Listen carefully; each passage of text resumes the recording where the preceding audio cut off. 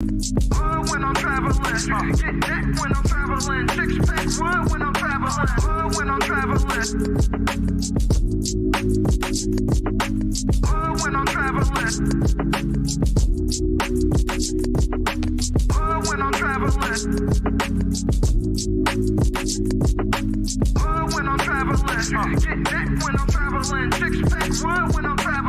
The shoe seeking a place with young freak, and I got what it takes to rock the mic right up on the shoe. Seeking a place with young freak, and I got what it takes to rock the mic right up on the shoe. Seeking a place with young freak, and I got what it takes to rock the mic right up on the shoe. Watch what you say, I'm shit mouth, cause 50 shots still, yo, turn the gun down. I'm Mr. Hood when I'm traveling.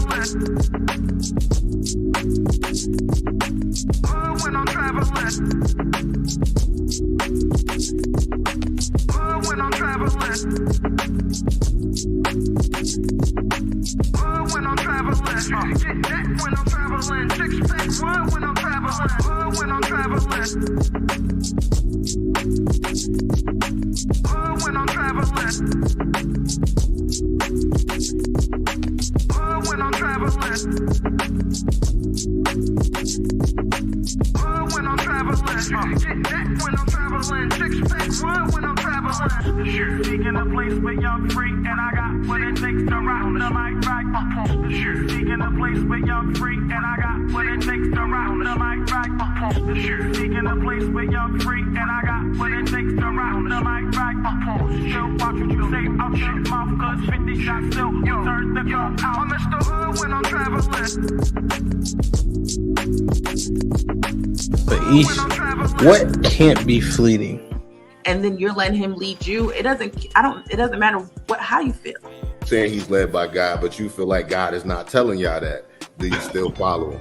You said something interesting, Ish. You just said like men don't think the way that women do. So it almost sounds like you don't fully trust their expertise. So how could you successfully be led by the majority of men don't have kids. Y'all are picking wrong. Y'all are literally picking the minority. Every man that's on this panel, y'all have more kids than all of us women. 51% of black men are single and childless. Excuses for the statistics. The statistics don't bode well in your favor. So you say things like, okay, are they shooting blanks? Or they because men, I don't feel like men are overall passive aggressive. The majority of men. Do you think that silence is that passive aggressive? Because we will do that. Yeah, because there's niggas that'll use that as a way to trigger a woman. Like, because a lot of time a woman will tell you, like, when you're silent, it makes me feel like I'm ignored. So a nigga will do that intentionally. Yeah, no, I'm just, because I didn't agree with the passive aggressive part until Mary said that. I'm like, okay, I can see men and be like, you know what? I ain't saying nothing else. Well, unsubscribing from the Democratic Party help fix Black America. Let's just unsubscribe. No, you got to know why. I don't think so. That's the only thing that get black people together. You know what I'm saying? Like that's shit like that. Shit like that. Shit like that. Wow. Like that. What I think will fix is if black people truly understood politics. Because for a guy, because listen, it's so many different reasons for a man to want to hang out with his friends. Adrian, I'm not gonna let that slide. I heard you. Why do you think that it's older single women who share that opinion? Sometimes that's the case. There has to be balance. Explain what White History Month is. It's honoring the achievements of the greatest ethnic group in human history. Wow. I think all of that shit deserves a put them in the bathroom. Would you rather have a whore of a daughter or a gay son? Let's see here. Bruh. Because if she's a hoe, that ain't my problem. Hell, she just be a hoe. Shit. That's the whore. Definitely. Like, yeah, is going to college a waste of time? Absolutely. I wouldn't think for biology. It's ridiculous. And can I just piggyback on that? Read this for me, Q. Okay, $5 super chat from Omega Green. Depends. Go for STEM, medical or law. However, if you go for BS degrees like communications, Is that supposed to be policies or Facts. political science? Poli-sci, okay. Or criminal justice? It's wasted time. Final thought. When you take a man's time, it's like taking his money. When you take a man's money, it's like taking his time. Simply put, we want something for it. If you're not interested, don't go out. Sis, hit me up. Let's clear your coochie balance. Do women, should they still be covered by men? Do women need to understand what it takes for men to feel like they should be covered by men? Yeah, absolutely. Like, women don't value men anymore, and it's evident. For women to admit that they're not equal to their men, women have to come to that conclusion that you are not equal to your man. Are you for spanking? Let's go around the room, yes or no. Q, you for spanking? Absolutely. Age. Okay, so big kids don't get spankings? You gotta fight them niggas. There's no difference between divorced women and single mothers. The man will, in both circumstances, suffer comparably with no benefit to himself. The benefits don't outweigh the cost. But it's still better to go with someone who hasn't gone through that. It's still better to not choose them. Have men been getting over on household duties all this time? Listen, but I don't touch a trash bag to save my life. So let me ask you, could you and your wife switch roles in what you do versus what for that person hold y'all back or let y'all go? Physically, can't nobody hold me back. Ain't no such thing as a fair fight. Direction, choose your own path. Don't just wear anything. Wear garments that mean something. We got hats. We got sweatshirts. We got jackets.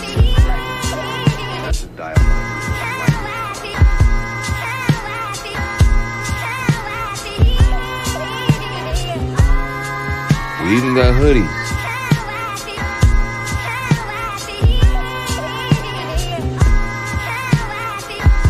Let's not forget our classic tees. Direction, choose your own path.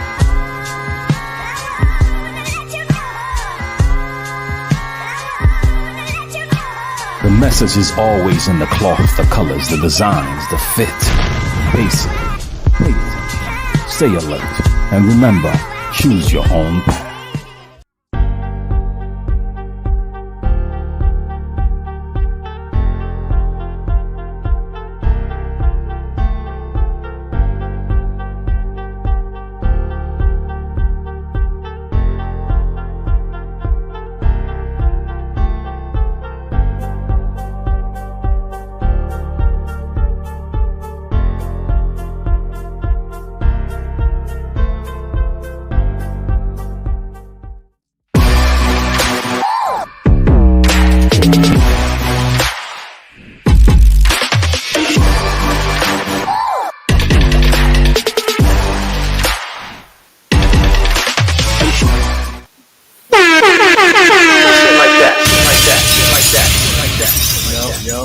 Yo. Stampede comedian QB in the building. Shit like that. Popping. Everything and nothing. You feel me? Yeah. Happy New Year. My mom told me to tell you Happy New Year, by the way. She heard you was trying to holler at her yesterday. Mm-hmm. She was over there laughing and talking. She's trying to produce a show, but I don't think she can hear me. She was being black. Wow. Damn, man. We are here. Yesterday was an epic day, bro. The midday was fire. Shout out to Love. Shit like that. POV was bananas. Shout out to the POV panel along with everybody who came through. We got to 1,000 people in the chat. Shit like that. All organic yesterday. You know what I mean? Mm-hmm. So the growth and support is real, man. And I want to make sure I acknowledge it each and every time because it could always go a different way. That's a fact. Golly, man. Let me I heard see the POV was spicy. Yeah, I mean, yeah, it was spicy. Hopefully it was informative too. You know what I mean? Like I hope people had some takeaways in terms of stances. You know, I'm not so sure, but I hope so. You know, Yeah. Who you think had that though? The panel or the pick-me's? um, I gotta rewatch it. I'm gonna edit it. Um, I feel like the pick me's for the simple fact that the arguments were the arguments. There was less attacking the person from that side, for whatever the reasons are. Um, and I think what they were saying, can be more beneficial Mm. overall if we employ what they were saying employ. But I'm sure there was different takeaways. I'm sure the chat got something to say about it. You know, did you watch it at all? I saw bits and pieces of it. Mm. This was wild. She's funny.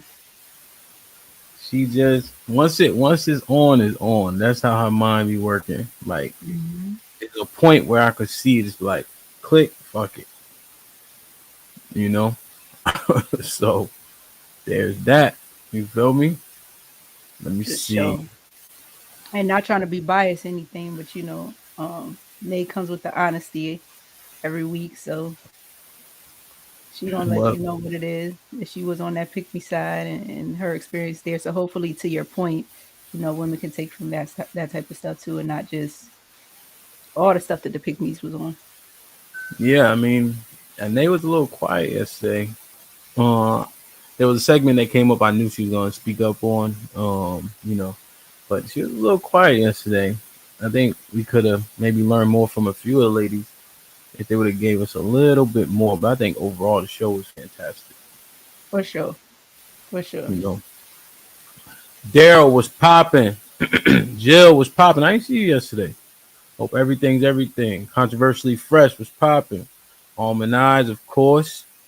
Sherry Berry was popping. Sun Kid. Mac Nasty, what up though? Q Dub was popping. Vince, you already know that merchandise on the way, man. T Dub, what up though? Shalom, hope all is well, man. Impressed, was popping. The Simp Killer.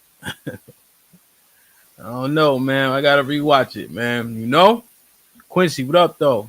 C was popping. I don't feel like I saw you last night, man.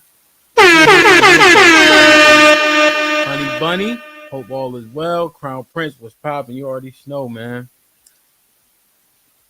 What's that? Oh, hey, man. Hey, you never know, man. I got some hope.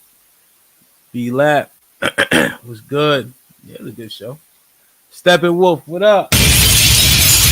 What up, Hank? Q, what's popping? Hope all is well. Hope everybody's being safe. When you get in here, please hit the like button. Right now, we got 87 in the chat. We got 37 likes. Let's not start off on a terrible foot. All right? We're not even talking about nothing. Yeah, you're right. We're not even talking about shit yet. So you got an opportunity to hit the like button. Shit like that. Shit like that. Shit like that. No? Shit like that. Shit like that. Damn, man. So Q. Mm-hmm. We went back and forth and back about what to name this show. I feel like this was the best title, but what do you think? Yeah, I agree. After looking at it, come on, Vince, you feel me? You know what the fuck time it is. Yeah, after looking at it, I'm like, yeah, that makes more sense because I was struggling with the topic for a bit. And I wanted to go with something that was a little bit more on the teaching versus guiding side or raising versus leading, things like that. But I like Mm-hmm. this. Okay. So when you read this title, Raising a Child of the Opposite Sex, what's your first notion?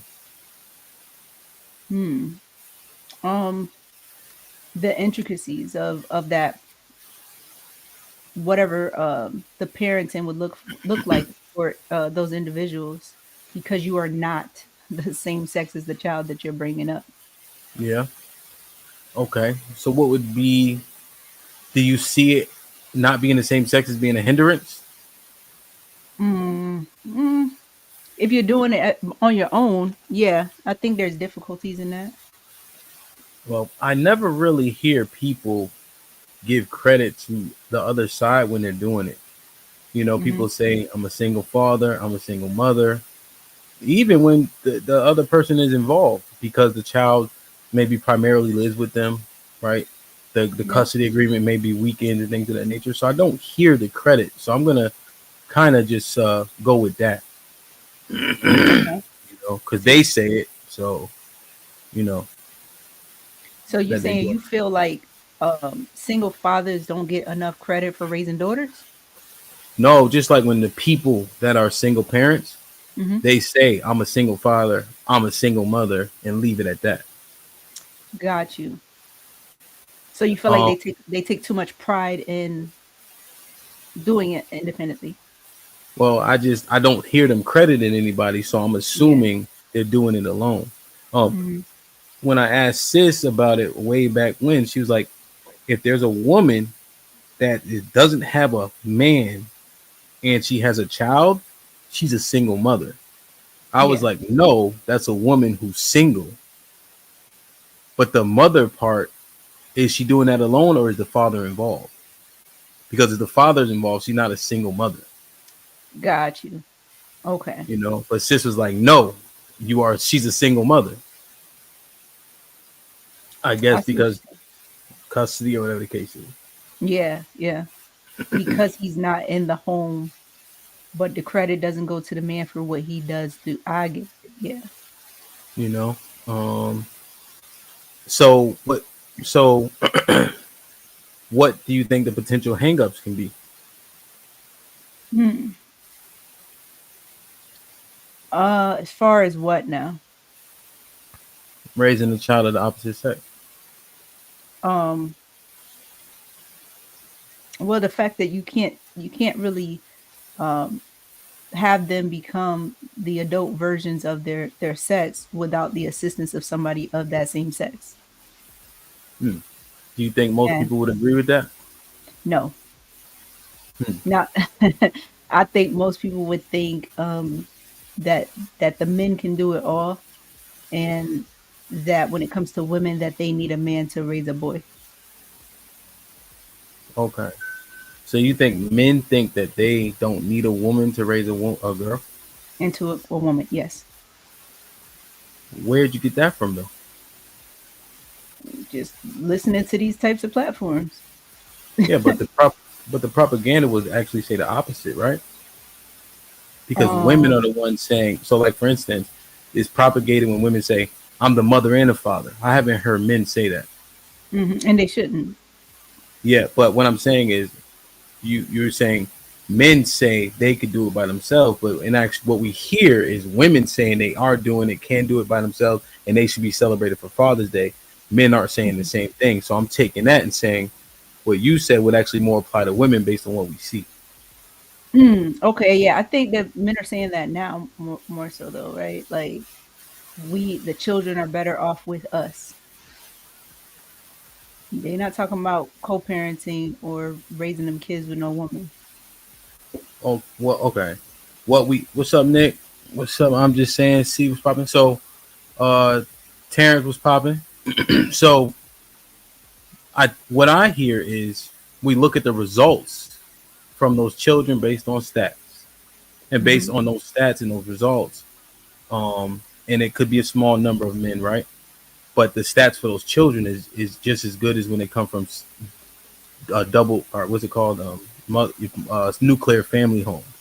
Like their Hmm. statistics are the same. So men are saying, should our kids better off with their fathers? I don't know if that's the same thing as saying they can do it on their own though. Okay, yeah. So in those situations though, is there? Because I don't fuck with statistics. Do the statistics imply that there is a woman involved in that process at all? No, I don't. No, I don't. I wouldn't think so. When you just say it. So if we had Yeah. to speculate, we would assume that the mom didn't just disappear. But using anecdotal things like what's that movie? Um, with Will Smith and the little boy. Oh yeah. Shit. The fuck. Pursuit of Happiness. Yeah, you know what? Actually, anecdotally, it kind of does appear as such. When the Mhm. father has the kids, the moms largely don't appear to be involved. Yeah. Yeah. Well, yeah, You you know, know? you see it in movies, right? Yeah, like I had a couple in my head, like some popular so-called single dads or whatever. But you know, South that being a Central. true story, um, South Central. He was a single dad, right? yeah, then that's a movie. You know, a Pursuit of Happiness is based on a true story, but yeah, like Mhm. movies, the mom when the dad has a kid, the mom usually just isn't around. You know, Mhm. um, Yep. and all the shit that Tyler Perry put out in the earth, the dad be somewhere around, from what I can remember, Mhm. fighting for the kids and shit like that. So what you think? Yeah.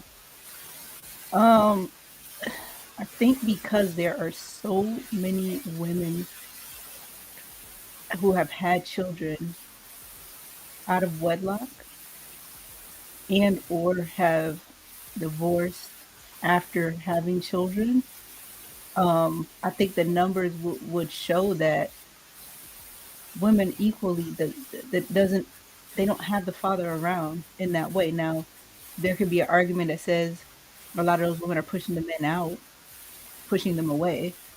Hmm. Um, but I do think there's a number of women who don't have paternal involvement. Hmm. Yeah, that's the what I was thinking about. Say that last part again. My phone rung. No, I think there's a number of women who don't have paternal involvement in their situations, um, Hmm. for whatever the case may be.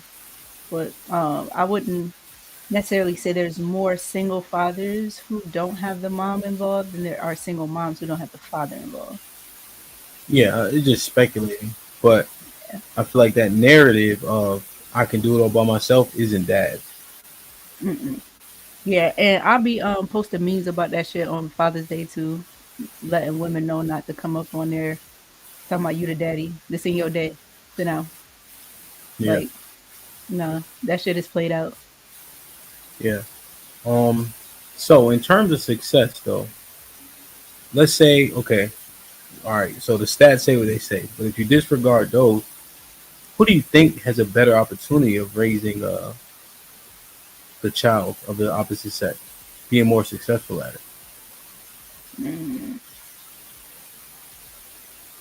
Because the father did not carry the child, there's going to be a factor that's missing there that will allow him to enforce better, and then they naturally have that disciplinarian side. I think discipline and structure is very important for kids, especially in the formative years. So I will go with the father for those reasons. What connection will be missing just from being an incubator or not being Um, an incubator? we'll see the mom feeds the child through the umbilical cord, so that maternal connection I think is deeply rooted. You think there's And then women are naturally, not all, we see it, not all, but naturally tend to be nurturing. So I think that nurturing factor can sometimes be a hindrance to, raising a child of the opposite sex or a child in general. okay? I understand the nurture part, but the caring part, you think the child has a deeper connection because of that? With the mother, Hmm. because of that 9 month process, yeah, absolutely. And again, she's connected to that child, like that You know, umbilical cord is what feeds the what you think child. about the fact that they don't even share blood? I The next, don't know nothing about that, so I can't speak to it. you got some you hear some background static, Yeah, or is it the song? no, I don't think it's the song. Hold on, I'm about to mute. You hear it now? I can't hear you. Or Yeah, I heard it when I was muted. anybody else?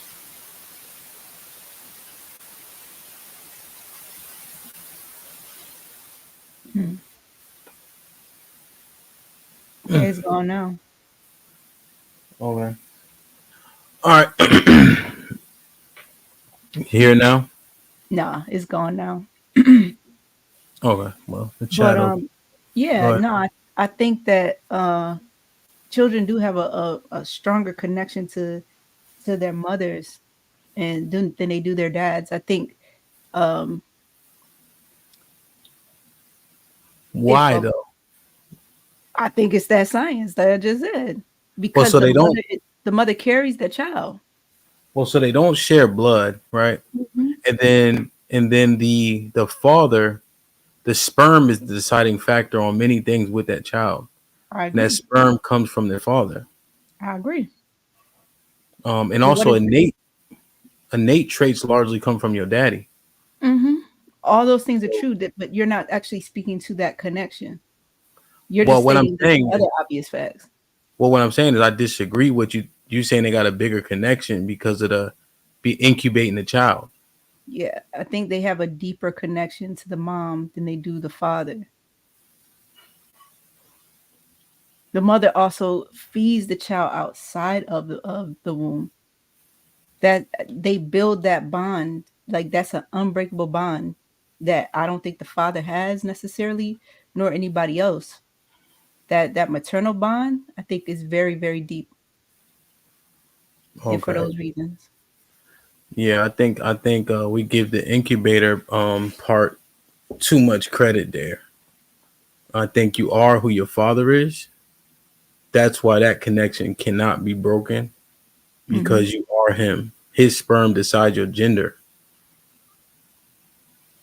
You know. Yeah, not saying that the connection could be broken. I'm not saying the connection doesn't exist. I'm just saying I think it's stronger for those reasons. So what happens with a baby that's carried by another woman I and they don't know. use I that? haven't. Yeah, I haven't actually spoken to anybody who had a surrogate to know anything about that, Hmm. or seen the a surrogate child throughout those formative years and how they act and all that stuff. And so I don't know. Yeah. I don't know. I think that's an overrated thing, honestly. And I think that's where the issues start though. Thinking that the mom has more of something with that child because her job is to carry it. And that's why dads get cast aside, and that's why the system sees it as such, because we say it like that when the truth is the science leans more toward a man being more closely related to that child. Closer related, yeah, with blood and all that other stuff, the sperm and all that, yeah. But that connection, it's just my opinion, my observation. So Is that a dangerous observation? no, I don't think so. I think it is dangerous to say because of that, the father should have no place and he is minimized, which is a completely different thing. Well, but if you say connection, then the assumption is that if the child is more closely connected to this person than that person, it Mhm. that person has a leg up on custody and say over that child in the eyes of the law, especially. Okay. Yeah, the law is fucked up. So if they're taking something that could be factual, I mean, there would have to be more research, or maybe somebody from the chat can enlighten if there is any fact to anything that I just said. Um, but if the law is taking something that could be considered factual and they are manipulating it to work against men, that part is unfortunate. I don't think it should however be seen as because of the law being fucked up in that way, we can't state something that could be considered factual.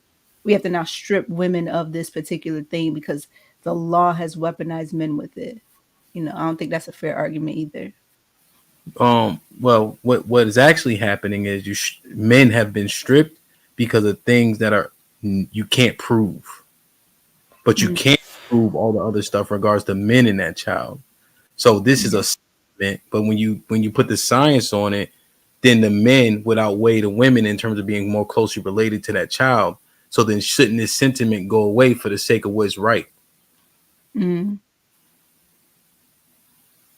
Right? Because it's wrong to keep saying that, and then men are losing because this is the notion.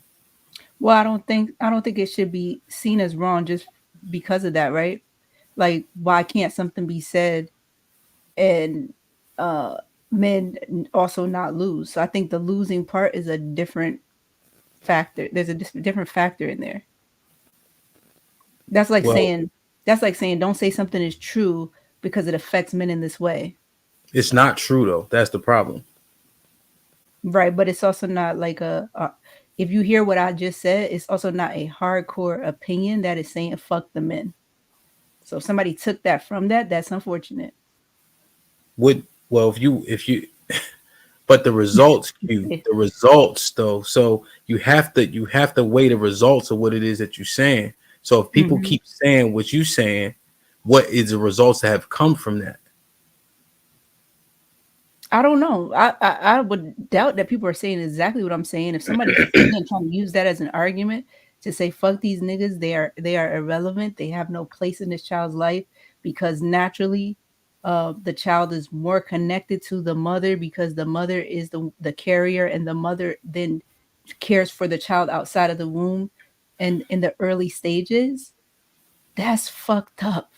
And shame on them that they are taking all of that information to make an argument because of their dislike for the father's presence. Like, that's some other shit. That's unfortunate. And then I guess I just wonder though, when the kids don't have their fathers, and we look at the results for those kids, this whole notion is fucking it up altogether, and the children are lost in it. Mm-hmm. Yeah. So I just, As I, somebody who's dealt with family court, the system is fucked up. They don't care about them kids. mm-hmm. But propaganda's so loud though. Mm-hmm. Propaganda's so loud, and I just don't want to propagate that when one is not true, and two, the results of people thinking that are what to who.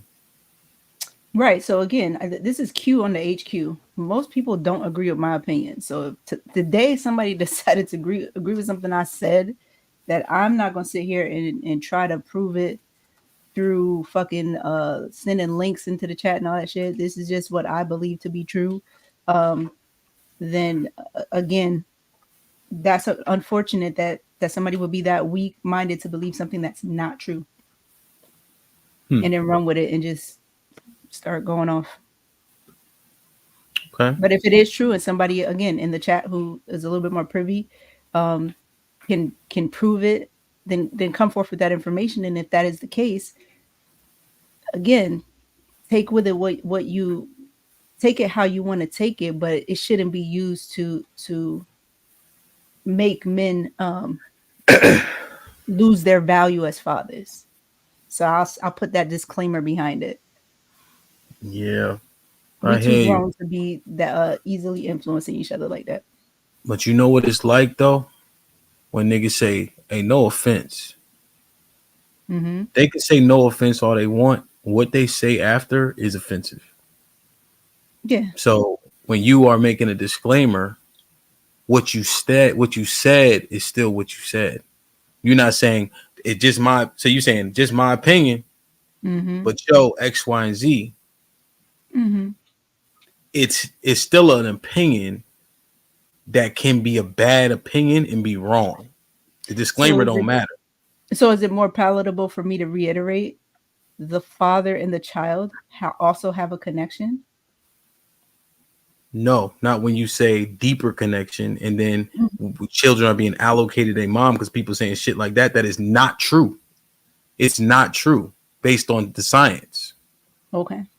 So what do you have to do if you are disproven by facts?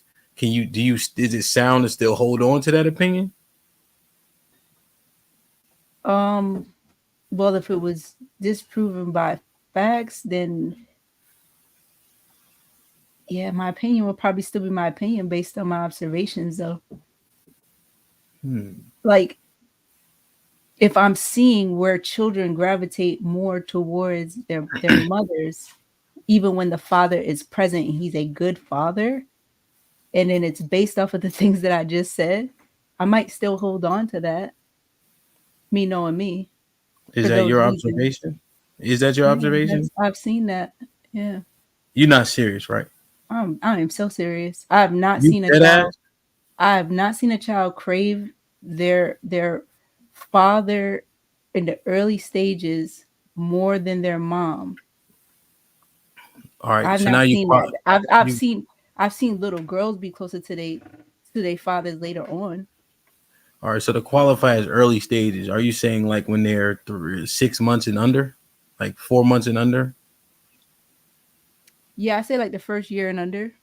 Hell no.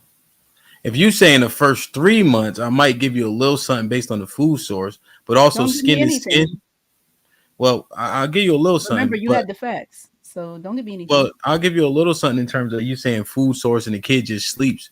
And skin to skin is certainly important. So by nature of breastfeeding, that skin to skin, kids seem to gravitate. But you've seen every movie in the world, good and goddamn well when daddy walk in the house, what time it is. Kids yearn, long for their fathers. Daddy's girl is a real thing. Hmm.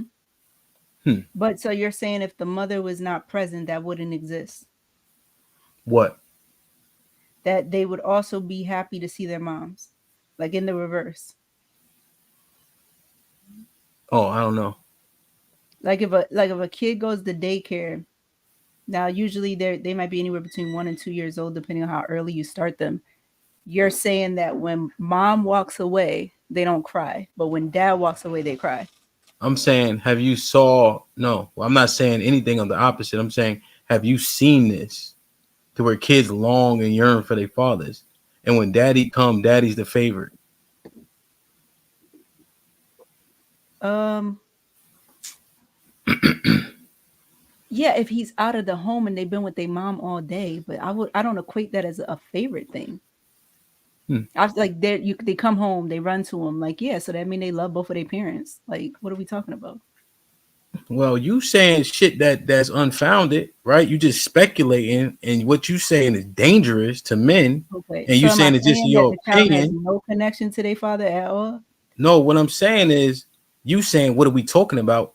You started Mhm. it by saying the shit that you was saying that you can't prove and that isn't factual, and you don't understand how dangerous this is. So, should I just be like, "What are you saying?" Or are we You having a can. conversation? Yeah, you Because can. I'm not saying nothing dangerous, but I gotta make sure I stand on the fact that what you saying is propaganda and dangerous as hell to men, and we seeing the results. And then we see results for kids being with a father, same as being with a nuclear family, and why that narrative needs to be dispelled so that kids can Mhm. be allocated to the best parent. Okay. What you think? Um, yeah, I'm still standing on it. I'm still gonna stand on it. Because I know what I'm saying. So I mean, whoever don't understand it, it's not meant for them to understand. Who understands it, I rock with you. I know it's That's so the dangerous. problem. That's the problem I got with YouTube, man. It's hard for motherfuckers to be wrong, man. Especially if something is detrimental and it has been for so many years. We want to keep it up. Remember when you told me about pro black? Is it Mm-hmm. dangerous to, regardless if it's technically fact? If somebody wants to do good work and I could determine from doing good work, do I want to say it even though it's my opinion? Or do I want to Mm-hmm. refrain because it's not beneficial? Yeah. So now what If it's happens in true, this? if it's true, say it. Stand on it. But it ain't true. It's an opinion, right? That's can Yeah. be disproven.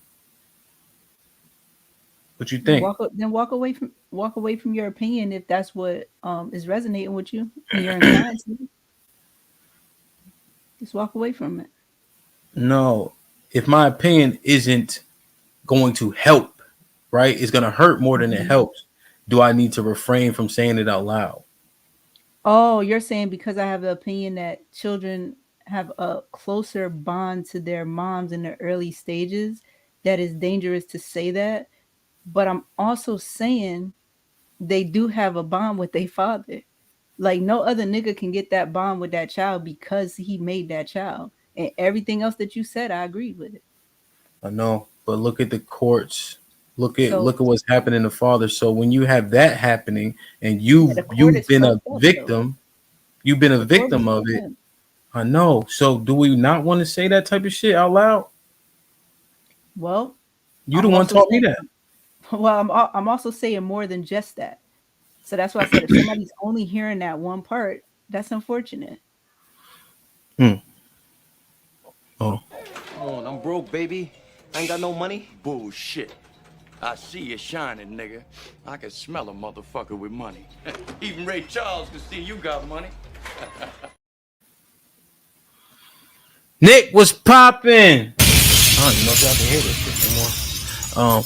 I raised my daughter on my own since 2017. Shit like that. Shit like that. I hate when women tell me I'm her mom. No, I can never be a woman. I can teach her right and wrong and how to move around as a respectful young lady.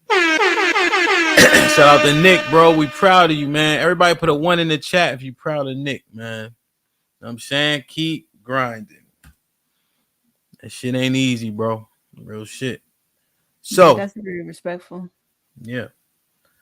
All right. So now, what's up?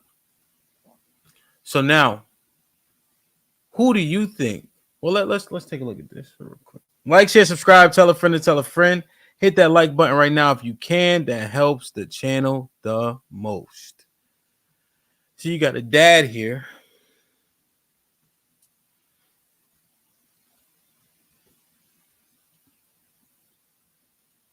His daughter.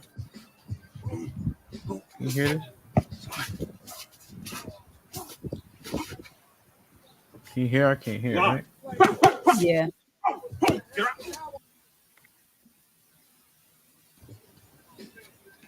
Why is there no sound? Playing. Hold on. So we need a sound. You can hear this one? You have one mouth and 2 ears. Yes.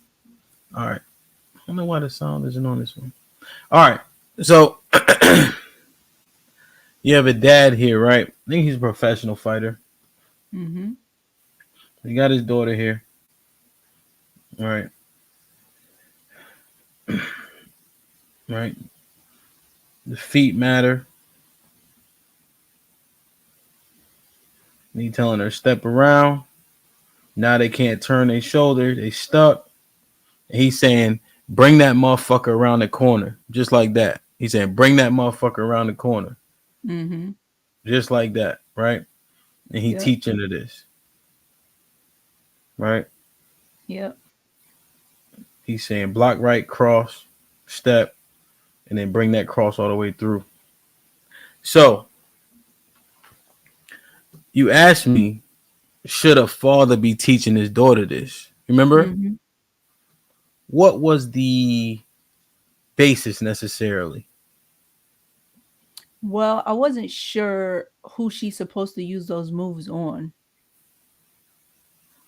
So if she's fighting another female, and she's not going into, well, shit. If she's fighting another female and or she's going into like female boxing or MMA or whatever, I'm thinking, how does that work when supposedly women are not supposed to be contending with men? Right? So would she become, is it a thing where she would become one of those arrogant women who's like, I've been knowing how to fight since this age? Is it that he's teaching her how to defend herself against men? So that's why I said, so well, should fathers be teaching their daughters? Hold on. You'll be surprised actually what happens in real disciplined sports. One is self-defense, right? Mm-hmm. But two, when you can actually fight, like when you train yourself, you'd be surprised about the discipline and restraint people have. Mm-hmm. You know, so I think that the discipline in this, you know, in a real actual combat, um, I guess you say art, you know, that you can use the Mhm. discipline and her wanting to use it and when to use it. I think she'll have more discernment there. So when do you think a young girl being taught something like this by her father? When do you think she should use something like that? When she deems necessary. Um, I'm not a proponent of letting people hit you first.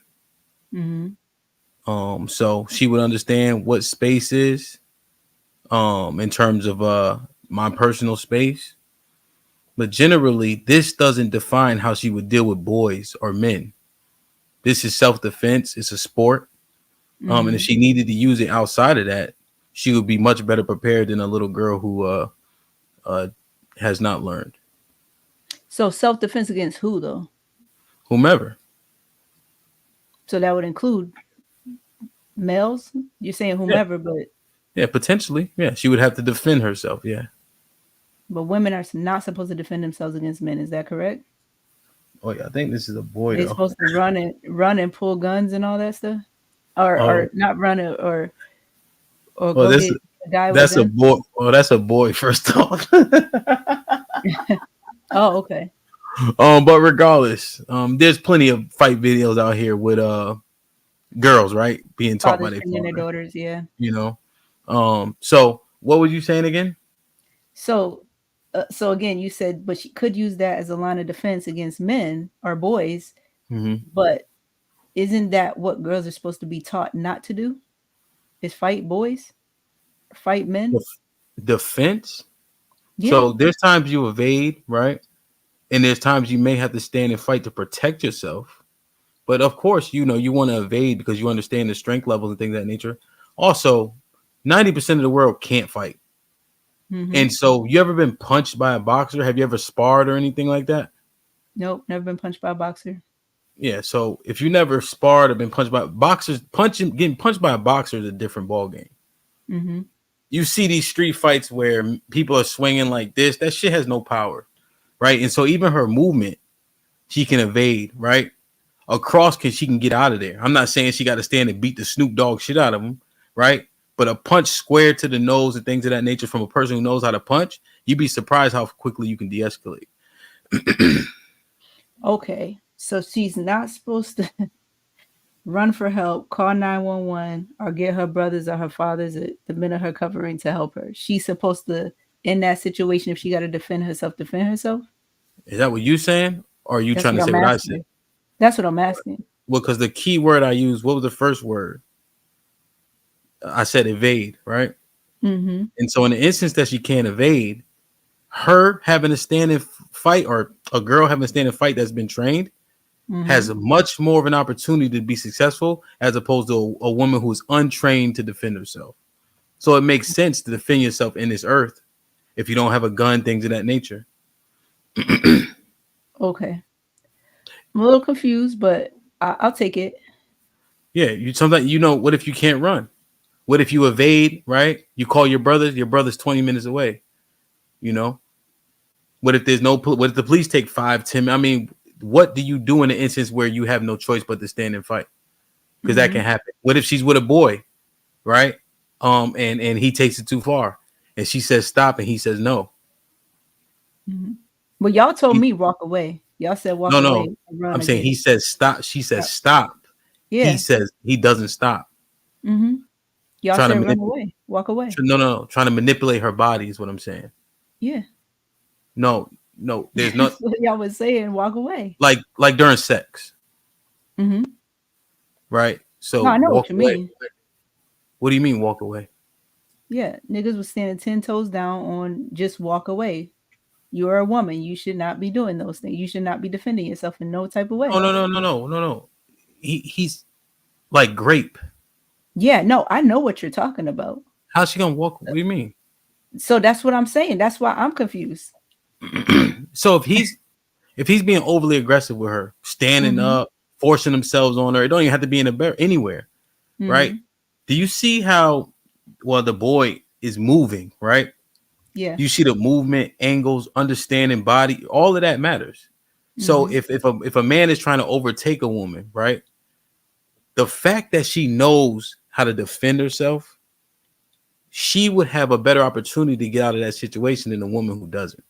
So these Mhm. things apply. Self-defense applies. Mhm. You saying it doesn't? That y'all was saying that, but I guess that'll be another show to break What out the was saying difference what? between self-defense and women not contending, which I would still stand on. I don't think that women should contend with men. But that's interesting. So no, that's why I asked you that. If I based don't. on Are you conflate? So self-defense and contending. What do you think those are the same thing? no, I don't. But remember, we did a whole show where I kept speaking about self-defense, and everybody was saying, "But you're trying to contend with men in that self-defense space. You should not do that. Walk away, run away, call the cops." So that's why I'm like, I'm confused. Well, what happened in Because that that's the situation? only reason I would ever contend in a space as I was accused of. That would be No. the only So reason. what happened was you started it. So you chose an opportunity for the dude throwing the shit in the garbage can to go out there and start that potential conflict with that man.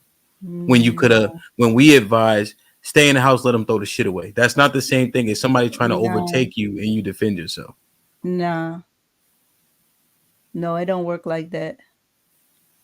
Well, but that's what we were talking about, which is why we said Yeah, stay in the because house. y'all saw it as just like, oh, he's just like a person trying to throw away trash, not, oh, you get fined for that if something that's should be bagged in trash is in your recycling and he was just doing whatever.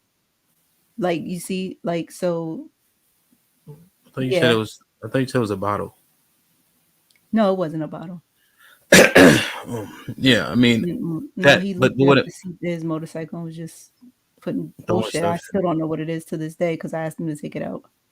Yeah, But I could no, have I got a understand. fine for that, so that hits a little bit different. That fine ain't worth for him beating your ass.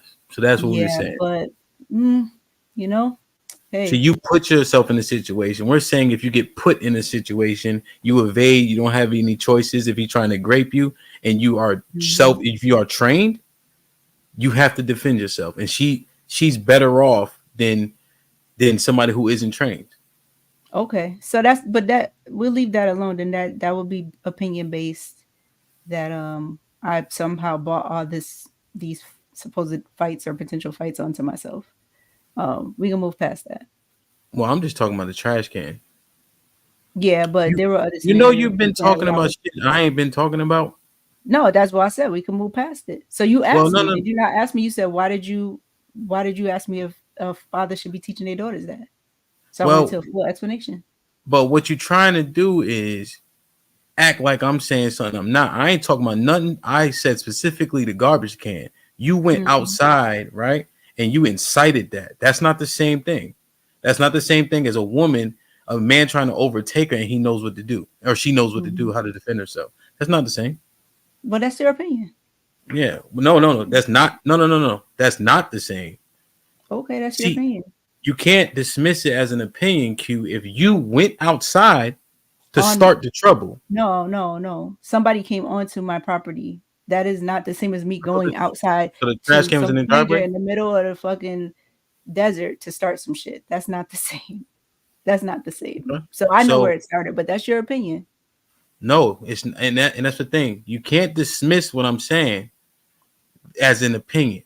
If there's something happening outside and it's not Mhm. a physical threat to you, and you go outside, now that thing's become a physical threat. If a woman's with a man and he tries to do X, Y, and Z to her, and she Mhm. defends herself, those two aren't the same thing. Mhm. So I just have to say it again because I don't want them to think I'm saying some foolishness. I'm saying exactly what I'm saying, and you saying it's my opinion. I was there in real life, so I got to leave it there. But yeah, I understand. I think I understand a little bit Yeah. more that yeah. Okay. Yeah. I think we should be having these conversations in greater depth than just all this. What do you call that? Like when people speak in absolutes, because it can leave some confusion. Mm. Except for these little girls you're talking about, right? Mhm. Being So, taught to go to combat.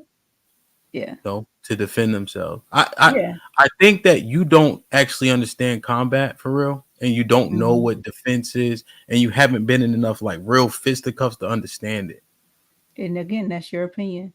Well, no, But just based on you thinking self defense is combat. Like you think that that's the same thing as inciting something or somebody trying to do something to you and you defend yourself. no, but that would be a form of self defense. It's Huh? right. You don't defend yourself in combat. What happens is there's a mutual combat, that's a fight, Mm-hmm. right? If you didn't bring this issue to yourself, right, and somebody's Mm-hmm. trying to hurt you, that's when you're self-defense, and that's why you can or cannot use it as a defense if you get arrested. So they are different. They're categorized different. That's why one is an actual defense and it's just a fight. That's all it is. Okay. So so interesting. Let me play this one. You can see it. Oh shit. No, I can't. It's not up. All right. Like, share, subscribe, tell a friend, and tell a friend. Hit this like button right now if you can. That helps the channel the most.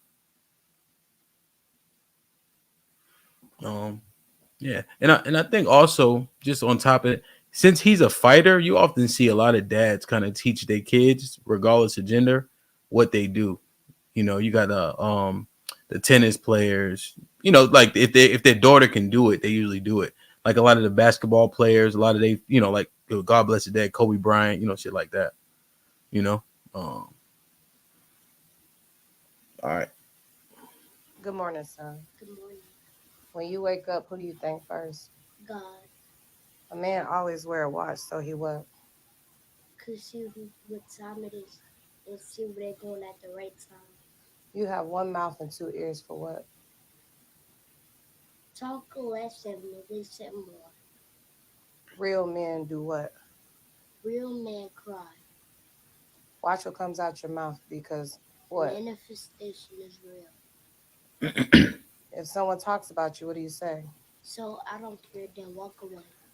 Never start a fight, but always what? Finish a fight. Never be a bully. Very good. Never talk about anyone because what? Cause you don't know what your baby's gonna be born out with, and you don't know what other people have going on. Very good. All lives all lives matter, not only what? Not only black lives matter. Always stay what? Always stay ready, so what? Always stay ready so you don't have to get ready. Period. So you sent me this video. Mm-hmm. What should we be assessing here? So it looked like to me that's a single mom who is giving her son some principles. And what I hear from, people who come on these platforms and these panels, it's like there's this observation of black mothers that single black moms or black moms in general don't raise properly. They can't do anything right in that department. And their role is just like isolated to almost just like cooking and cleaning and taking care of the children at home in that way. Mm-hmm. And so to see this woman kind of giving her son these principles, and I'm thinking the stuff that she's telling him, I don't think is entirely horrible. Is that something that is applaudable in a sense that she is doing what looks like her best to have a well-rounded young man, even though he may not have a father present? Or do we Yeah. look down on that and shame her for that? Well, we correct her. All right. We don't want to throw the baby out with the bathwater. But her outlook shouldn't be his outlook. You know, some Okay. of the things he said I would disagree with in terms of like letting somebody hit you first. That makes no sense. Mm-hmm. What people say do matter because respect should be somewhere in these one-liners that she gave him. Mm-hmm. Um, there was another one. There was a couple that I tend to disagree with, but I see why she sees it that way because Mm-hmm. she's a she, and that's how she should see it. However, how he needs to go through life is going to look a little bit different. And so, what maybe she should do is go ahead and get those same talking points, but then vet those talking points with a man and say, "So I teach my son these daily affirmations, I guess you would say, right? And to Yeah. some extent. And what do you Positive. think about these, right? And do they resonate with men that she respects? And then Mm-hmm. go back and tell those, right? So we don't manifest destiny is one of the most foolish things I've ever heard. Like manifest it. No, you have to work for it. You got to go get it, right? If Mm-hmm. you talk it, you got to go do it. You know, so I like to stay away from that when it comes to boys. You got to work for it. So I think she should do that and then definitely but get those talking points and vet them with some men that she trusts, her father, her grandfather, men she works with, you know, coaches, and say, "Yeah, I gave my son these talking points. What you guys thinks?" So, do you think men come in a one size fits all form? Like, is it possible that she did do that? Doesn't sound like it. Doesn't, especially with the manifest thing, letting somebody hit you first. It doesn't really sound like it. And then what does stay ready so you don't got to get ready? Where does that apply? But some of it is good. You know, with some what she said, but no, because all those points don't resonate. And no, men are not a monolith, but you're teaching core principles, and I think we would 99% align. Most men would also feel um so they would also pick apart the same points that you did, and no guy would ever have said that to her or given her Yeah, those principles to give to her son. I think we were 99% aligned. So I think there's some men like some outliers that would be like, no, manifest destiny is great, but I think the majority of men ain't fucking with that. So that's what I'm saying. So okay, let's go with that.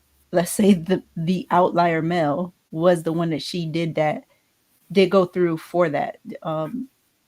Does she still get knocked down for doing her part? Now you use male singular. Mm-hmm. So when I was saying it, I named like 4 or 5 people because if you vet it, you need a sample size. You Mm-hmm. know, even like Family Feud, they use 100 motherfuckers. I'm not saying she had to use 100, but what does he say? What does he say? And then take the 10 points that the majority picked and use those. So it would be problematic if she used one person. Got you. But to answer your question directly, yeah, if she picked an outlier, then she would think that that's correct, you know?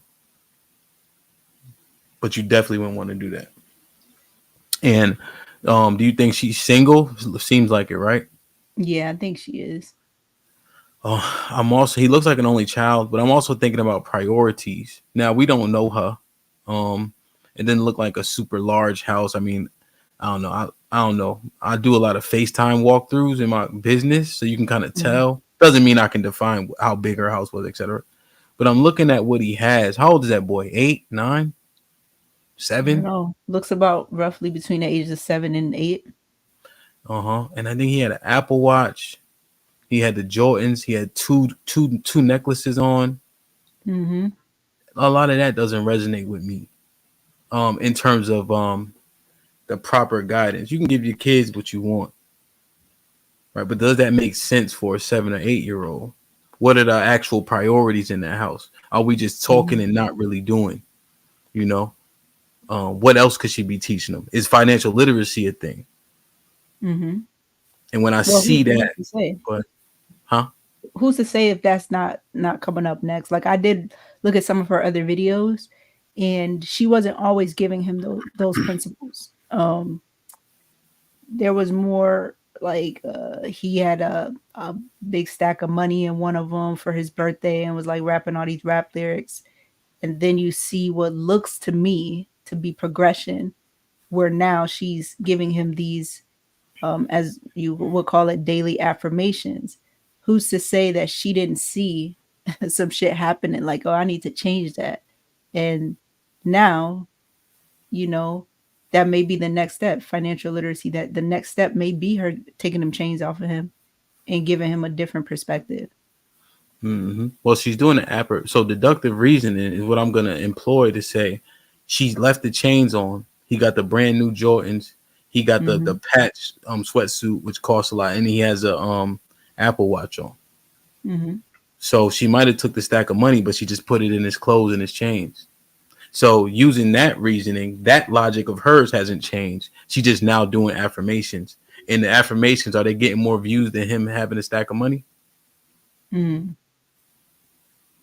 know, so she can say that stuff, but then look at what he has on. So where are her priorities? Yeah, and then it could be, and I'm just playing devil's advocate here. It could be that she doesn't want him to have a limited mindset, meaning, you know, wearing what we consider nice clothing and having nice things. Don't eliminate yourself from thinking you can have those things. You know, teaching him young that yeah, you can have these things. So if she just got him wearing I don't know, basic attire, he may not think that the world exists past the stop sign where he live at. So it could be some of that. I don't know.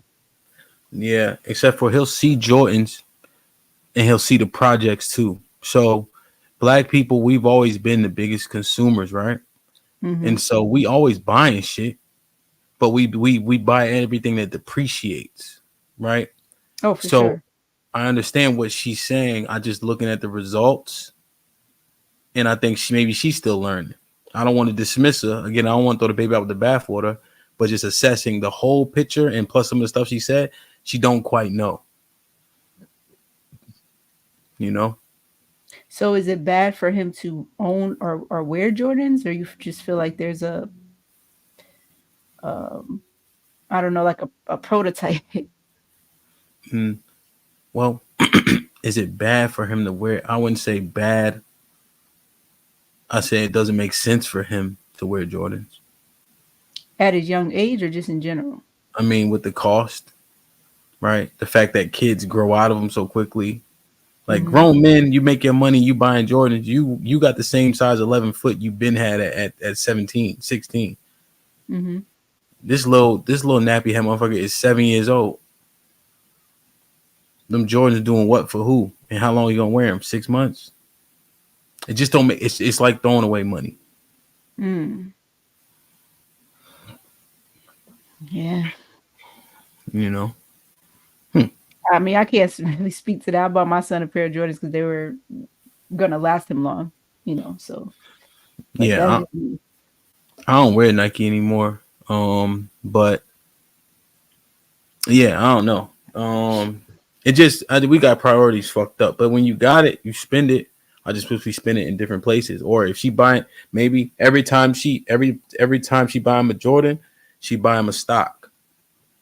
Maybe there's some type of balance there. Yeah, no, I see that. I looked at it more like, you know, you could buy 3 pairs of cheap Nike sneakers for your kid throughout the school year, or you could get them 1 pair of Jordans at the beginning and be done with it. But again, to your point, whatever her reasoning for buying them the Jordans is, could be completely different than that. We got Shanae Fulton with the $10 holla. She says, "Hey y'all, great show last night. Today's topic is great too. As a mom of boys, it is hard. I won't lie.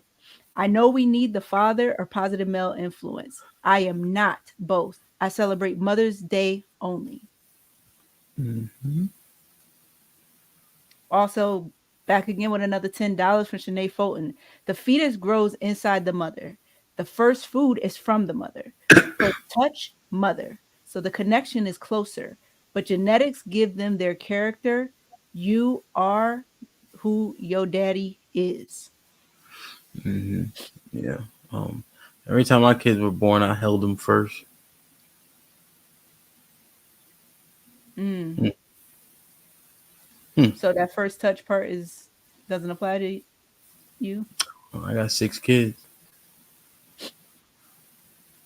So I mean, I know it's an anecdotal sample size, but maybe they do give it to the mom first. But I don't know. Hmm.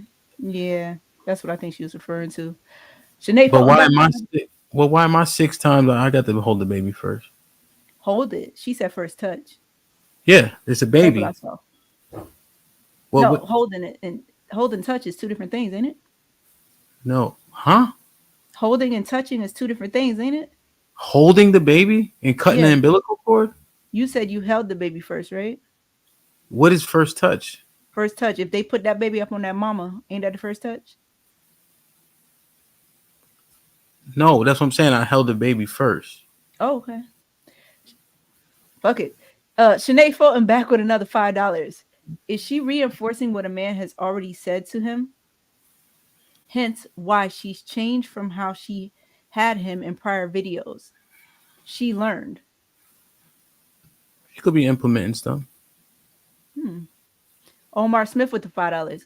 I don't know the topic because I just got here, but I get upset when it sounds like we can't have it all. Her kids might have it all. Hmm. Yeah. I think Omar is solid. I think the all what we deem all maybe needs to change a little bit.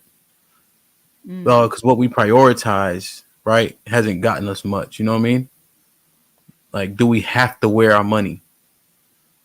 So I'm not shitting on it, but I'm saying, do we have to wear our money? Mhm. Um, it's But interesting. will we be changing like the blueprint of success at that point? Because niggas is now Dubai is like the fucking new Dominican Republic. Like everybody going there, and people be so proud of their accomplishments with just being able to take the trip or what they purchase out there, going to certain clubs out there. And these are people that would be considered successful, whether they are, um, black people from America. Some I believe are Africans. So what do we say to kids with that stuff?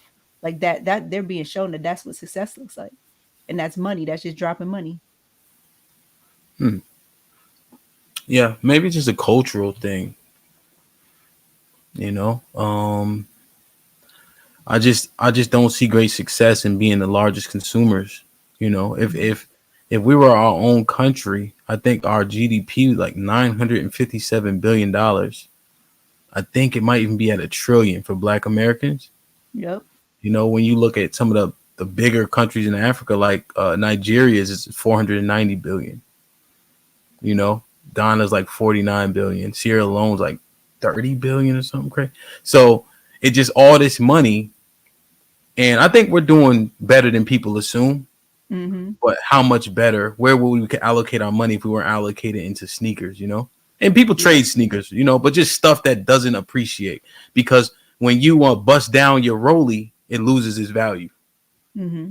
You know what I mean? Just little stuff like that. I'm gonna drop the link in a second, man. So what do you think, Q? Do you think in terms of raising the opposite sex, if you had to stand on one side or the other, Mm-hmm. based on what bad dads give and what mothers give, who do you think would have a higher success rate?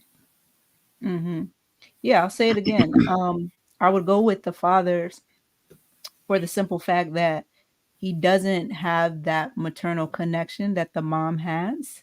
Hmm. And so therefore, he also does not have that nurturing that most moms have.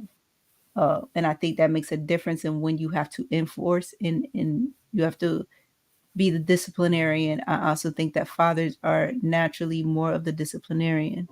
And I think that discipline and structure is important in a child in the very young years of their life. Yeah. Yeah. And if we look at like what we would deem like masculine, feminine, like the traits that we associate, Mm-hmm. masculine traits are more necessary for survival. What you think about that? Oh yeah, for survival for sure. Yeah. Mm-hmm. Yeah, Mm-hmm. like when we hear our women say they had to become masculine because men weren't there, and et cetera, to Mm-hmm. push survive in the world. I think that right there kind of lends itself to okay, boom, a father just rearing a person to be successful just makes more sense based on what we would probably deem innate traits. Mm-hmm. Hmm. Interesting. Can you still hear this? I had to turn it down. It's loud. Shit like that. Shit like that. Shit like that. All right, so I needed to turn that shit down. All right, man. Interesting, man.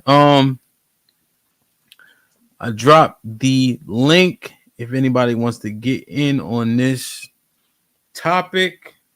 I get it. Everybody loves drama, but it don't have to be that all the time.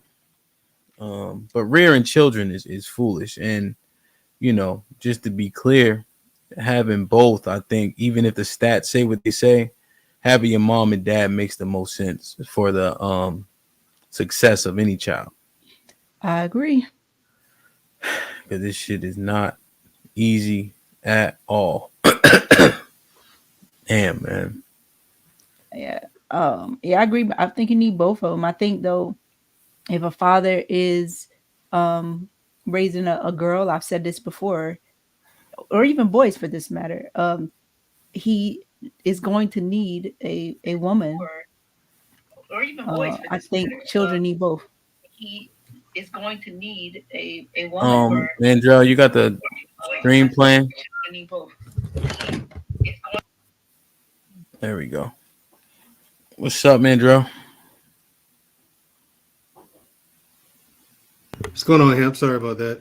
That's all good. It's all good. What's popping? Not much. Listen to your conversation. It's pretty good. Yeah. What you think? Yeah. You bring up a good question as to why do we buy things that depreciate. I mean, it's. Your answers ain't gonna sound pretty, and people are gonna give pushback to it. Mm-hmm. You know what I'm saying? It's just the answers to your questions. It's just like most things when it comes to things that plague the black community. People don't like the answers, and so they dismiss them. You know what I'm saying? They're like, no, they're looking for a way to feel good and get positive results at the same time. When it comes to us being as far behind as we are, there's going to be a lot of pain getting to the finish line. Okay. There's just simply no choice. Like buying things that depreciate. Like we all know that Jordans cost less than $3 to make. Well, y'all don't. I do. They cost less than $3 to make, ship, and get to the store. From production to the store, less than $3. But people pay upwards of $200-$300 for them sometimes. You know what I'm saying? Then not to mention the resale value of some of those sneakers. You're not gonna get your money back for that. That's $200 you could have spent on something else. Like you said, you could have bought a stock with that. There's so many other things you could have done with that money. But when you try to have this conversation with people, I don't know if it's impulse control. Maybe you're more boots on the ground with this part of it than I am because I've never understood it. Maybe it's where I was raised, where I was taught coming up. I just never understood that whole thing. Why would you spend $100 on a pair of shoes? $100 a pair of shoes now is kind of average. That's par for the course. Probably more, yeah, if not a little bit more. But $200-$300 on a pair of sneakers that you're gonna wear out. Why would you do that? You know what I mean? And people collect them like action figures or something. You know what I'm saying? You got some people out there who just collect Jordans. They're like action figures and but they don't do anything with them, like ever. So it's just things like that I don't understand. Bottom line, you have to stop spending money on useless junk and get financial literacy, take some classes, and figure out what you should put your money into. Buy something that ain't good, that's you can't make any more of, like land. And people say, well, how am I going to do that? Well, save your money up, just like everybody else does who starts off with from a grassroots part. You can do it. And if you have a business idea, don't be afraid to get a business loan. I know money is expensive to borrow nowadays. It's retarded expensive to borrow nowadays, but you got to take a chance. If you're going to take a chance on anything, why not take one on yourself, unless you don't believe in yourself? And if that's the case, you got way more problems than listening to us up here on this panel. Yeah. Yeah, and did you hear where that stemmed from, Mandrell? Like why we No, even talking about that in the first place? I didn't Um, catch that part. so we're just essentially watching a video. What's up, Mr. Fantastic? Just saying, raising a child of the opposite sex, and we looked at a video. A mom was giving her son words of affirmation in the morning. He was saying some. She said maybe 10 different things. But I'm looking at his wardrobe. Then I'm assessing priorities because he had on. He's probably 8 years old. He had on Jordans. He had on two necklaces. He had on a patch sweatsuit, which I don't know if you ever wore those. They got all the NBA teams on them, and then he had on an Apple Watch. And he's like 8 years old. So she's giving him these words of affirmation, but I'm just wondering where all the priorities lie. I also disagree with some of the words of affirmation as well. Like she said, manifesting is a real thing. You know, when I usually tell men, you got to work for it. All that thinking, it ain't gonna do shit for you. You know, It's yeah, the whole manifesting thing. I agree with you wholeheartedly on that. It ain't because it sounds like you're asking things to fall into your lap. You know what I'm saying? Or just believe in it hard enough, it'll happen. When that's not the case, you have to be whatever it is you want to do. You have to figure out what it's going to take to get that, and then you have to then go out there and do the things that it takes to go and get it. To get it, you know what I'm saying? This shit ain't free. Yeah. And then, like you said, when he's decked out, top to toe, head to toe with all the whatever, you know what I'm saying? That's not helping. You said something earlier. You like, why do you have to wear your money? I'm like, thank you. Another guy who gets it. You know what I'm saying? Like, you do not see billionaires wearing money. Like, you do see them wearing money, but you don't know that they're wearing money. Yeah. You can't tell the difference between a $5 t-shirt and a $600 t-shirt.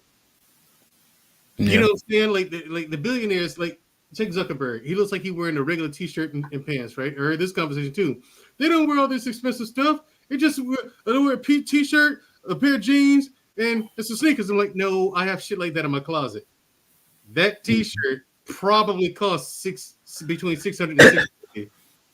Yeah. Now, where the money comes in is in the construction of the shirt and the feel of it. You know what I'm saying? But still, $600 is too much money. I learned my lesson with that too, him. Like buying actual high fashion stuff like that. Yeah, it ain't worth the money, man. Yeah. But I say, like I said, they do wear money, but they know what to put their money on. Like people who wear, if you wear something that's considered high fashion and it's got the name on it, Gucci, D&G, whatever, that's not the real high fashion stuff. It may be expensive, but it's not the real stuff. You're a billboard. They don't even sell the real high fashion stuff to regular people. They don't. Hell, I've been there and seen it for myself. They don't even sell that stuff to regular people. Regular people don't even know where to go and buy it. Yeah. You know, so yeah. No, I hate you, man. Damn. Mr. Fantastic, what say you? Were you here for the beginning or did you kind of jump in when Mandrell jumped in? No, I heard you guys discussing it, but I didn't see the video. I heard you guys back and forth about the importance of parents and having both parents and raising kids. I didn't see the actual video, but you just explained it, so whatever. And shout out to you, shout out to Q, shout out to Mandrell, shout out to everybody on the panel. So we also played another video in terms of it's actually a boy, but it was basically we thought a dad teaching his daughter how to box. I don't know if you listened to the show when we were talking to Q about like what were we saying, Q? Women contending with men. Like contending with men, and then what's the value of teaching a daughter how to box or some type of martial art and things of that nature. And Q and I were going back and forth about, well, contending with the men is not the same as self-defense. And you can apply self-defense if a man is trying to overtake you or grape you while contending, you're inciting it, you're inviting it, which are two different things. And that's what I said, they were two different things. No. Yeah, I agree. So well we'll start. Well, first off, I gotta take up for the sneakerheads, man. Shout out to sneakerheads. Y'all niggas don't know what you're talking about. Okay. Brother. You know what you're talking about, brother. Okay. I got pairs of shoes that are older than my kids. Okay. I got a pair of shoes that I paid $100 for and they're worth $600 now. Never worn them. I got pairs of shoes that I've worn that I can still sell back for more than what I paid for them. So again, man, everybody has niches, brother. And again, shoes is one of the cheapest things. There's niggas out here that do cars, okay? Dudes put tens of thousands of dollars in cars, all right? And hell, these niggas go out here and spend tens of thousands of dollars in the strip club. So at least for the shoes, you have an actual, possibly, not saying all of them, but possibly appreciating product. Another thing too, again, everything has its levels, man. Mandrell kind of like you shot himself in the foot and made the point for people wearing their money. I promise you, Warren Buffett has on some cufflinks and a watch that's worth your house. You just don't know. You don't know it. About it. But you exactly. It That's doesn't matter. the point. It doesn't You matter, don't know it. fam. It doesn't matter. It doesn't matter. It's the same thing. And he can afford it. And he can afford it. Brother. I just said that's why I said everything has its levels. Okay. A person that has $100,000 splurging to them is to one that has 100 million, and a person that has 1 trillion. Okay. Elon Musk flex is not going to be anything that we can even imagine. But still, too, I agree with the financial literacy. You shouldn't be doing that until you got your shit together. I made sure that I never, any car that I was paying a car note on, I never had a pair of rims or anything on. That just didn't make sense to me. Why am I gonna, put stuff on something that I don't even own yet and just add another bill to it? You know what I'm saying? That's my philosophy with the shit. I know you fucking see me. So, things like that. Home, right? Property. One of the biggest issues and problems with black people is lack of property. Lack of property ownership. And investment is a huge thing too. I mean, if you can get up here and you can be on here all day, hey, there's plenty of courses on YouTube and other things you can learn to trade. You can learn, stocks. You can learn investments, all the different things. So yeah, but hey, man, how many of y'all heard? Damn, you go in on the Androids, right? Yeah. What you got in your hand? iPhone what? 11, I think. Yeah, that's like 17 pair of Jordans, brother. I'm get tired of y'all iPhone niggas coming at the Jordan niggas. All right, y'all be in the line. That Apple store, that Apple store line is longer than a Jordan line. Okay. I'm with so again, get off Android. Get off Android helmet. Him. Yo, listen, Mr. Fantastic. What my argument primarily was the lady putting her 7-year-old in all the designer I stuff. agree with that. I didn't even let my son have Jordans for real until like recently. That's like one pair, like a birthday gift. Like I said, kids grow out of shoes like a motherfucker, man. Anytime I see a person, especially you can always tell the welfare motherfucking kit or whatever. You got a 3-year-old with a pair of $70, $80 pair of shoes on, they're not gonna wear for like maybe 6 months, like you say. So it's crazy to me.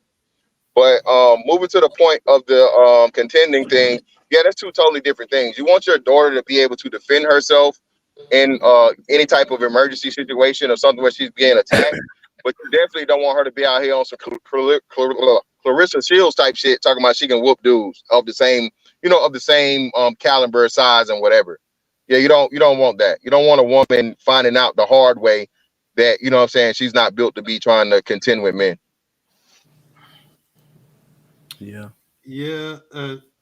There's nothing wrong with teaching your child self-defense. Like, if the day ever comes, I have a daughter, I'm going to teach her I'm going to start her at like 5 years old. And that's one of the things that's going to be mandatory while she's in my house. She will continue to train in self-defense. Period. She can go and be a cheerleader. She can go and play in sports or whatever. She's still going to keep up that training. It's important, especially with the crazy the world is these days.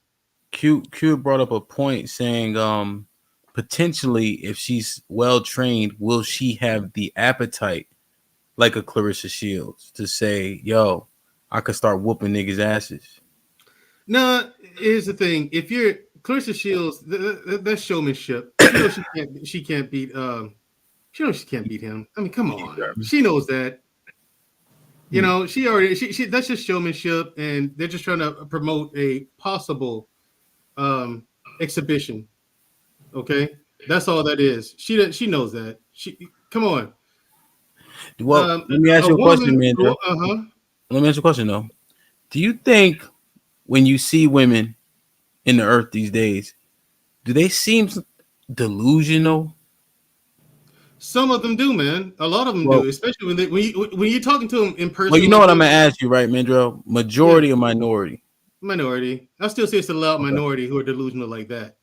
You Okay. know, now granted, allow minority that are like that. Now, as far as the appetite that Q was talking about, that only happens in rare people.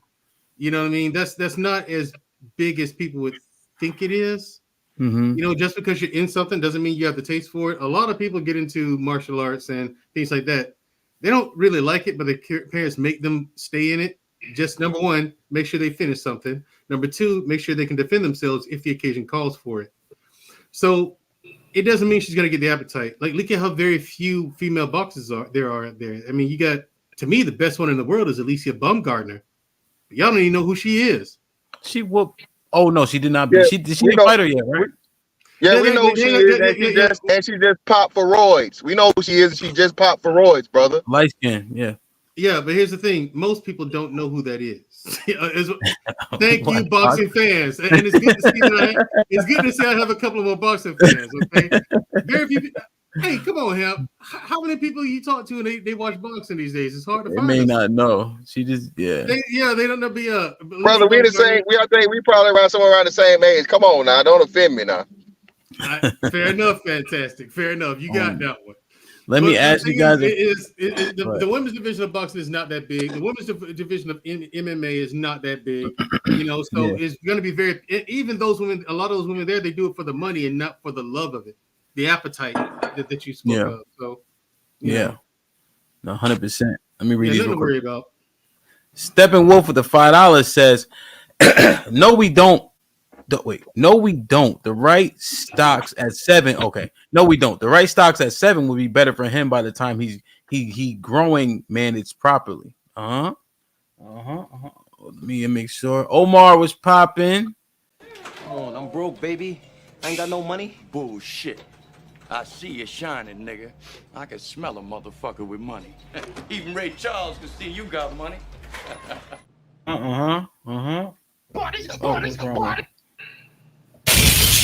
Omar Smith with the 20 ball says, I feel like people judge me all the time. We do meet up and they ish like, can he wait? Hold on. I feel like people judge me all the time. We do a meetup and they like ish like he can't. How can he afford that?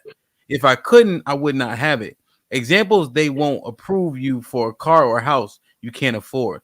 Everything not doing bad, bro. You told him it's fantastic. This one? No, I think he's just making a general statement. Okay. Yeah. Omar Smith, you'd be surprised though with those. See, they'll approve you, but the percentage, the interest rate will be like 20%. So they'll approve you, but they'll hit you with a honey bun though. Shout out to all them Hellcat owners.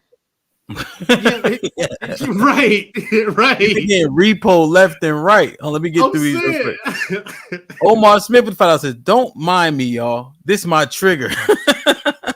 My neighbors never ask can he afford his, but my people see me and question my wealth or how I got it. LOA. I appreciate the transparency." Unpopular truth with the $2 says, "Mr. Fantastic, talk to him." LOA. Hey man, I was just talking about the kid, bro. Lord, I got a bunch of pairs of Jordans, so I ain't gonna lie. Lauren Mack with the $5 says, iPhone 11, Hemp. What's she shaking her head about? What's your P.O. box so I can send you some Nike Air Monarchs? Get the fuck out of here. Put him in the fucking bathroom. Get him out of here. Damn, man. Hey, Lauren, I hope you're getting a fender bender coming home from work, man.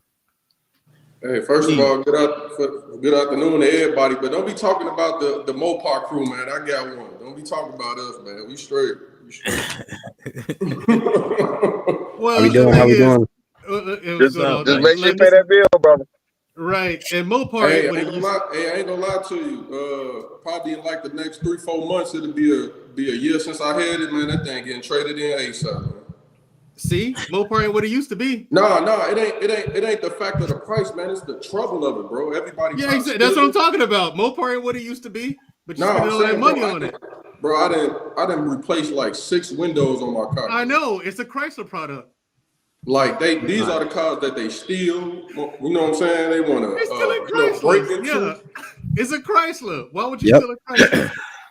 Mm-hmm. Man, I'm talking about it's a And headache, then- bro. It's a headache more. It's way more of a headache than it is you enjoying it almost. Like you can't even go to certain spots, certain clubs, certain stuff without you sitting in there and being like, damn, I wonder if somebody broke in my car.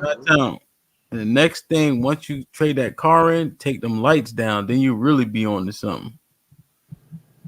Oh, you talking about my light? Come on, man. That's your next step. As soon as you get rid of that car, get rid of them lights, nigga, then you really turning up. The LED lights, man. That's the new And way. then you get you a bike, nigga, you really be on.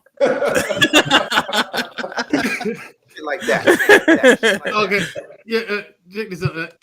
Shot-town, if you were to get a bike, what would you get? A bike? No. Bicycle. Oh, bicycle. Damn, him? I want that nigga to save his money, downgrade everything. A bicycle. Mm-hmm. No, I wouldn't buy a bicycle. If I had to choose a bicycle, it'd probably be I'm so used to it since I was riding it as a kid. Give me a mongoose. Nah, you don't want no mongoose heavy as hell, bro. You be tired of shit riding around the city, man. Or one of them mountain bikes, you know what I'm saying? One of them mountain So bikes. let me ask y'all a question though. How you say your name, bro? Be nice. Just call me Be Nice. Yeah. Be nice was popping. How you doing? I actually did you email me, Shot-Town? No, I ain't emailing. I don't know how to work the what's name. I probably gotta send you a message through YouTube. I added you on IG though. All right, shoot me a message on that. That's fine. All right. So we're talking about raising a kid. What do you guys think in terms of a man raising a little girl and vice versa? Who do you think would be more successful? I think it got something to do with, like, this is my belief. I ain't gonna lie to you. Like, I was raised by my mother. You know, eventually, my father had passed away, so it was just me, my brother, and my sister. So my mama raised me or whatever, right? Now I ain't gonna lie to you. The first 10 years, everything was good. You know what I'm saying? Even though we were staying in the in the hood or whatever like that, but she instilled like certain principles and morals that we had to follow. You know what I mean? From the ages of probably like when I was born, I'm gonna say up to like 12. But after 12, it wasn't nothing my mom can do with me, bro. When you first get that first taste of outside, it was like over with. So whoopings weren't the same no more. Punishment wasn't the same no more. Like I just feel like at a certain age, like if a woman is raised a boy, it's a certain age where that when they get older, it's nothing else she can do with them almost to a point. Because if it's not a father figure around, he gonna go look for it somewhere else. You know what I mean? I can't really speak on daughters because my sister did real good with my mom. But in terms of mothers raising boys, it's only a certain time to when they get like the 13, 14 range. It's nothing that they can do to them. There's nothing they can do with them after that. Man, okay. So what would you, if you had to speculate? Well, let me see what Be Nice think real quick. What you think, Be Nice? So do you think a man would be more successful raising a daughter, or a mom be more successful raising a son? I think the father would be more successful with the daughter because something that it seems like a lot of like younger people like my age or like women my age, they don't seem to understand that like when something happens, like it's not really trauma as much as it's like you're gaining a bruise or you're gaining like a callus to something. So like I feel like a man would probably take their child out to things that would like beat them down and give them calluses in areas that a woman just wouldn't even think to like put a callus. That's what I think. Okay, so you're saying that callus is beneficial? Yeah, 100%. Yeah. Okay, so what do you think that the women do in the same instance? Do you think they are coddling? Not always coddling, protective, but when they try, instead of calluses, they lift their hands free and like try to just let the kid do what the kid's gonna do. So it's not as much aimed goal. There's not an aimed goal for like, okay, I want them to learn this, It's more like, okay, they're at this age now, they can experience things and deal with it. So they Okay. want them to deal with it after the fact without giving them the callus to before, be ready. In the video, Hank, were you here? Did you see the video by chance? All right. So in the video, I didn't see it. Okay. Well, in the video, right? Be nice. Maybe to your point. There's one point she told the little boy said, for men, it's okay to cry. What you think about that? I think that's also one of the things that definitely is like detrimental to the boy, because he's gonna walk around thinking just because his mom said to him that crying is okay, that it's gonna be okay for him to cry in the situation with other women. So, and that's just not the case. Like if he's gonna grow up and he's gonna want to do anything hard in life, relationships aren't easy. They're hard. There's gonna be things he's not gonna want to deal with, and that's he can't cry. He just can't cry because that's going to take away from the goal he's actually trying to get to. So crying in a lot of situations isn't okay for men. It is okay to cry with other men because they're not going to judge you. They've been there. They're you. Cry about what though? What kind of question is that? Deaths. What? I say deaths are like something that you could probably cry in front of like most people and they'll be like, okay. Physical pain, I don't really think you should really just be like bawling your eyes out. You can shed a tear, but you will get judged for how much you cry and how ugly you cry, pretty much. So I think, yeah. I definitely ain't crying for no physical pain. Right. Depends on what physical pain you're experiencing, brother. No, my nigga. There's I'm not crying from no physical pain, period. Yeah, you ain't been in pain then. Yeah. As a grown man. As a grown man. I'm just saying, I'm not crying from physical pain. I got a reputation to protect, period. That's what I agree. I completely agree. Hey, like, man. That's just I don't know. I ain't never been like, bro, I had cracked ribs and I had a fucking herniated disc, bro. And I'm with hemp, dog. Bro, I will pass out before I cried, bro. And that's something I don't know. I ain't never been shot. The only thing I think is probably worse than that. I broke bones, you know what I'm saying? I had to get stitches and shit or whatever. But yeah, bro, and that herniated disc, bro, that was the most pain. Like I couldn't walk, bro. But dropping that tear, no, bro. No, I gotta hold that one, bro. Well, I got a question. I gotta hold that one. Hey, y'all say that till y'all have that time where you think you ready to meet the Lord, then your ass is crying like a goddamn baby. That's death. Hey, that's death, nigga. That's different. No, you ain't dead. You ain't dead. Songs, brother. You ain't dead, but you close to. You thought it was coming. He was knocking at your goddamn door, Mr. Fantastic. Well, hopefully you by yourself. It's allowed. You by yourself, nigga. It's just you and the Lord. Just you and the Lord, brother. You by yourself. He ain't gonna tell nobody. So I know that's right. Y'all mean to tell me ain't nobody on this panel ever cried over no female, bro? Keep it real. No, we said physical pain. We said physical pain. Oh, okay. physical. Now, here's the thing. I understand what Hemp is saying, but me, I've been tried and tested, so I know where my metal is. But yeah, I do. I do say something to Shot-Town's point. Yeah, he's right. After about 12 or 13, depending on the boy, she can't do nothing with it. Nah, it's over. Like even I had both my parents in the house, but after about 12 years old, what whooping me? What was that gonna do? I was laughing. Facts. It's your no. I was boxing and shit and looping voice at the time. Stop it! What are you doing? You know what I'm saying? It's like what are you doing here? Really? So it took my daddy, to step in. Okay, hey boy, this, that, and the other. Yes, sir. Mm-hmm. Yeah, because my mom, it feels just my mom by herself, and my mom she's held on two legs. Okay, coming up, but even with that, so what? What was you gonna do? I know you. You know what I'm saying? It's just nothing she can do with you after a certain point. Now, like, just imagine if, like, how we saying what we saying now. Just imagine if you took your father out of that element. Like, Yeah, that's just what. imagine- Exactly. That's what I'm saying. If my daddy went in the house, I had cousins and aunts thought I was gonna be some kind of mob boss or something. You know what I'm saying? Like crazy shit that you find out later. I'm just like, nah. But yeah, I'd have been. There's any trillion different things I could have been other than that if it weren't for my father in the house. One for my daddy, I could have been. I would have been. I definitely wouldn't have been what I am now. Definitely wouldn't have been what I was in the military.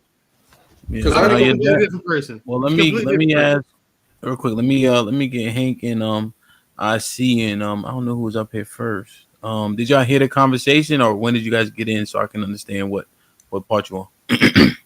I was listening to the conversation, but I didn't. Whatever the video was, I didn't see it.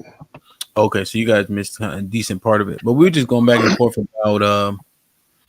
about like a mother raising a son or father raising a daughter, and we just used a couple of videos. The lady was using word of affirmation for her son in the morning, saying real men cry, manifestation is real, don't start a fight but finish it, things of that nature. Those are the couple of things a few things in her words of affirmation I disagree with, sorry.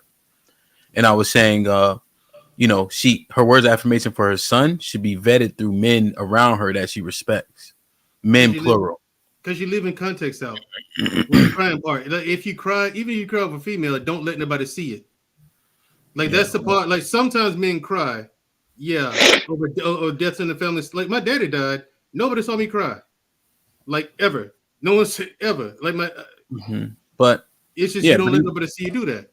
Yeah, but even with context in that, if your father passed, God bless your dad, and you cried like in front of brothers, I ain't saying you gonna be doing all that other shit. Yeah, but if some tears come out, people will hold you down for that. Like, you know what I mean? That's expected. You know, but just not everyone. Understood. Yeah, but just breaking some of that down for Hank and them, and then also we were assessing a video of a father teaching his daughter how to box. And evaluating that.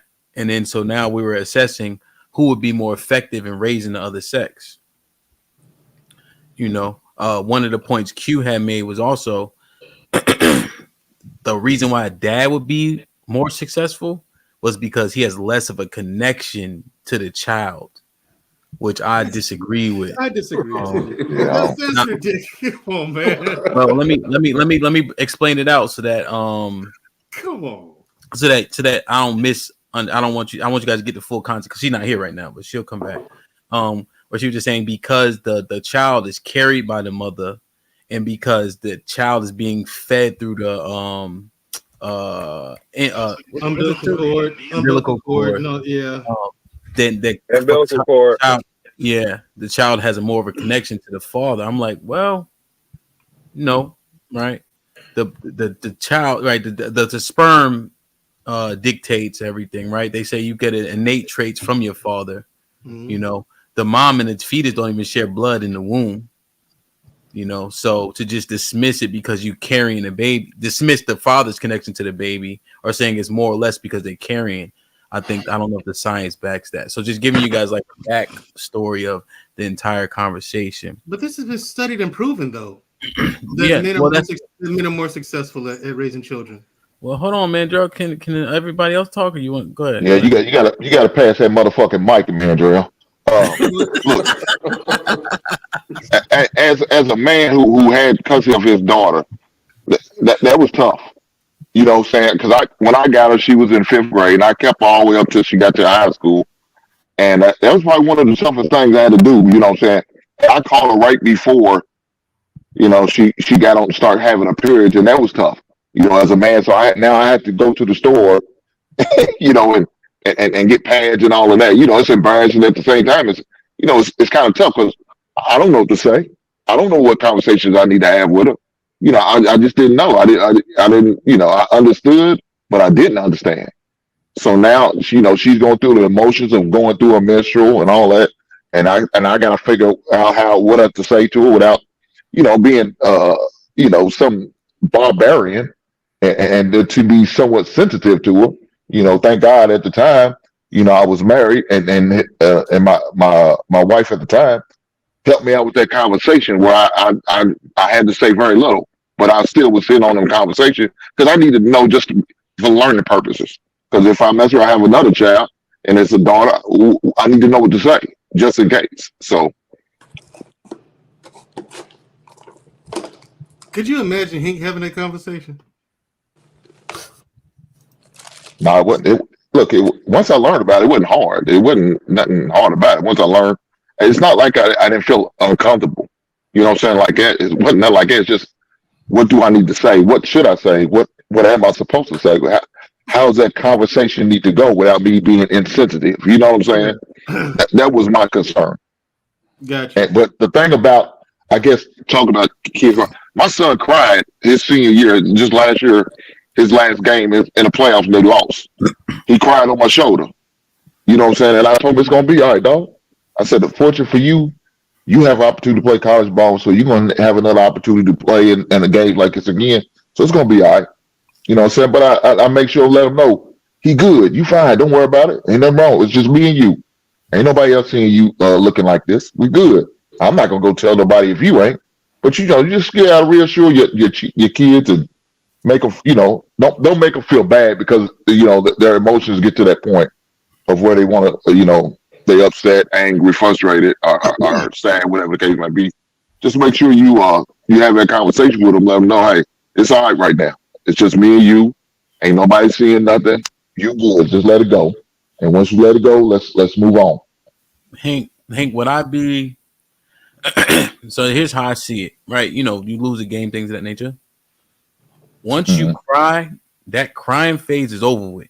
Right. Then you find a solution on how to be better, how to get better, how to avoid feeling that same hurt the next time as much as possible. Right. In terms of like, oh yeah, for sure. But you ain't gonna keep fucking crying about the same shit and you ain't do nothing about it. Yeah. I think crying. Just my bad. Go ahead. No, I was gonna say use it as a life lesson.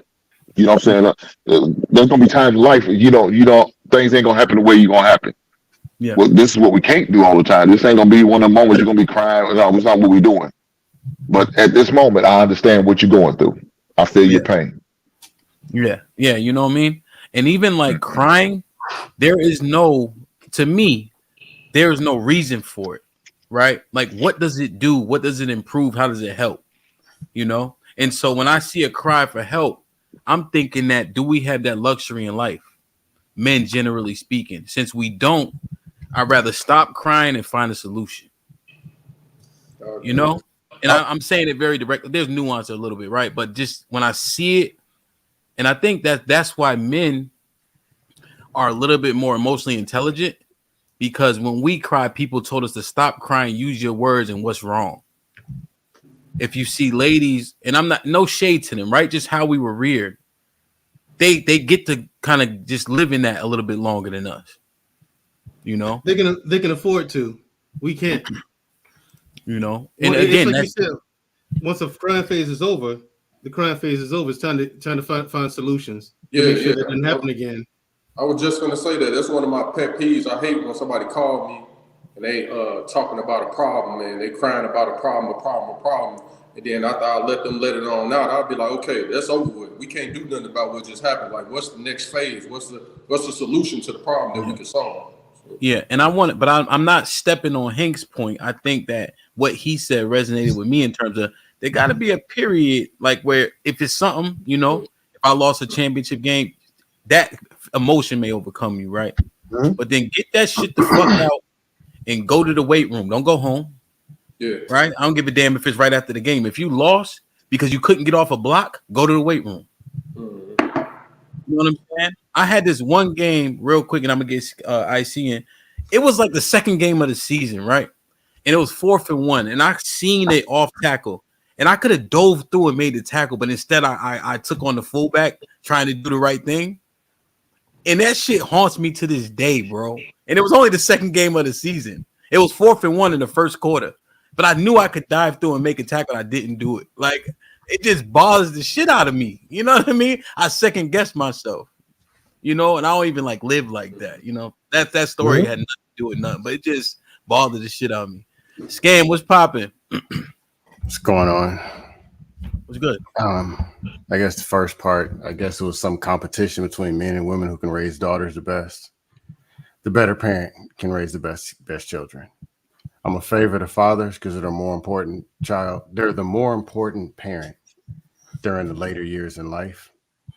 But a crappy father and a good mother, give me the good mother. A crappy mother or a good father, give me the good father. Meaning just because you're a father doesn't make you automatically a good parent. And that's somewhat a narrative that's steered. Still got to be a So good parent. in terms of the conversation, but I missed a chunk of the conversation. So no, it's cool. So in terms of the conversation, we were saying who would be better at raising the opposite sex, like who would be more successful in raising the opposite sex, the moms raising boys or fathers raising daughters. I'll say first few years up to about age 5, 6, 7, the mother, regardless, saying they have the equal skill level or whatever. But the older years, the father. All right, my so mother even told my mother. There's no so in the hypothetical, there's no back and forth though, right? So that the child is allocated to the daddy or is allocated to the daughter. So let's say that they encompass the informative years as well as up through high school. So meaning it's a one-stop shop, like only the one or the other. Mm-hmm. I'd probably say the father. And you think it's because there's more years, like because you said like 1 through 5, like a mom is the best. You think? Yeah, more. I was raised with both parents. Mm-hmm. My mother realized when we got older, he was a more important person, more important parent, and not only did we need him, she needed him. Yeah. So he had to make a decision, money or family, and he made the right decision. He picked family. So to pay cut, make sure he was home, and during those critical times. Yeah, man, that's righteous of him. Next time you talk to that nigga, tell him I said I respect that because that's the hardest shit, man. You know what I mean? And you think what Scam just said just resonated with me because you think, Scam, niggas be saying to theyself, I'm doing this for the family, right? Nah, my nigga, you doing it for you, right? You want to prove yourself, legacy. You trying to gain as much. I know I grind, but I do it for my family. Everybody eats, but also that's how I've been, regardless of them ever being here. So a lot of people don't understand hidden trauma, like kids saying, "Dad, you was never there for me." It's like, "But I got the bag, big money, big money." Okay, but yeah, they needed something else, and you weren't there. Mm-hmm. Or See, now mom, I'm I gonna need play this, and you got that. Hold on, Shaitan. Let him finish. Right. Go ahead. No, I mean, there's a lot of things that are needed. Different kids need different things. Different people need different things, and sometimes something can be a disconnect. But no, I'll leave it alone. I'm off topic anyway. Well, no, I understand it. I was gonna say I play devil. Hold on, Shot-Town. We gotta share the mic. Let's get everybody in, and then we'll open it back up. All right. Pushback was popping. Beans, what up though? I was gonna say something about the Pushback. What's popping, my dude? What's I going was on, gonna say something guys? about the crying thing. Salute, guys. Cool. Huh? What up, bro? I was gonna speak about the crying thing too. All right, Pushback, come in. We'll circle back. We'll hit Beans, and then Chi-Town can overtalk everybody. Yeah. I just think it's a matter of perspective. Like, if you got a 2-parent home, then I think it'll be good that a woman can kind of teach a boy from a woman's perspective about what women will want and how to treat a woman and things of that nature. And the same thing with a man. So I think it's a matter of if the child is coming from a 2-parent household. I think that's like the key right there. Now, if you got a single parent Pushback. Let me slow you down a little bit. That's not the conversation. So, in terms of what we're talking about, we're actually talking about what is seemingly predominant in our community, where a mom is raising their kids by themselves. So, what about the opposite way? Would men be more successful if kids were allocated to them? Or are women still the right allocation for these children? I'm gonna go back on mute because I kind of missed that, so I don't want to speak out of turn. So I'm just gonna go on mute. No, I mean you straight. I can give you the breakdown. Well, let me ask you a question. Pushback. Masculine or feminine traits in this earth. What are required? You think? What we deem stereotypically masculine and feminine traits. Mm-hmm. Which one is more required to be successful in the earth? You think? I think masculine traits would be more required to be successful on the earth because you need a man's power to do certain things, to get certain things done. Not saying that feminine traits wouldn't be necessary, but to be more successful, I would say masculine traits would be more required. Okay. And so and we speculating, right? We're just having a conversation. So if that being true, would it make more sense to allocate the children to the person who possesses the majority of the masculine traits if success is largely tied to them? You know what I mean? Yeah, that's I see where you're going with that. I mean, when we're talking about success in the earth, that's just one aspect of life. But when we're talking about just living life, it's certain things that would be required. That's not necessarily you have to be masculine to do. It's certain things that you would need to do that will require a woman's touch and a woman's thing. So that's why I can't stamp that as a whole. Like what? Well, nurturing, caring, cooking, feeding. It's just certain things that's required that's not necessarily needed to do being masculine. Well, what if I told you the best chefs, the top rated chefs in the world are men? The majority of chefs are men, the top rated ones. Because you mentioned cooking. Is that a feminine thing or is that just cooking? That's just cooking. But when we're talking about family, though, traditionally, that's normally a role that a woman does when we're talking about family. And that's what we're talking about, right?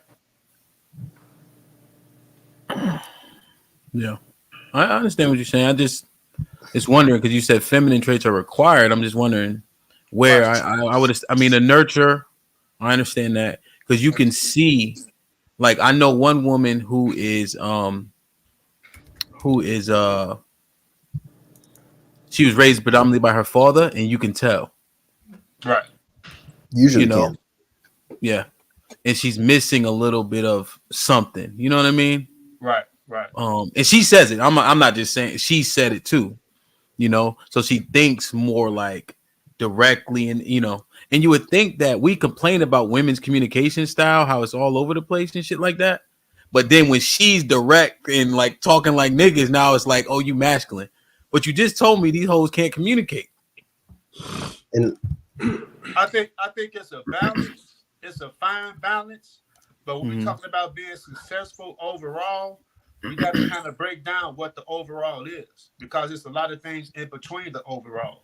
Before you get to the point of having a successful business and having a successful family, it's steps that you've got to go through along the way. And in that process, I don't think that's predominantly needed to be masculine in that process. If that makes any sense. I understand what you're saying. That's fair. Beans was popping. What up, yo? What's going on? Hey, bro, let me call you. I'm gonna call you right back. Yeah. All right. My bad. It's my brother, man. He's struggling. He just got home. Tell him be safe out here. I'm telling you, that parole and probation is a motherfucker, man. That's what he's talking about right now. So. Yeah, man. Sit inside, bro. I'm telling you, man. Omar Smith with the 50 ball. Omar, appreciate you, Op. Hamp, say you want a crib that costs 1.5 million. How can you fake that 375,000 they want sitting in your bank account? LOL. If you want an XO car, they go in what's that word? Tears. Say tears. Tears. Okay. Meaning if you never spend 150K on a car, you're not approved. Spoil your kids. Fuck poverty.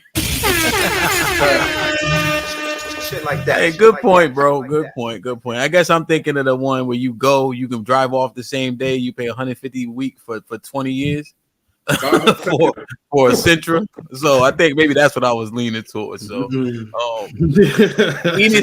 Enos with the $2, £2 says, I got a set of wheels for Chi-Town's bicycle, real shit. Mr. Charles Michelle says, Lion King had shedding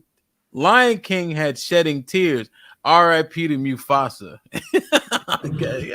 Mad niggas did cry on that part. Keep it a buck. Shanae Fulton with the $5 says, I'm legit learning. Thanks. As a black boy mom, I've coddled. Okay.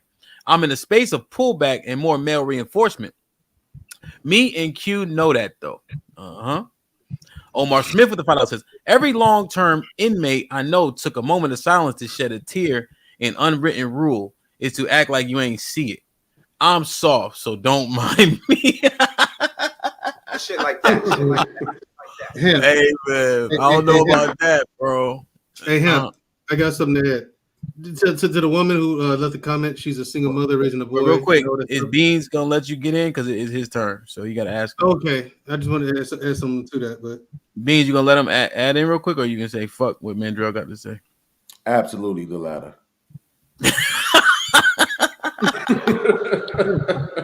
I don't even know why you asked him that question, Hemp. I didn't know he was gonna say that. How did you not know? Beans don't give a shit about what I got to say, man. First of all, Beans does not care. I could be absolutely correct. He ain't gonna care. D-Town, get on camera. First of all, I just want to say, I deal with a few things, depression being one of them. And I'd be scared. I'm getting that workout in real I'd be scared to like celebrate the wins. I'd be scared to be happy, right? Because it's always seems like it's something coming down the pipe. Anytime you be happy, it's like life be like, oh, you happy, nigga? Boom, take this, right? But right now, and then the nigga goes off camera while I'm saying this, my man Pushback, this one of the homies from Chicago, from my childhood that I ain't seen in decades. Really? Just seeing his face right now is making me emotional. Just knowing it's another brother that I grew up with that's still out here, still alive. Because we dying, bro. Niggas don't be going to the hospital.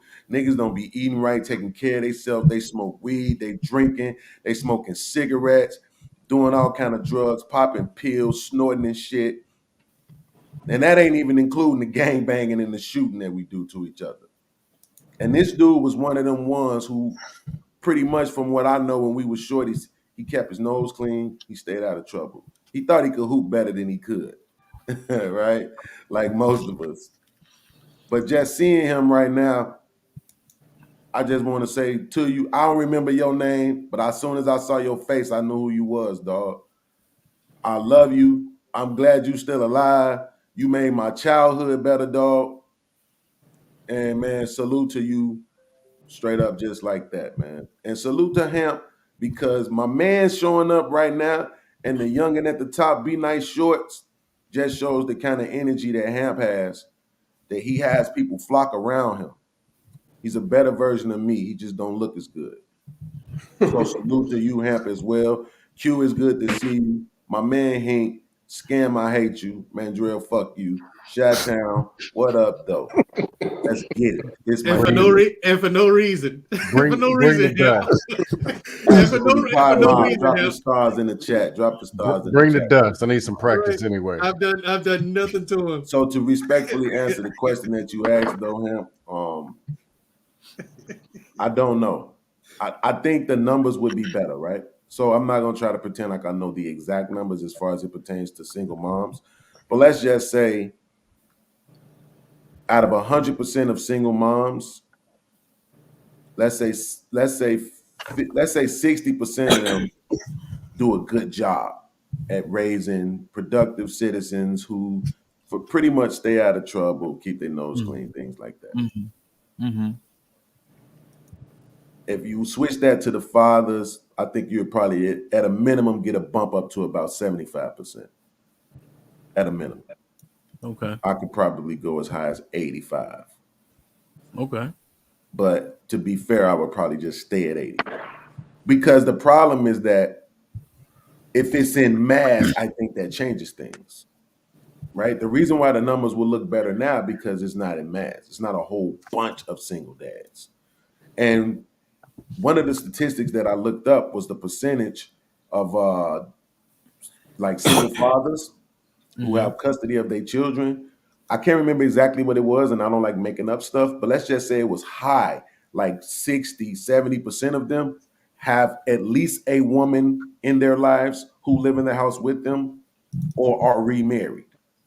You see what I'm saying? So that's one of the consistent things that single fathers do that I don't necessarily think is an accident. I think single fathers prioritize having a woman in their lives and in their children's lives more often than single mothers prioritize having a father in their kids' lives. You see what I'm saying? So it's little differences like that that in the thinking and the choices that I think would make it look better if men were the primary custodial parents. You see what I'm saying? Is it speaking to intentionality overall? Yes, absolutely. But if I'm going to include the intentionality, I also have to include the programming, because I don't think if I take a young baby girl and raise her in a healthy environment that she becomes intentionally an alienator as a parent. I don't think she intentionally becomes vitriolic towards men. I don't think that happens. So, it's a level of programming that we get in society. Some of it we don't even know. Like yesterday, I'm riding with my lady. We're going to grab some Chicago Polishes, right? And I was like, babe, you drive your car. Worst mistake I ever made in my life. Because we get in her car and I got to listen to Rod the Way. I stand over and shoot you. I stand over and shoot you. I don't want to hear this shit. Right? Like Kanye used to say, I don't want to hear this bullshit. I want to hear that official shit. Kanye and that Twister shit. Okay? But now I'm looking at her funny. Motherfucker, you just made 40. Why are you listening to this shit? Why are you listening to this stand over and shoot you? Right? I don't even think that she even understands how music, media is impactful on the way we view things, see things, react to things, all of that. The programming is so deep that we don't even understand it a lot of times. So if I have to include the intentionality because I love and respect women, I also have to include the programming because I don't think they're innately this way. Damn. Okay. So okay. I got something for you. Since podcast on this tirade, it is related to it because I really want to pick a brain, him and him, see what you think of this. And it relates back to that comment that lady left, the single mother with the father with the son, Yeah. All right. She says she's been coddling. Okay. We understand that. Okay. But however, when it comes to tightening that up, being much more firm, because boys require a much more firm hand than girls. When it comes to that, I think some of that has to come from a man. Like a boy has to see that coming from a man. He cannot see it coming from a woman because that's going to trigger some shit. I honestly think that would trigger some shit, like some resentment of some sort. It has to come from a guy. A guy, I was told this once, and I'm a firm believer in it. It's a son's nature to challenge his father, but it's a father's duty to tame his son. You know what I'm saying? So my thing is, when it comes to a woman being much more firm woman, I think she'd be better off getting a guy, a trusted male figure, to come into her son's life and show him the ropes and discipline him in other ways. Because if it's just a woman, if it's just his mother yelling at him, that's gonna do a number on him. His mother is talking to him that way. And then not only is it his mother, it's a woman. Okay, a woman, the woman in my life, is treating me like shit. But if it's coming from a father, oh no, this is male shit. This is man shit. That's how my brains interpret it. So what do you think? Mandrell, are you just kind of reiterating her super chat though? No. I'm asking what do y'all think of that? Because no one really talked about it. Right. So it sounds like everything you just said, she already said in her own super chat. I didn't get that out of the super chat. Yeah. Yep. Put it back up again, him. Hold on. But you're making a valid point. Has she not said those things? Absolutely, to those women who don't recognize that. But it looks like she outlined all that already. Mm-hmm. But here's the thing: outlines is one thing. People can misinterpret things, but things like that need to be fleshed out. I agree. there's a lot of context missing in that, and there's a lot of context missing from a lot of these conversations. So And what's that's the why people get context that was confused. missing in that, or did you not read it again? A lot of the tightening up cannot come from a woman. Did she say that in that chat though? In the chat, it seems open. Yeah, she did. Is the problem because it's like you still don't have it all fleshed out yet. That's what it seems like. Okay, She's saying, yeah, we know that's the what- basics of what we're supposed to do. Well, hold but on, we Q, don't know the Q, actual tangible respectfully. goals that we're expected to hit. Well, let me say this real quick, Beans. So me and Nay was joking one time, right? She was talking to one of the boys, right? You know, we were about to get on the live, and she was talking to him just like moms do. And I literally said something to the effect of, "Ho, if anybody gonna curse at that nigga, let me curse at him." Right? And she was just saying, pick up the shit, like, you know, regular shit, right? I'm like, no, little nigga, get over here. God damn it, you know, I cuss, but I'm joking, you know. But to Mandrell's point, if a woman can talk to you any kind of way, you always gonna think that's okay. Absolutely. Right. He's speaking a strong point, but again, based on the super chat, it looks like she's addressing that and is in a space of acknowledgement of that being a flaw. So I'm kind of figuring out where y'all that are speaking against her point is missing that. He wasn't I'm not speaking speaking against against it. I wasn't and speaking that's the against point. it. I was adding he to was- it. Absolutely. He was. That's what I was trying to say, Q, respectfully. You have a deeper level of understanding of what she's saying because there's a connection there. Not the, Well, you no. can't So when she says can't she's in a guarantee that the space of audience pullback, is does. that her saying that she's Right. enforcing it? Okay, well, this is what I'm saying though. You first of all, he wasn't disagreeing with her, but you can't guarantee that the audience got the technicalities and the context that Mandrell gave. You can't guarantee that. So all he did was show you what it looks like. That's all he did.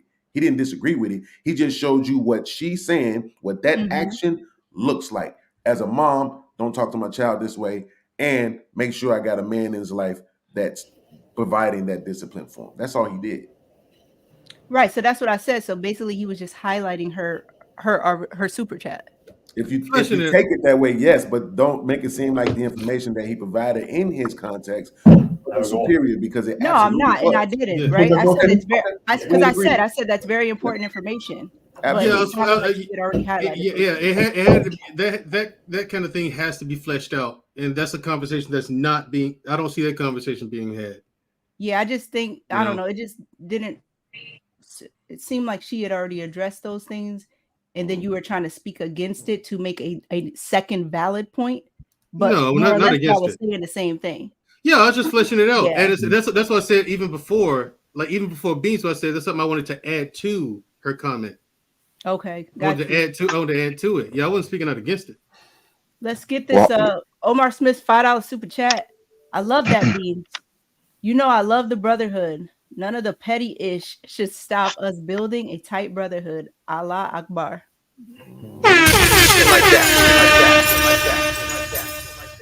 Yeah, damn, Hunt Inc. We appreciate you with the $50. Shit like that. Shit like that. Shit like that. Shit like The that. one I regret I have is raising my oldest daughter alone. I Wow. had plenty of chances to marry and have a woman influence in my daughter's life, but I chose to play the field. Put him in the Definitely a fucking bad bed. decision. Hey, Definitely Q, a let me bad show you. Let me show you decision. how to read a $50 super chat. God damn it! But you got all the buttons and switches, nigga. Do it. So when you got the ellipsis, you got to pause for a second. The regret I have in raising my oldest daughter alone. I had plenty of chances to marry a woman and have influence in my daughter's life, but I chose to play the field. Put him in the fucking bedroom. Get him out of here. Come on. Definitely a bad decision because I raised a woman that's too hard. Brother. That's transparent though. We appreciate it. We can learn from that. Especially the young brothers.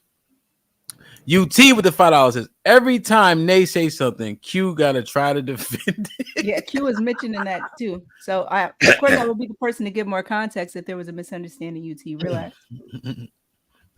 Q, question: does the pullback include what I was saying to her when we was in that back chat, like joking around? Like he shouldn't be yelled at, cursed at by no woman. Like, does it include that that level of pullback. No, did she mention that she be yelling at him crazy or talking to him crazy? No. She was yelling, say, "Hey, get this shit off the floor," like something light like that. If she was being serious with him, I probably wouldn't have said nothing. Like, just, you know what I mean. But she was like, "Hey, get that." I said, "Oh, don't curse at that little motherfucker. Bring him over here. Let me curse at him." Okay, so when she said the pullback in the super chat, I don't think she was saying that she be talking to him crazy, so she's pulling back from that. It's not like what she was saying was she's pulling back from coddling, because that is not a good thing for Black boys. Yeah, absolutely. Yeah, that's what I got out of it. That she's talking about pulling back from coddling, and then she should. Hopefully, she's learning a lesson right now about that. You don't coddle your son because you're doing a disservice. Now, she's probably doing it because she's overcompensated because maybe the father's not in her life. It's probably the reason why she's doing that, or she's afraid and she's, parenting scared of her son because he's a young Black boy and he's gonna have to go out in this tough world and this world's gonna beat his ass up. You know what I'm saying? So she's trying to give him all the tough lessons probably that his father should be giving him if he's not in his life. So I disagree with coddling being wrong. I think that it's absolutely a mother's job to coddle her son. And it's a father's job to do the opposite, right? And this is why you need the balance in the household, right?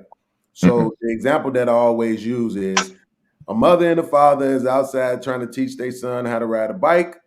The son falls off the bike. He scrapes his knee. The mom comes over and says, "Oh, you scraped your knee. Let me kiss your boo-boo." The dad says, "All right, little nigga, you fell down. Get up and let's do it again." That's the balance. I think what it should be. No, we should never.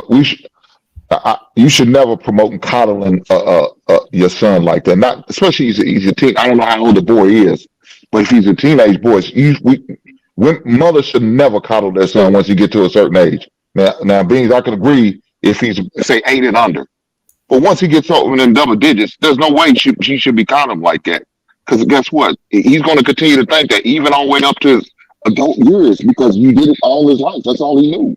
Right. So some women are being so vicious. Talking about, well, this is my son. I could call him and hug up on him if he want to. And more than likely, the father ain't gonna. He probably more likely ain't gonna say much because his ass has seen it go on the boy's whole life. So we should.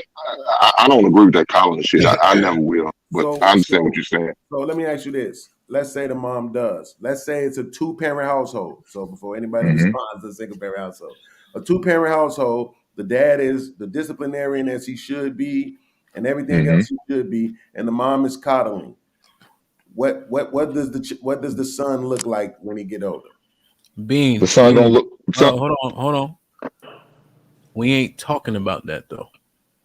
So in this situation that we talking about, before y'all change the subject, we talking about a mom by herself. What is your advice for her raising a boy?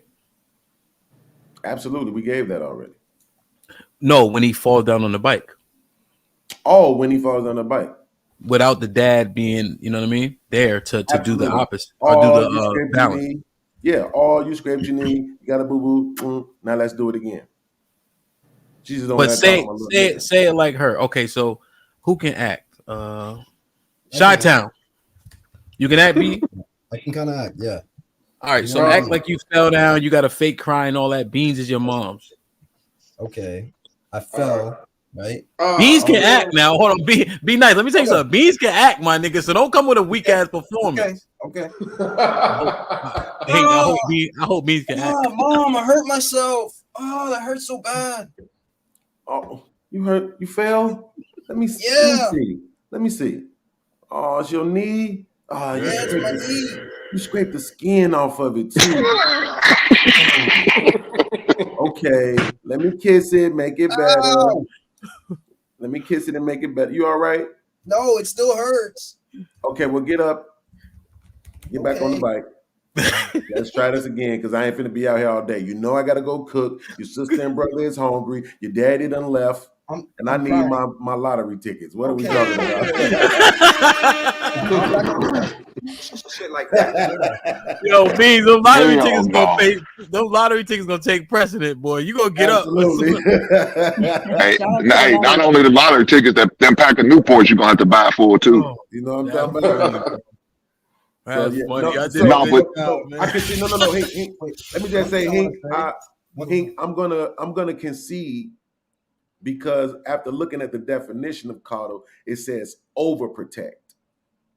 So I'll concede, yes, something short of coddling is okay. I've just seen it where, to Ham's point, like not in a single mother home, but I've seen it in the 2-parent home where, you know, the father is what he's supposed to be. The mother is loving and caring all the time, though. Nurturing, loving, caring. That's her role. She ain't trying to cuss you down. She ain't trying to yell at you, scream at you. She praying for you. You know what I'm saying? Putting the anointing oil on your forehead. She's covering you at all times. That's her role. So I think that's okay.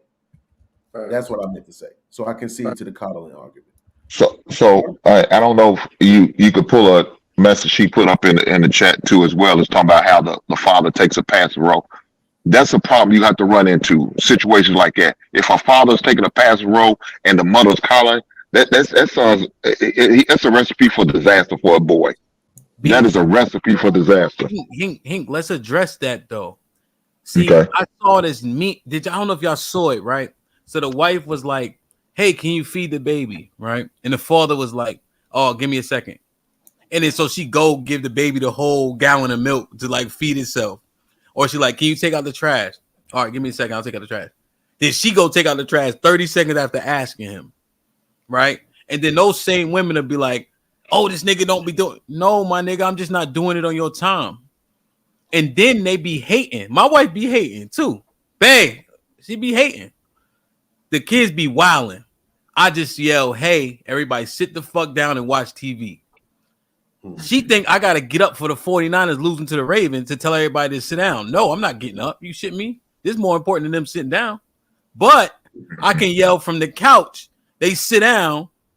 Oh, I ain't need to. But they act like we don't be acting. You know what I'm saying? Because we do it differently. You know what I mean? Absolutely. And one thing I But see, but when you talk about that situation like that coddling, that son could end up like that. Well, he don't want to do shit. He don't want to do nothing. He just want to sit on his goddamn ass all day and do nothing. And why? Because the mother was always taking care of everything for him. Like I give you an example with my son. He would go in there halfway wash dishes. Then his mother come in and say, "Get out of the way. I do it." I say, "Hell no, hell no." I put every dish he already washed and cleaned. I ain't give a damn if clean or not. I put them back in the sink, wash them over. Daddy already cleaned them. I don't give a shit. You messed up that one dish. How do I know you halfway cleaned this one? Put everything back. You have to correct that. We're not coddling boys, and that's our problem now. A lot of these boys been coddled most 95% of their life, and now they bitches like they are now, man bitches. Yeah, we don't need that in our lives. One thing I will say is one thing I will say is important that we didn't really like exactly point out is the thing that the kid does see when like they fall off the bike and the mom tries to coddle, which is very important, is the dad to stop the mom. Because when the dad stops the mom, the kid also recognizes that I'm a man, so one day I'm gonna have to stop my wife from coddling the kid. And so that's one of the examples that is very important that you might not even realize, but the dad stopping the woman is also important for kids to see.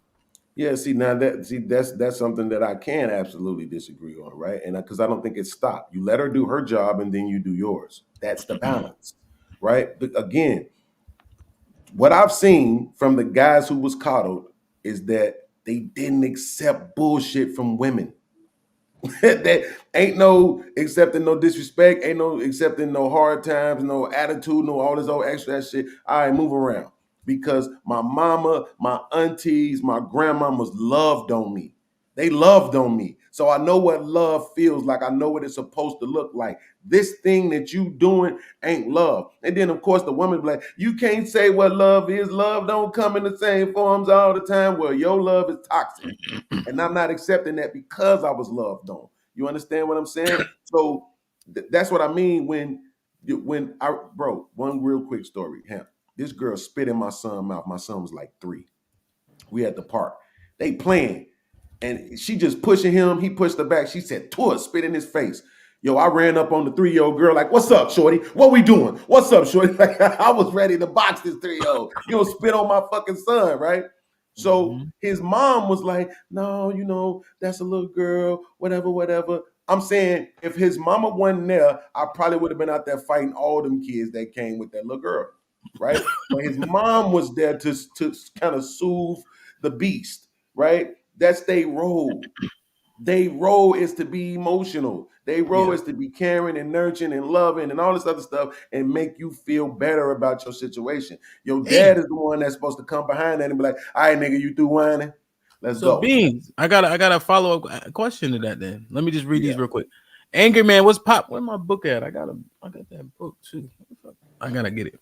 Angry Man with the $10 says, "Man, Gerald, I'm at episode 671 of One Piece. I will never forgive you for this." Worth it, bro. Angry Man with the $10 says, "Hink, black boys are not coddled; they're neglected." Inez with the 2 pounds says, "Nothing more important than those Cowboys. Cowboys stink, bro." Damn. So Beans. You had a question for Beans. Yeah, and just what Beans was saying. Now I'm conflicted though, because now I'm looking at what Angry Man is saying, and then I'm looking at some of my past points.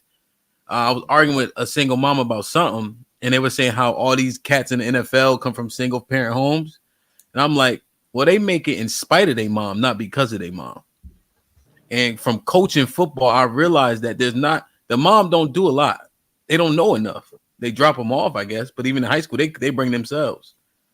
But a lot of times they making it in spite of her, not because of her.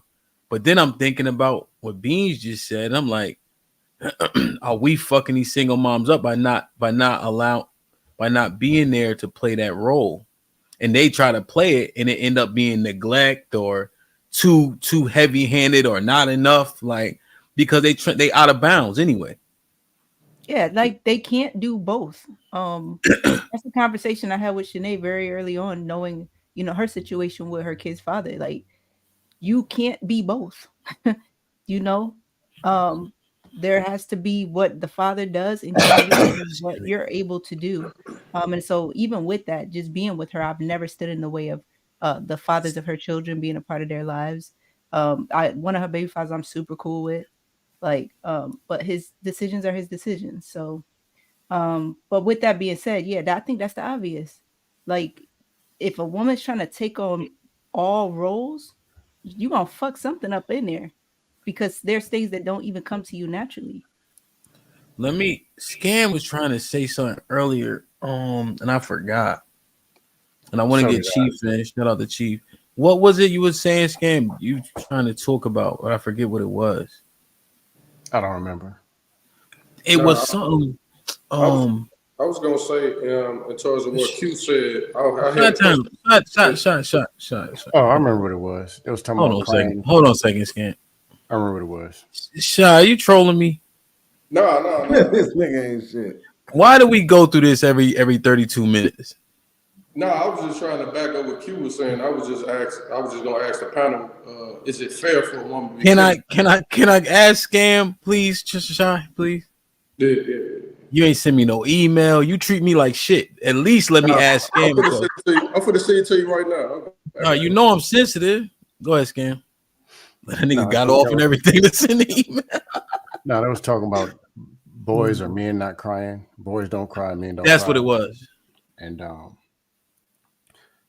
easiest way I can put it is need to teach emotional management, which starts from modeling, meaning the parents got to manage their own damn emotions to not react to every situation dramatic, because all you're doing is passing the drama to the child, making them overreactive. Then it's telling people they can't cry in front of people. You can't do this. You're making them conform to something, and it should be age appropriate or person appropriate. People are who they are, and you're supposed to navigate them from where they are to where you're trying to get them to go. That's emotional management. But trying to force them to conform to something can cause more damage than actual, and turn them into a damn sociopath, or teach them how to mismanage their actual emotions. But I don't understand the concept of you can't cry in front of people because that almost like they're better than you and you got to perform. You can't even be who you are because of these people out here, and most of them suck. Let's be real. So that's almost telling them to be an unconfident person. You got to be this for these people out here when you're going through absolute hell or whatever it is that's causing you to cry to begin with. But because of what these people think, and most people can't think anyway, make it make sense. So I get it. Oh, go ahead. I just got a real quick question. No, do you agree with that? You disagree with the notion like never let them see you sweat, or does that have some level of does that matter at all? It matters, but I think it's extreme. Let's be real. If you're out of shape and you're trying to get back in shape, it's gonna hurt. It's not normal. Or if you're trying to learn something, like everybody has what you're good at. You don't build character being good at what you're already good at. That doesn't build any character. You're already good. But trying to accomplish something you never accomplished is going to be a learning process, a learning curve. And sometimes that curve ain't as fast as the parent or the leader wants it to be. It might take a little bit longer. It may take something different, or it could be a problem with the actual approach coming from the leader. And they need to revise the way that they're actually teaching it. But if it's by deadly force, and you a boy, you 9. You 9 years old. So you were 8 yesterday. Now that you're 9, pow, you got to act like a man. That is not realistic. Yeah. And you can cause them trauma. And they're like, huh? What's a man? They 9. Just playing with G.I. Joe yesterday. Now they got to be a man of the house or something. And don't ever cry. Don't ever back down to no sucker. Okay, don't you got to mold them in through this whole process? I'm just saying. Yeah. Yeah, but also that doesn't set them up for later. What doesn't set them up for later? Because the way you act changes the environment you're in. So if you're the leader of a company and you walk in and you're having a terrible day and you start crying in front of all your employees, that is going to change the way your employees look at you the next time you walk in. They're not going to look at you the same because they've seen a different side of you. So there's I wouldn't say there's fronts that you do have to put up, and that's just a part of life. Even if you don't want to, it's true, you do, because public speaking, you don't want to go up and stand in front of a bunch of people. You may be awkward, you may be shaking your leg, but you try to hold those things back so that you can actually front like you're a good public speaker. A good point. Right. That's scalable and realistic, but the person who's already a leader, they already should be able to manage emotions. That's how they got to that position to begin with. So that's probably somebody who can manage their emotions and maintain. Or, to be honest, you'll see leaders cry when they reach certain levels and have breakdowns, or their parents die or whatever happens. Yes, they break down. Not in front of me. Cool.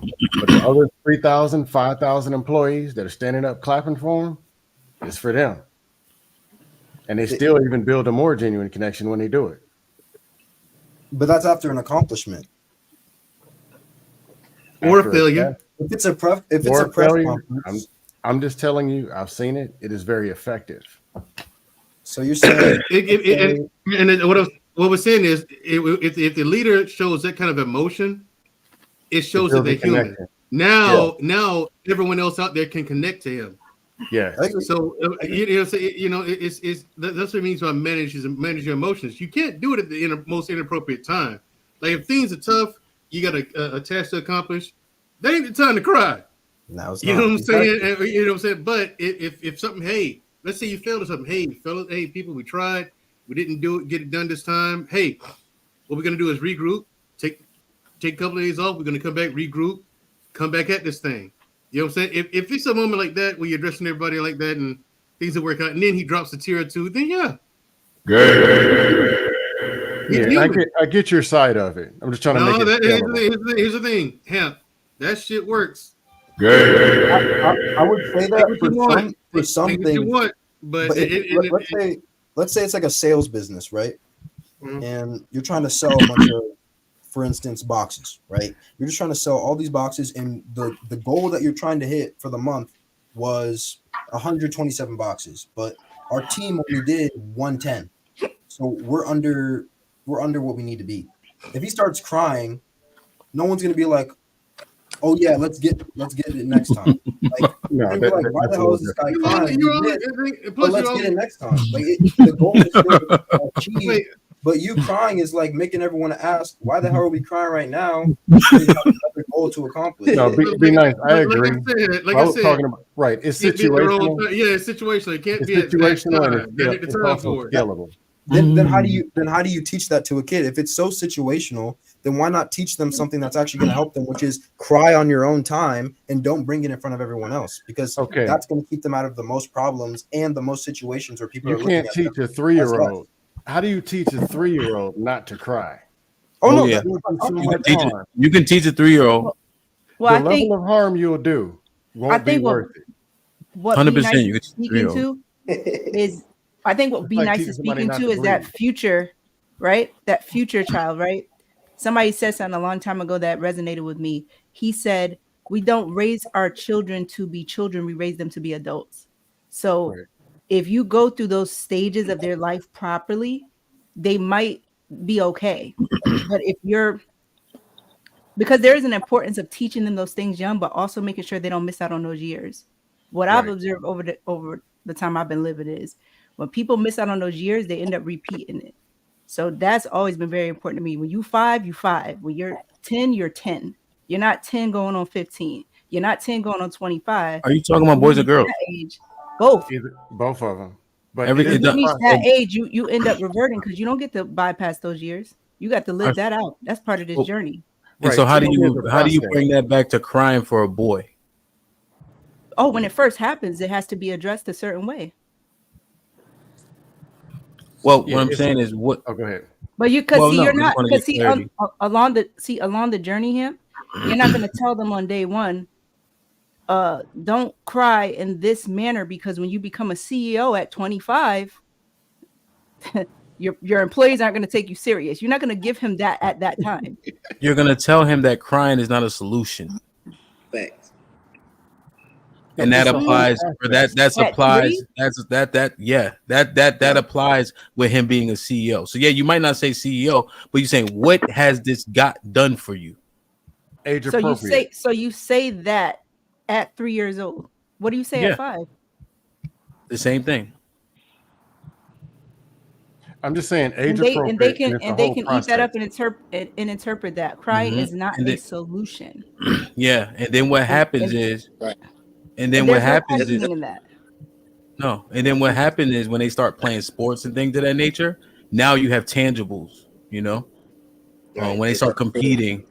So that's how that works. So again, because I'm asking, because y'all speaking to the audience, right?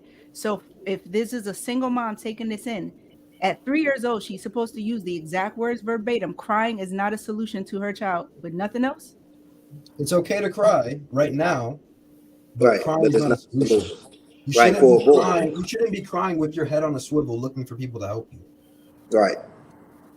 It should be makes a sense. cry of let me relieve this, but I need to get back to it immediately after I relieve this. You know, whatever. Q, you know what the moms say? Use your words.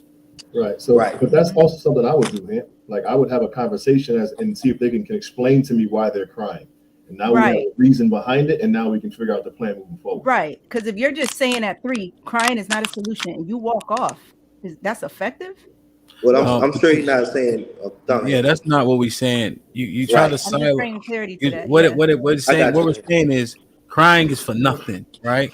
Let's figure out why, and let's get to a solution.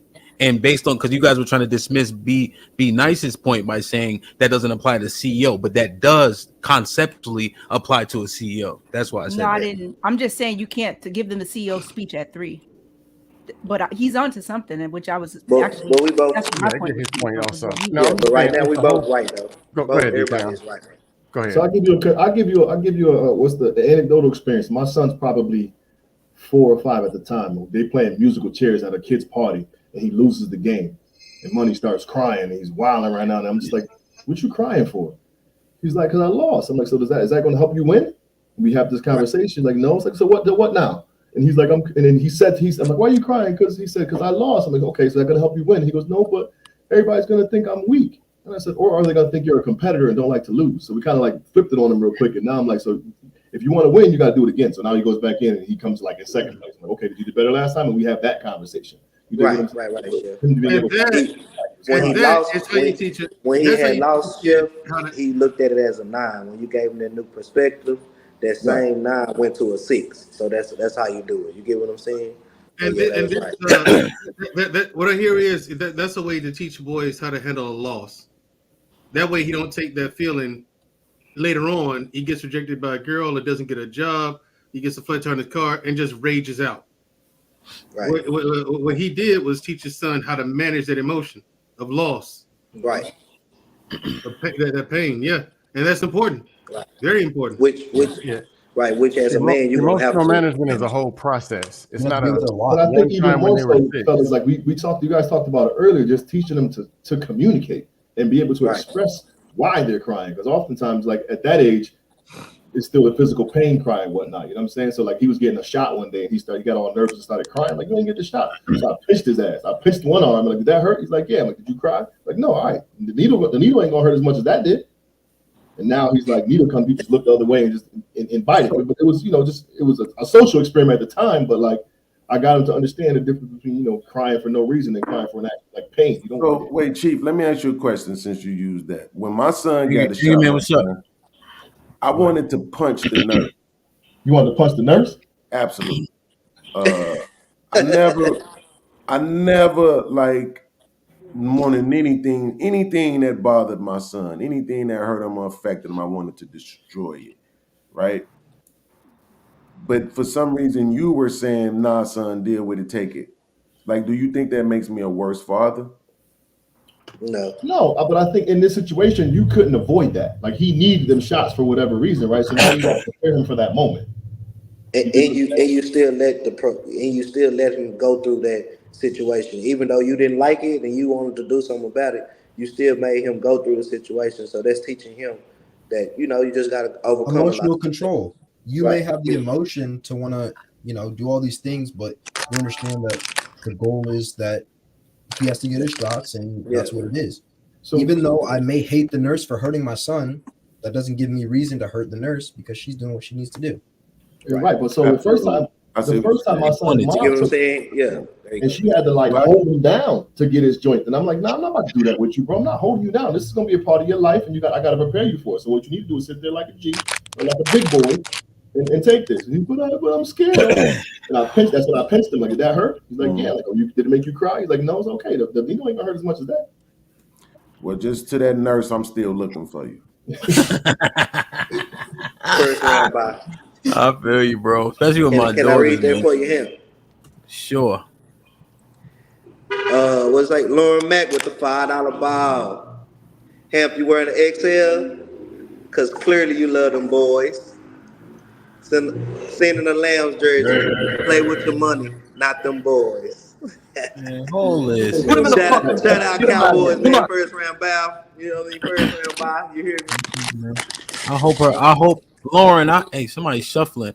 Lauren, I hope your alternator go out later. Omar Smith with the $5. Hemp, can we get a military story from Mandrell when he cried? LOL. I know you're a true badass soldier, and I'm proud to know. Big respect. The dating pool rose reaction with the $5 says one of the biggest complaints from women is man not knowing his emotions or connecting emotions. Not showing his emotions or connecting emotionally. Make this convo make sense. We ain't molding this shit for y'all niggas. Fuck, I look like angry man was popping. We didn't say not show emotions. We said what's up, AM? Yo, Chief, don't feed into that. All hating queen trying to do is bait us, man. Yo, I had to come up here because I heard y'all saying something that's total bullshit. This myth that black women started on the internet that black boys are being coddled. They're not being coddled. There's a difference. See, the problem with us in the black community is we think that if a black mother doesn't make her son doesn't make her son take out the trash or doesn't teach him any responsibility or lets him get away with this, lets him get away with that, that's coddling. That's not coddling. It's neglect. There's a difference. You understand what I'm saying? I got a cousin right now that was coddled. To coddle somebody is to spoil them. It doesn't mean you don't teach them responsibility. It doesn't mean you don't. What Bean said a little while ago is 100% correct.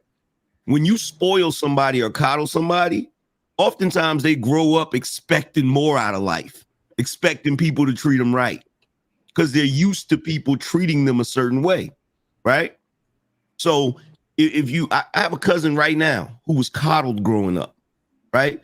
This motherfucker graduated college, worked for NASA, Lockheed Martin. Now he's the mayor of a fucking town. You feel what I'm saying? Like, there's a difference between being spoiled and being neglected.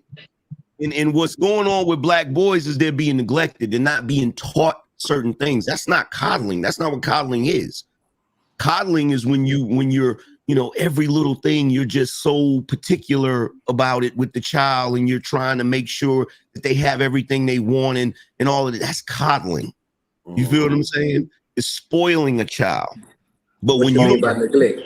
Anger man, both are happening in different households. There's coddling over here on the east side. There's spoiling on the west. There's raising in the south. No black women neglecting on the north. Ain't no black women coddling. If black women were coddling black boys, they would know how to fucking read in the 8th grade. They can't read because they're being coddled. There's different people doing different things. Are they neglecting? Yes. Are they coddling? Yes. They can't doing read different things in different households. They can't read because they're being neglected.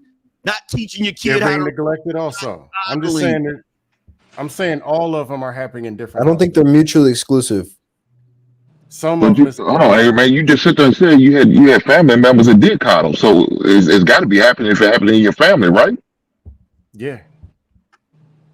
First of all, that wait. I got a question though. Wait a minute. I left out an important detail. First of all, that cousin I'm talking about that got coddled and worked for NASA and all that, his mama was white. Oh well, okay. I got you, brother. My bad. Race had anything to do with it. My bad. Okay, bro. They're getting coddled, neglected, beat everything in all races. Look, check this out. It got everything to do with it because look, for a short period of time, I lived in that household. That's my family that's in Detroit. And I watched how she raised her son compared to how most of us get raised. It was very different. It was drastically different. You feel what I'm saying? So what you saying, Ayo? So what you saying is coddling is more so hands-on. You're saying you had one white example and that represents the whole white race. Knowing they're getting the hell beat out of them, growing meth labs in the basement. No, that was neglected, spoiled, all of the above, just like any other race. No, that was anecdotal. I'm not sitting here saying that there aren't white women that raise their kids fucked up. Of course, you got the trailer trash and even people with money that might be neglectful. The point that I'm trying to make, Scam, is that when you look at what's going on with black boys today, more often than not, they're being neglected, not coddled. That's the point I'm trying to make. And when you say neglect, you saying more so neglect is being at home by yourself, got to make noodles or your sandwich by yourself, stuff like that. Yes. Having to do your homework by yourself. Maybe having to earn stuff like that. That's what you mean. Being coddled, you saying that's the people that's more hands-on with their kids, like always they're trying to do stuff with them, stuff neglect also. Here's an example of coddling, right? Yeah. Coddling can be bad. Coddling can be bad too, right? Here's an example of coddling. So you in school, in elementary school, and you always doing some shit you ain't got no business. But whenever the teacher called the house or whatever, your parent comes down there and is mad at the teacher and feels like you didn't do nothing wrong, even though you obviously doing something wrong. That's coddling. Absolutely. So that's not happening, angry man. Like, what is your actual argument? Oh yeah, He's saying there's more happening. neglect than coddling. It's happening. He actually is correct on that. There's more neglect than coddling. Right, that's But no, but Right, but what that do you coddling, just said about coddling? that You example said he that just that's not gave, happening. that example he just gave, I seen it as a substitute teacher all the time. They would say, "Look, Johnny ain't doing it. Well, he don't do it at home. Right. Well, that motherfucker doing it here." You know what? You know what? I'll give you this. I'll give you this. In this day and age, you might have that going on as far as the schooling and stuff, because I'll be seeing them little goofy videos and shit where the parents just don't want to believe the teachers and shit, and the teachers kind of got their hands tied when it come to certain shit too. You know what I'm saying? I come from that era where they would hit you. They didn't give a fuck. You feel what I'm saying? But in my opinion, like I said, there's more neglect than coddling, because these fucking kids these kids can't even fucking read. Half of them can't even do basic shit. That's neglect, not coddling. So But you didn't say that when you first came on. You said they're not being coddled at all. Right, but then he changed it since. Why do we do this? He just said 5 seconds ago, which was after he Yeah, made we the cleared first it up. statement. There's more What neglect I'm than really coddling. saying is there's more neglect. Did he really say what I'm He really said saying? that. I didn't hear that. Absolutely. Well, yeah. So he clarified himself, Q. He cleaned it up. He cleaned it up. He said what I'm really saying though. No, absolutely. You're right, but we cleared it Yes. up because he did say it's not happening at all, and we cleared it Right, up. right. Then he came back and cleared it up for you. And said, "Oh no, when I said that, I didn't mean that. What I actually really was saying was this." Absolutely, yes. Okay, I missed when he said those words. Absolutely. Y'all carry on. Now, my question is though: is it fair to criticize the woman for having to play both roles if no man is in the home? Do we criticize her for how the kid grew up? Yes, Yes because and no. it's easier Yes for a and woman no. to get a man than it is for a man to get a woman. Okay, I want to hear that. If you're talking to her, yes. If you're talking to the man, no. It is and it isn't. But my reason is different than Scam's reason. I'm surprised we saying the same thing. It is and it isn't. It is fair. It is fair to criticize it because the woman can replace the absent father with another father figure, but it's also not fair because she can't play both roles until she gets a replacement. You feel what I'm saying? So it's. But what if it's no replacement? Like, what if she don't find a man suitable enough to raise her kids, so she have to play both roles? Is it fair to That's her, not possible. or is it more on our end? That's So not possible. she found a way. So she found a way to fuck a nigga and have a whole kid, but she can't find one to raise him. I mean, would you want your kids to be raised by this generation? That's not the point. Nope, I'm not doing this. Hamp, I'm That's- not doing that's this. not your- that wasn't your It's starting question, to go baby down, boy. Hamp. Bring Stop that saying- suspended back Y'all, up. That y'all wasn't hold your on for question. Generation 3 is a weak seconds. We're argument. gonna get right to that. Let me get this super chat out of the way. The dating pool roast reactions with the $2 says, "AM say anything to take dumps on black women." Yup, that's facts. We got Ali with the 20 ball. Salute to Hamp and Happy New Year's to all the brothers on the panel. Angry Man, what camera you using, family? I typed it in the chat. It's the Sony Alpha 7 III. Of course, he got a camera that's called Alpha. This nigga is insecure. I'm not alpha. What are you talking about? I've never claimed to be an alpha, B. Get out of here. All right, I don't know who was leading that last convo, but somebody start that back up. Absolutely. No. So here's the thing. So hold on, Chi-Town. Here's the thing, bro. In real life, it's way easier for a woman to get a man. Way easier. And just like I told you, when we look at single fathers, a vast majority of them have women in their children's lives in the home. So of course the women could do it. But the problem is that you're saying to raise the children, and that's not why women pick men. They don't pick men on their ability to raise children. They pick men on their ability to look good and give them money. So it's not they're not prioritizing men for their children. That's that. Secondly, Angry Man, I think the reason why there was a problem with the coddle and the neglect thing is because technically they're interchangeable, right? The thing that you're describing that mothers do when it comes to black son, that is absolute coddling. You're neglecting something. You're neglecting the discipline that they need. You're neglecting the structure that they need. You're neglecting the chores and this and that. I've been in a situation where I'm with a woman, no matter what her kids do, she ain't saying nothing about it. They can be as disrespectful as they want, whatever it is. They ain't got no chores. And guess what? They still get the Jordans. They still get the video games. They still get the money to buy the stuff that go with the video games, right? Suspended from school, no problem. Same thing like you and Hink said, right? So it's a form of coddling, and at the same time, it's a form of neglect. And I think that's where it kind of conflicts at, because you're saying the same thing. But I think to Angry Man, what Angry Man point is that the coddling itself is not intentional, right? That's not intentional. The neglect is. And that's the problem, because you make excuses. Well, where the daddy at? It shouldn't matter where the daddy at. You have a role to play. You play your role to the best of your ability, and you don't get to use the absent father as an excuse. Now, hold on. Because we don't get to use nothing as an excuse. Let me play devil's advocate. Absolutely. If the mother has to be responsible for both roles, mother and father, correct? And she has to. No, I'm saying she has to provide for the child as well. Mm-hmm. How does she take time out of her working schedule to provide for the child to play both roles? That's my question. But this is what I'm saying. Black mothers have always worked. There's never been a time in this country where the majority of Black women didn't work, right? So there's a balance that needs to be had there. You don't get to use a job as an excuse. Men can't use their jobs as an excuse to come home and beat on your ass.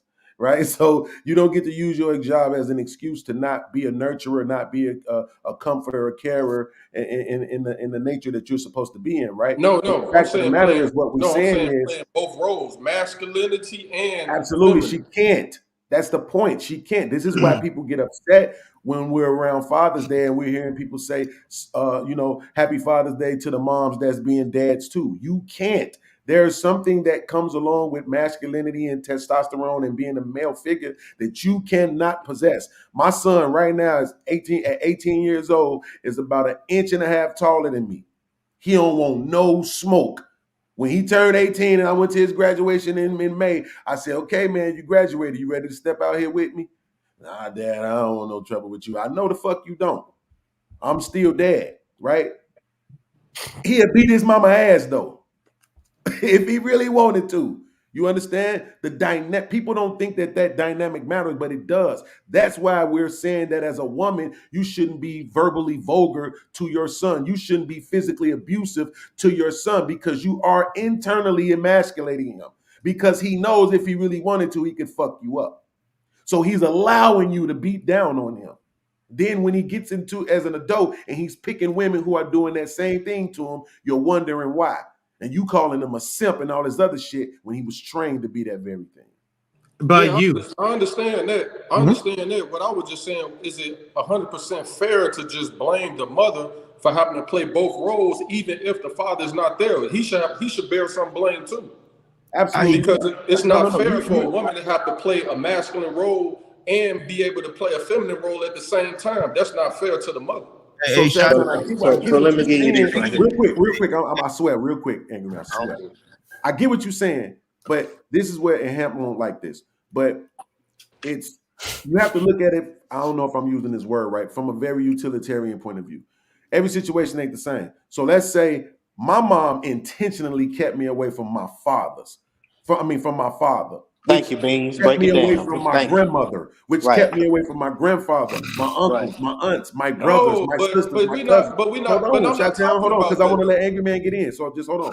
So what I'm saying is, that's Chi-Town. That's most situations, though. In that situation, guess what? She is absolutely responsible for that. You see what I'm saying? In another situation where a woman wanted the father around, open door policy, come see your son, be with him, whatever you want to do, whenever you want to, and that nigga is choosing not to be around, it's his fucking fault. Gets the blame. Facts. You see what I'm saying? And not her. Go ahead. I'm sorry. Now you broke it down. That's what he wanted, and I'm glad the masses was able to hear that.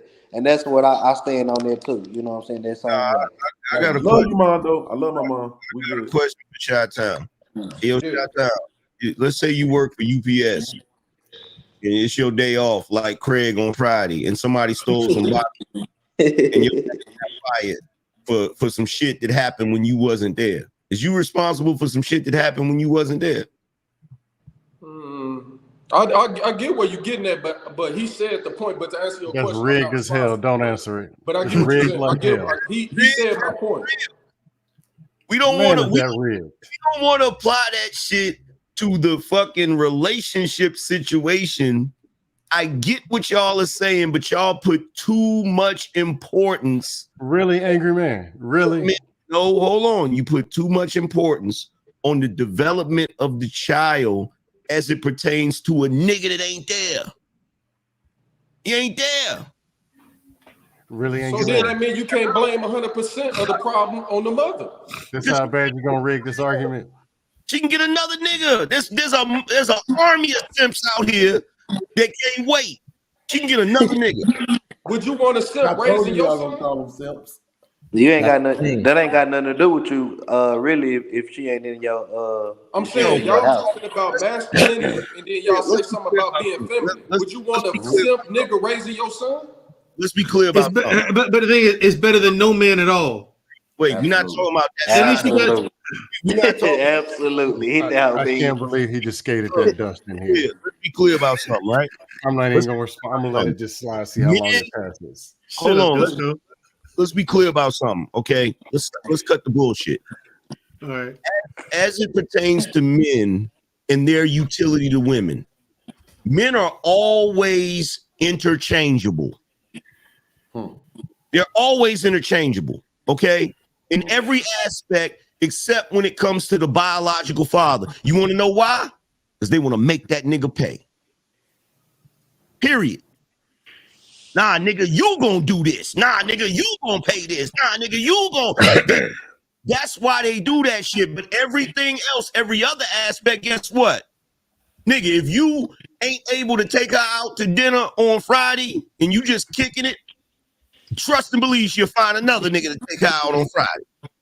Your ass is interchangeable in every motherfucking aspect except when it comes to raising that child. And it ain't got nothing to do with raising the child. It got to do with y'all ain't together no more. I'm gonna make your ass pay for leaving me, nigga. You gonna do this and you gonna do that. And if you don't do this or don't do that, and you fall short even a little bit, I'm a bad mouth you to the whole goddamn world. Instead of finding a nigga to raise that damn child. To Chi-Town's point, I'm gonna say this, and this is me speaking on behalf of women. It's not always easy to just, and I'm not talking about relationships. But it's not always easy to just depend on a man to step in to do what you need him to do as it pertains to being a father figure in the life of your children, because more often than not, the only thing that women have to bargain with is their vagina. So now, if you're talking about, because I'll give you an example. My mom had 4 brothers. 2 of them were dead by the time I was born. Her youngest brother was 14 when I was born. She couldn't depend on him, right? And then the older one, he was kind of out there, ended up being on drugs for multiple decades. So who does she turn to?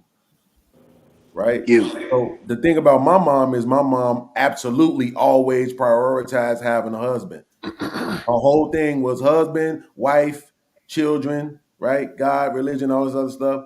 She always prioritized having a husband. So I really rarely didn't have a male role model in my life. I can't always call them role models, but it was always a male figure for the most part in the crib. Because my mom used to always say, I'm not going to be your hoe. So you're either going to marry me or you can get the fuck on. Right. And she was light-skinned, pretty and shit, good hair, so she could get away with that. But the fact of the matter is they can't, unless we talking about specifically going and getting a man to bring in the house to be that male role model and father figure in the household, is not always easy for them to just get a cousin, brother, sibling, whatever, to play that role model, because sometimes they not always up for it. Right? Now, if my mom had a hemp, it would have been that much easier for her. You see what I'm saying? If she would have had, and I hate to even say this out loud, but if she would have had a dusto, it probably would have been that much easier for her, right? Because now it's men in her life who, on one hand, you got Hamp, he has the religious foundation. On the other hand, you have Scam. He was raised in a 2-parent household and he has the discipline of a military man. So now it's a balance. But when you got one that's 14 and the other one is a dope fiend, what do you turn to? And the dad is a dope fiend. And you looking at the whole family over there, and it's like they all drug dealing, drug addict. You see what I'm saying? So it's not always easy for the ladies. We don't want to make it seem like it's easy, but in reality, it is very much easier for you as a woman to find a suitable partner to help you raise your children than it is for a man to do it, because of the fact that it's way, way, way, way harder for a man to do it because he's expected to be the provider. So you can still get a man in your life. I don't think it's that easy though, Beans. Like you I got. ain't saying it's easy. Like, I'm saying it's easier for women than it is for men. yeah, even if you're saying it's easy, it's of course it's easier for a woman to get a man, right? You know what I'm saying? Absolutely. But 9 times out of 10, as men, we looking at it from the sexual aspect. We really don't give two fucks about the child. You know what I'm saying? We want Right, to but get in, but get not, what but we this what want I'm to saying. get. You gotta, but Chi-Town, let me tell you this: a dude in his 30s and 40s that's getting up and going to work every day and don't have a family will absolutely come into your house and love your family. Absolutely, absolutely, bro. My stepdad is tattooed on my arm. When my mom went to the Same Hey, thing. when I was young, Chi-Town, my mom, when my grandma died, my mom couldn't take it. She went to the military. She left me with one of my aunties who didn't have no kids and never had no kids throughout the entirety of life. She didn't know what she was doing with me. I was absolutely unhappy. My stepdad used to come get me and take me places and see me. And he told my mom, he's like, Kobina is fucking unhappy. Let me get him. When you come home from the military, we're getting married. It is what it is anyway. So the family is like, nah, he's a man. You don't know what he gonna do to your kid. And he like, what the fuck? Like, you with me or no? Bro, when my mom conceded and let him come get me was one of the happiest times of my life. I'm with my dad. We living in a high rise. He a firefighter. I'm at the fire station and shit, sliding down the pole. Pause. I'm gonna use pause for the first time in my life, right? So what I'm saying is that man took me in before he was even married to my mama. You understand what I'm saying? He when you get, and I'm saying I know those kind of men still exist. Absolutely, we live in a red pill environment now, so it's being pushed against that. But those kind of men absolutely still exist. Beans, I got a question for you about that situation. When you were sliding down the pole, did you say?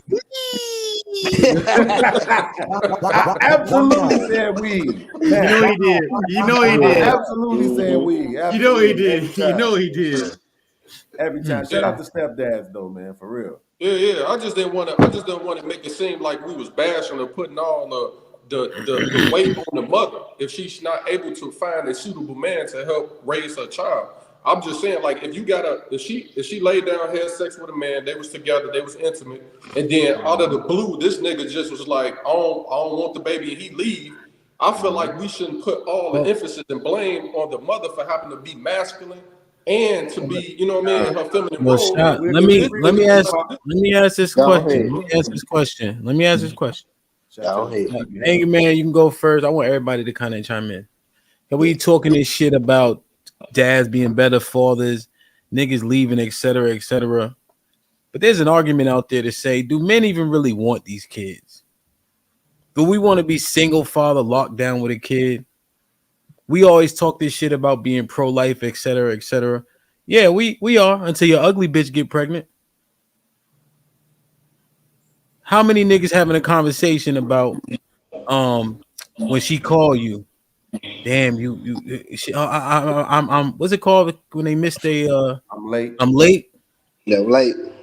And it's the ugly joint that you be smashing on the load you don't want nobody know about. Is niggas like, yo, keep it, we gonna ride. Niggas like, oh, word. Right? Because you trying to play it cool. Let me know if you need anything. You got your fingers crossed, hoping she make a decision. Let me know if you need some money, etc., etc. Are we acting like men out here really like, yo, I'm pro this, pro that. I want these kids. Nigga, all my niggas want to date kids. Fuck as you talking about him. I'll say I don't know about my daddy in them age, bro. I don't know, fam. But bro, Nah. Let me I'll tell say y'all from something. experience. You never all had my this niggas conversation with you. All right, let me ask y'all a question. I just want to hope. Let me, Most High, please make these niggas tell the truth. I'm All gonna right. tell you the most truth. So keep it a buck. Your man's never called you. Yo, son, Shirley pregnant. You mean train Shirley? Yeah, my nigga. You was still hitting that, my nigga? Raw biscuit? Man, you know how it go. No, I don't. Not train Shirley, I don't. This has happened to me. Absolutely. Come on, y'all niggas better stop acting like niggas is out here gun This hoeing. recent. Like, This is recent. I'm This gonna happened keep recently. I ain't rolling with them keep type niggas real. like Look, this, y'all bro. young. Yeah, look, I'm Niggas keep it like real. this, They are. bro. I don't I ain't know gonna them say type no As of that names. baby I ain't comes, gonna say no names as because that I don't baby want him comes, to they get in become a trouble dad. just in case somebody watching or whatever. But I had my homeboy a couple of months ago. He called my phone. He said, "Hey, tell me why Shorty, because he had a baby mama. He was creeping with Yo, a chick on the they, side. Daryl, they quiet now, Daryl. Go ahead. Go So ahead. he was like, he said, "Hey, tell me why I got this girl pregnant, but Shorty acting like she don't want to get rid of the baby." I'm like, "Shit." So what you, Those be the look, conversations, yo. so I'm like, "Hey, what you gonna do?" He like, "Man, look, I just got back in good with my baby mama. I ain't trying to fuck that up." So he told the girl, he said, "Hey, look, I don't want the baby. If you do have the baby, you better get ready to be a single mother because I ain't finna fucking be around." And that's Yo. what made her get the abortion. Chi-Town, I'm not gonna tell you which my man's from which age bracket I know this is true from. I ain't gonna say no name. I ain't gonna tell you what age bracket it is, but it you know what I'm saying? I ain't gonna tell you, but I learned it from them niggas. So let me answer the question. All Let me right. answer the question, especially for Daryl talking about they quiet now. Nah, niggas is. I'm not trying to be rude. While niggas is Right. talking, man, fuck them kids. Angry man, make it official. You already know. That's what I'm trying to tell niggas, bro. Like, look, this is the way it work with men, okay? When we decide we want to have kids, them the ones we want. That's the reality. Them the ones we want. Oh, we're not talking about no accident babies. We're not talking about the fucking condom broke. None of that fucking shit. And look, I'm gonna just keep it all the way funky. On the flip side, when the women feel that way, it's cool. Right? Thanks. Hey, Anger Man, I had a question for you. Well, hold on. And then on And that's why I that, was saying what. Let him finish the thought. Let him finish. Let him finish. Let him finish. let's be clear. As an adolescent during puberty, I done got rid of a bunch of fucking life, nigga. We done skid like what you talking about? That's millions of lives, nigga. Every bodies, nigga. Nobody give a fuck about bodies. Okay, so Angry Man, Yeah, I won't agree with bother. you that I think that's the majority of guys. In all honesty, I wanted every baby I ever heard about. They didn't all make it. But I was dealing with some problems, so I absolutely wanted them all. But to Hamp's the original part of his question before he made it about ugly women, absolutely I wanted to be a dad, and I would have did it on my own if I had to. Like I Hold on, wanted B. it that bad, bro. I That really did. part matters though, bro. Yeah, well, I mean, but at the same time, though, niggas, like, I'm not gonna make it like I never hit no chick that I wouldn't want to show y'all. But you know what I'm saying? Like, I'm just saying in general, though, because the first part of your question was, do niggas really want to be tied down to kids? Some of us, absolutely. And I know you don't like some, so I'm gonna say a minority. But absolutely, bro, because like I'm telling you, when I was with my son, mom, bro, and we was together, sometimes I should just stand in the doorway and look at my son and be like, yo, I got a son, bro. Like this shit is the I best do that shit. in But the world. I think you're right, bro. But I think because it is the minority, the transparency, and I know you champion this, we gotta be real, like honest with this shit. You know what I'm saying? That's why when Angry Man said it, that's what need to be said. Cause we gotta give credence to what Chi-Town's saying. Somebody mute if you Absolutely, but you talking about ugly man, women. Drell. I can see it to the ugly women point. Well, yeah, but that's what I just wanna put it out there because niggas be acting like, you know what I mean? Because we don't want to say, yo, I'll give you a ride. It's 300, I already snow. Right? Because niggas don't want to say all that. So niggas be trying to, yo, you know what I mean? But let me know. You know, shit like that. Go ahead. Man, that conversation be like, yo, word, who the baby? You the baby. What you want to do? Look, Come niggas on, is not fucking. Niggas is not fucking to have babies. They fucking the fuck, right? Yeah. Now, yeah, you in a long term. Like, look, when I had my 3 boys, I was in a long term relationship. I was trying to have children. You feel what I'm saying? But outside before that, when I'm just out here dating and shit, I'm not fucking having no damn kids. You feel what I'm saying? Which is why I fucking strap up. I don't feel like y'all wild ass niggas. Y'all wild ass niggas be going raw dog in every fucking thing, bro. I didn't do that goofy shit. Y'all niggas be Absolutely. You feel what I'm That's saying? right. That's right, but that wasn't. I hope it's a boy. Give me twins.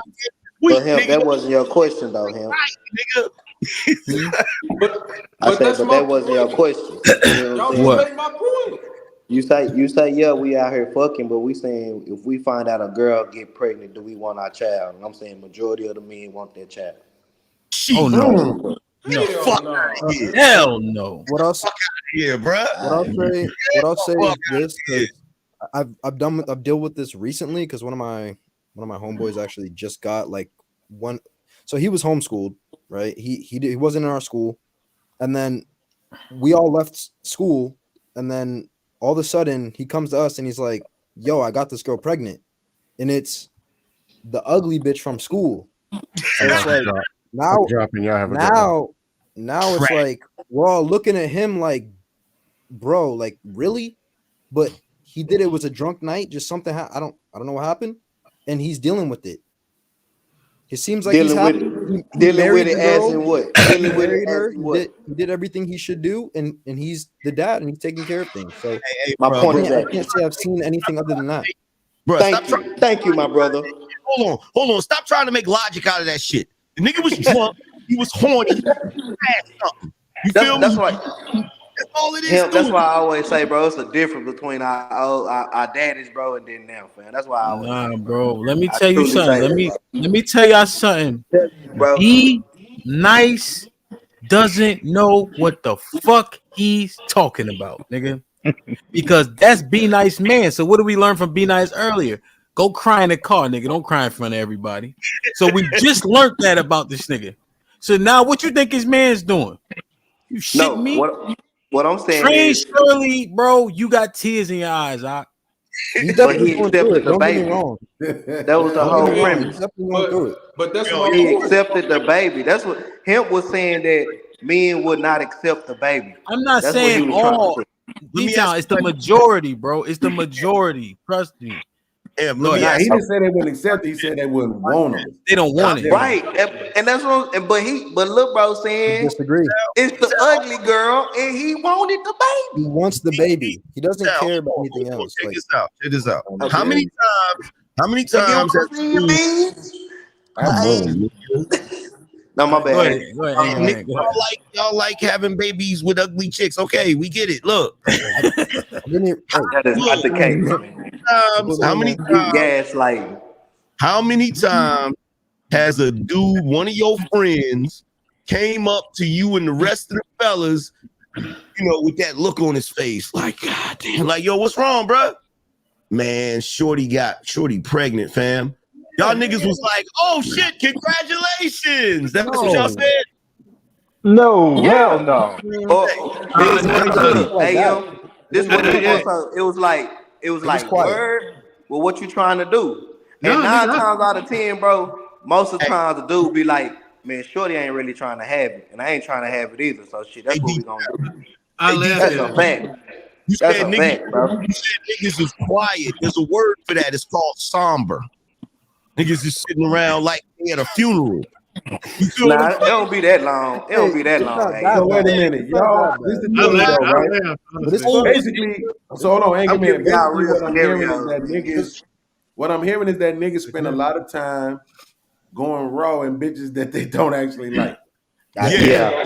That's a problem. Absolutely. Yo, right? Beans, can you read my super chat, Beans? Can you read my super chat? This might be risky for the $0.00. Said somebody please kick D-Town off the panel for 2 minutes. Please. No, but D-Town on that bullshit. In all honesty, though, like okay. I spent a lot of time knocking down light skin girls.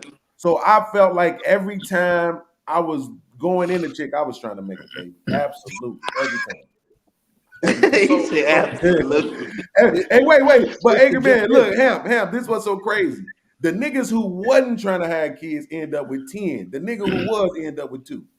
That's a fact. Hey, yeah, Thank you, Lauren. Thank you. Yeah. That's my point right there.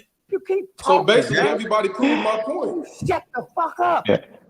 What's But up, we had Hap? How are already you? conceded to What's your point poppin'? that you can't blame it. We already acknowledged that it's case by case. They not all the same. But brother, what we know for sure is that a lot of women move in a direction where they are choosing to be single mothers. From But the you from the just word said, but go. y'all just set up here and said that y'all are nutting a chick and y'all definitely don't want the baby, but then y'all blame the mother for having to be a single mother, bro. If the Absolutely, baby because comes, she determines whether or you not take the child is responsibility. Niggas fucking with the baby. But Right. they don't really Hey, Hap. care. They don't really care if it happens or not.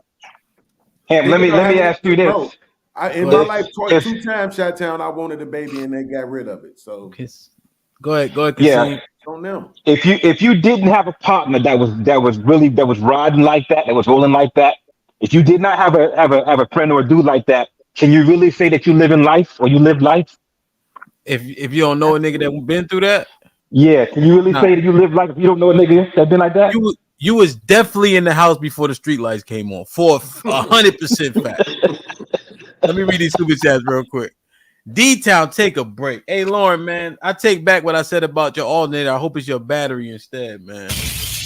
D-Town, take a break. He can come back at 3:36. He been down for 2 minutes, but if you notice, I just started counting when it go to 3:31. Cause that nigga's wild. Nigga ain't shit. Hunt ain't with the fire. He flexing in the back. Yo, D-Town stupid. Ink with the $5 says there are men that just did the right thing and took care of kids they didn't want. Yeah. The dating pool Rose reacts with the $2 says, yet men call you no good if you get rid of the baby. I don't call you that. I don't. From what I've seen, no one's ever cared. I think that. Hold dudes on, let me never read these cared. real quick. Mr. Fantastic with the $2 says, bring a toddler conductor. Bringing a toddler conductor in the world is crazy. The dating pool Rose reacts with the $2 says, it's more of the second man women deal with. Facts. Dating pool with the $2 says, she can't be both. So when is she not going to have two? Oh, I think that was earlier. Hank Deezy with the $2 says, shout out to Hamp, Q, and the panel. I think the key is what we saying is, I'm just talking about preliminarily. Niggas ain't fucking with that shit. Right? And all I'm saying is my man Fuego Boss said he was pro-life until his ugly bitch got pregnant. But when the baby come, I'm not sitting up here saying niggas is running. But I couldn't totally avoid the fact that what Chi-Town was getting at. That's all. Yeah. Yeah, okay. So he really is down till 3:36. Hey, look, when I got that phone call, I started laughing. Good evening, y'all, or good afternoon. What's popping? So Lauren Mack with $5 says, Shy, can you please get some headphones? You sounding real. What does that mean? What's that word? UT-ish. UT-ish. Oh, UT. It's just my deep voice, baby. I can't help it. Chi-Town, Southside. You heard me? Jersey. What we talking about? So Terrence, as you can see, they was wilding earlier. They meaning Be Nice in D-Town. What's your thoughts? Oh, Kasim, did you get in? Yeah, I asked my question. Okay. Yeah, my disposition on this whole thing is very different than the majority. If it's kids, I choose to take on the responsibility of the kids or even a woman, it ain't no doubt in my mind I'm gonna do the best of my ability to take care of any child she come with. Mm-hmm. Do you agree that that's a thankless job? Thankless? Nah, not at all. Because I think the level of man that's coming to the situation is going to raise them kids to be better no matter what. It's certain values and principles that's going to be instilled that's going to travel with them the rest of their life. No, but that's in terms of stick with them. Or you think people, so like, you think people are saying hooray for stepfathers? You think the kids appreciate the stepfathers? Especially if their dad is a weekend dad. who do they flock to when they make it to the league, et cetera, et cetera. You left with no benefit, but all your resources go to that child. That feels thankless. I'm not saying it's not necessary based on how many women have children, but the results are pretty shitty in terms of Yeah, what that man gets back. You see what I'm saying? yeah. So I'm gonna take it from a personal perspective and bring it to my personal life, right? Mm. Growing up, I was with my father, and then was with the wife he married, not blood related. And there I was with the grandparent, her mother and father, and then from there, finally moved in with my mom, and my stepdad raised me. And through that whole interchange, like in and out, talking to my father and stuff like that. But the impact those men had on my life was tremendous, because I would definitely be ripping around in these streets right now if they weren't involved. Uh-huh. Yeah, no, we get it. So you think that the overwhelming majority of those men have that experience where, like, did you have your father, like your biological father? Oh yeah, he actually just passed 5 days ago. It was in and out. Okay. Condolences. Okay. Mhm. Well, if it makes sense, anybody that had a stepfather might want to speak on it. Chi-Town, Beans, I had one. Kasim. I remember. Hell, I think I D-Town, was you back? around. Go ahead, I'm Yeah, listening. I think I was around 6 years old, man, and this was back in the '70s in Newark, New Jersey. And my biological father and my mother, they had fell out, right? And they got to the point where they wasn't even speaking no more. Then my mother met my stepdad, and they got married. And I remember after they got married, we got home. He was like, Kasim, and she was like, Kasim, this is your new daddy now. You call him daddy. Me and your biological father, we not together no more. Me and Greg are married, so you call him dad. And I remember her saying that, right? Because me and my biological father, we were cool. He would take me down to the park. We would play catch. We would play basketball. We play football. So now here it is. I had the new dad, Gregory, right? The stepdad. And I listened to my mom, and I was under his covering. And he took me in, right? He taught me lots of principles. He taught me drive. And I remember I lived next door to this this family that had like eight individuals. And I used to get jealous because he used to come home with all these toys and everything. And he would give me the toys, and I would see them playing in the driveway. And I came in the house. I said, "How come you don't buy me toys like Mr. Baker buys toys?" And he looked at me and he chopped me in my damn chest. He was like, "I'm tired of you asking me for shit. You got a job, get it yourself. Stop asking me for stuff," right? And that really stuck with me. So from that point on, I became a little bit more self-sufficient. I didn't ask him for nothing, and I got my own stuff. And I remember when I graduated out of the military and I got my little medical thing for Fort Sam Houston. And he came and he was like, "You know what? I'm proud of the man that you are, Kasim. I want you to take care of yourself. You have a good life." And that was April 17th in 1991. And that was the last time I saw him. Right. So those principles that he taught me, it helped me to be the man that I am. And I'm all for stepdads, man, stepping in. Word. Damn. Joseph, did you go yet? No, sir. Oh, my bad. What's popping? What's good? Happy New Year to the panel, to everybody's family. Yes, sir. I I like to harken back to history. Theodore Roosevelt, in 1912, he got shot during the speech. He had an assassination attempt, and he did an entire speech with with a bullet lodged in his chest. Some things are just a matter of duty. Now, is it something that we look forward to as far as being stepping up and being stepfathers? No, but as men, I believe that we cultivate the next generation of men, to be better than the generation previously. I was in a situation where I was dating a girl, and she basically treated her son like a husband. You know, But the kid didn't have any kind of balance. He didn't have any kind of structure. He ate junk food all day, played video games, neglected his homework, always got in fights at school. And when I came into the picture, it got to the point where I had to teach this little boy how to use the bathroom because all he did was just piss all over the toilet seat, you know. And do I regret if anybody called me a stepfather or or a simp for doing that? That's fine, but I do not regret teaching this boy things that would help him later on in life. My grandfather, my 83-year-old grandfather, he's not related to me by blood or marriage, but he stepped up when he dated my grandmother. He took care of all three of my brothers, my sister, and my grandmother. Wow. And he's been around my life since I was about 5 or 6 years old. That man can get anything he wants from me because of that. You know what I'm saying? Because I still remember fondly all of the gifts, all of the presents, him being omnipresent in my life and my brother's life.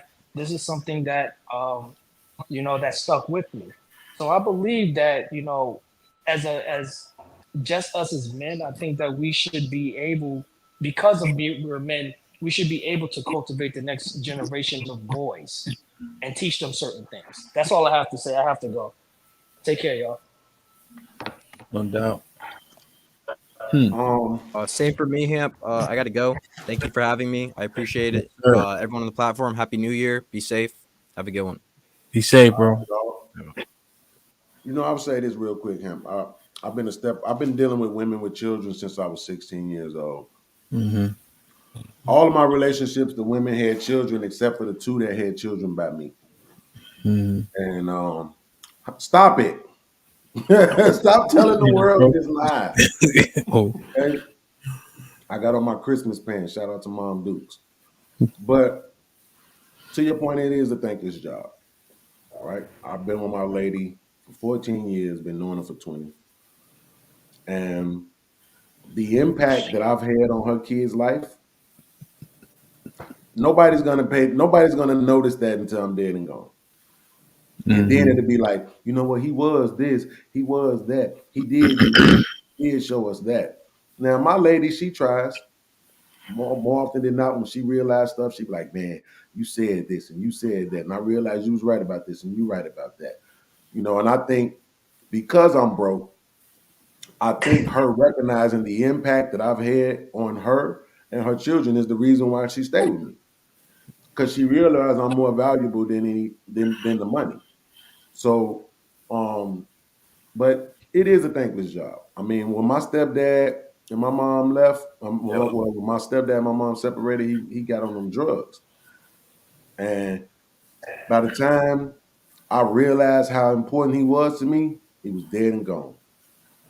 He had died. I think he died at like 52. Damn. In his sleep. You see what I'm saying? So, but I understand exactly why the manosphere / red pill / conservative douchebags ass bitch ass niggas that won't say none of this shit into your face.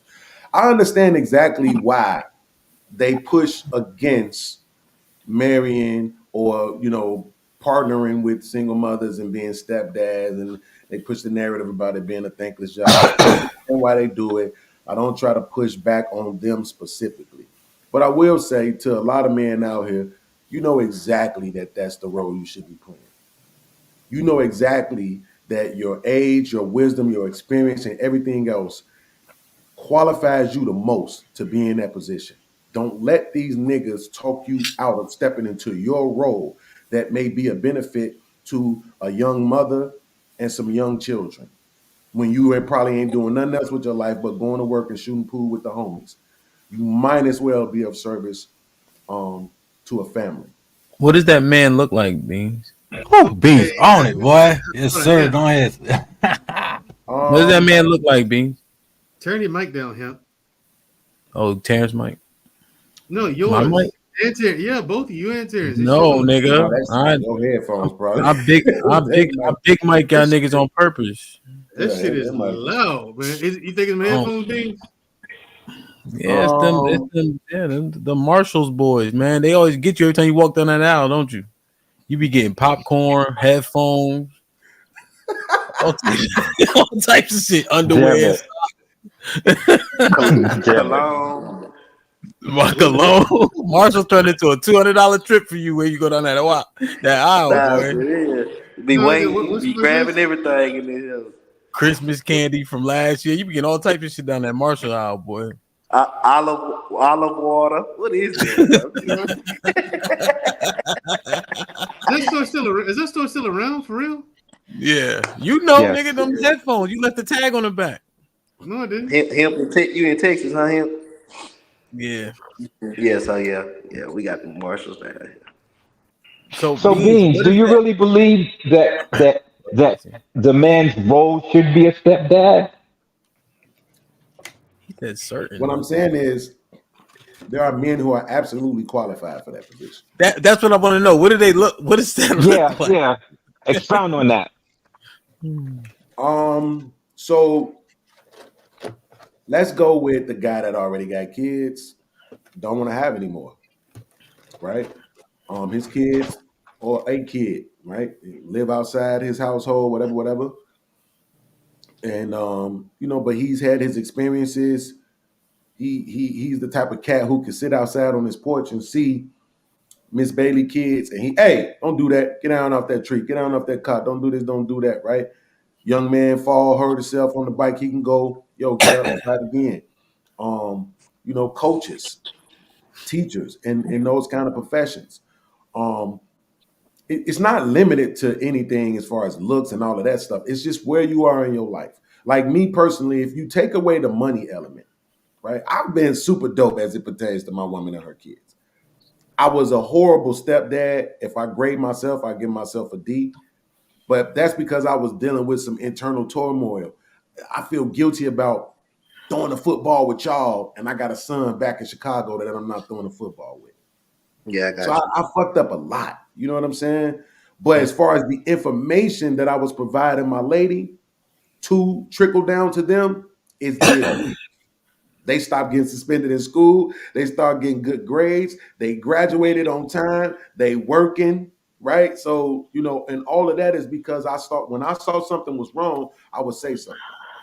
So I'm saying it's absolutely men out here who know they don't want to have kids anymore, maybe, who just all they do is go to work and go home. Like if you want a woman, if you know that you are absolutely qualified for that, if I'm not saying you have to take on the task. You see this woman with the worst kids in the world, say dun, dun, dun, dun, dun, dun, super stepdad. Like, no, I'm not saying that. But I am saying it's guys that know exactly that they're qualified for that role. My stepdad wanted to be with my mom. She had me, right? And he came and got me. To his credit, he came and got me before they was ever married. He came and got me. Forget you, Hemp. Yeah, He but came and got I me. would say this, He was a Beans. firefighter. He made good money at that time. I would say this, Beans. That person that you're describing will probably be me, right? I was already married already. I have kids. They're all grown and they're all living, their life. But I don't feel the need like I need to go ahead and nurture and raise somebody else's children, even though I had a stepdad in my life. In my situation, it was like, you know what? I was very selfless. I took care of my kids. I took care of my family like I was supposed to do. I really didn't do too many things for myself. Now that they're gone, I'm making up for all that lost time that I spent being selfish. Now I'm more selfish. Now I do a lot of things, for myself, and I feel as though I'm making up for that time where I was a responsible parent and responsible dad. Now that I'm old and I have the resources, that is just not on my radar. And I think a lot of men feel that way. Yeah, you're the type of guy that go to operas and shit, though, right? We got these guys No. that. Well, I've thought been you. to an The opera last time I had a before, conversation with you, you made it seem like you partaked in the arts, right?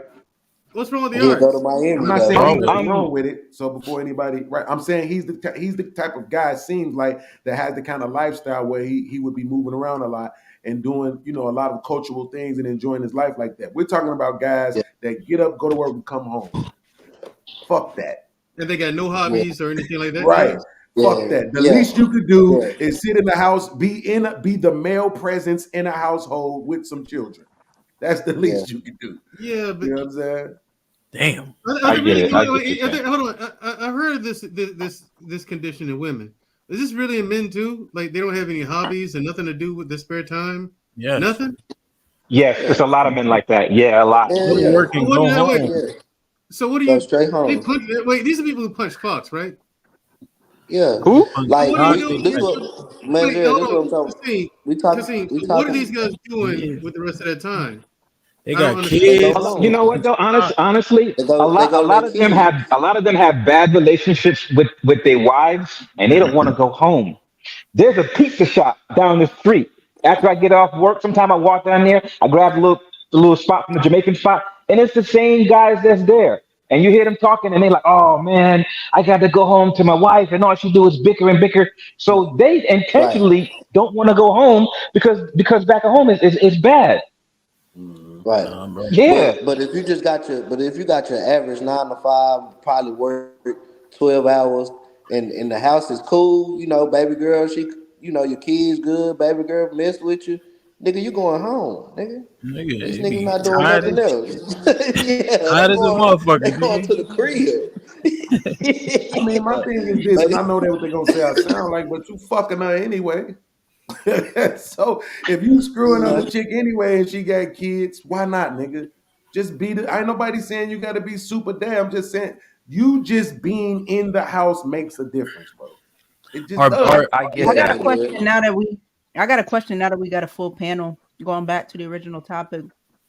Do y'all feel like, yep, I don't know how you phrased it, but I'll try. Between a mother and father raising the opposite sex, who would have a higher success rate?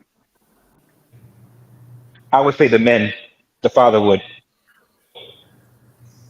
I would say the father would because I think we had this topic the other day when we talked about specific traits that I believe that if it's going to be that way, someone raised with more masculine traits or masculine mindset of the way a world works will stand a better chance of making it and surviving.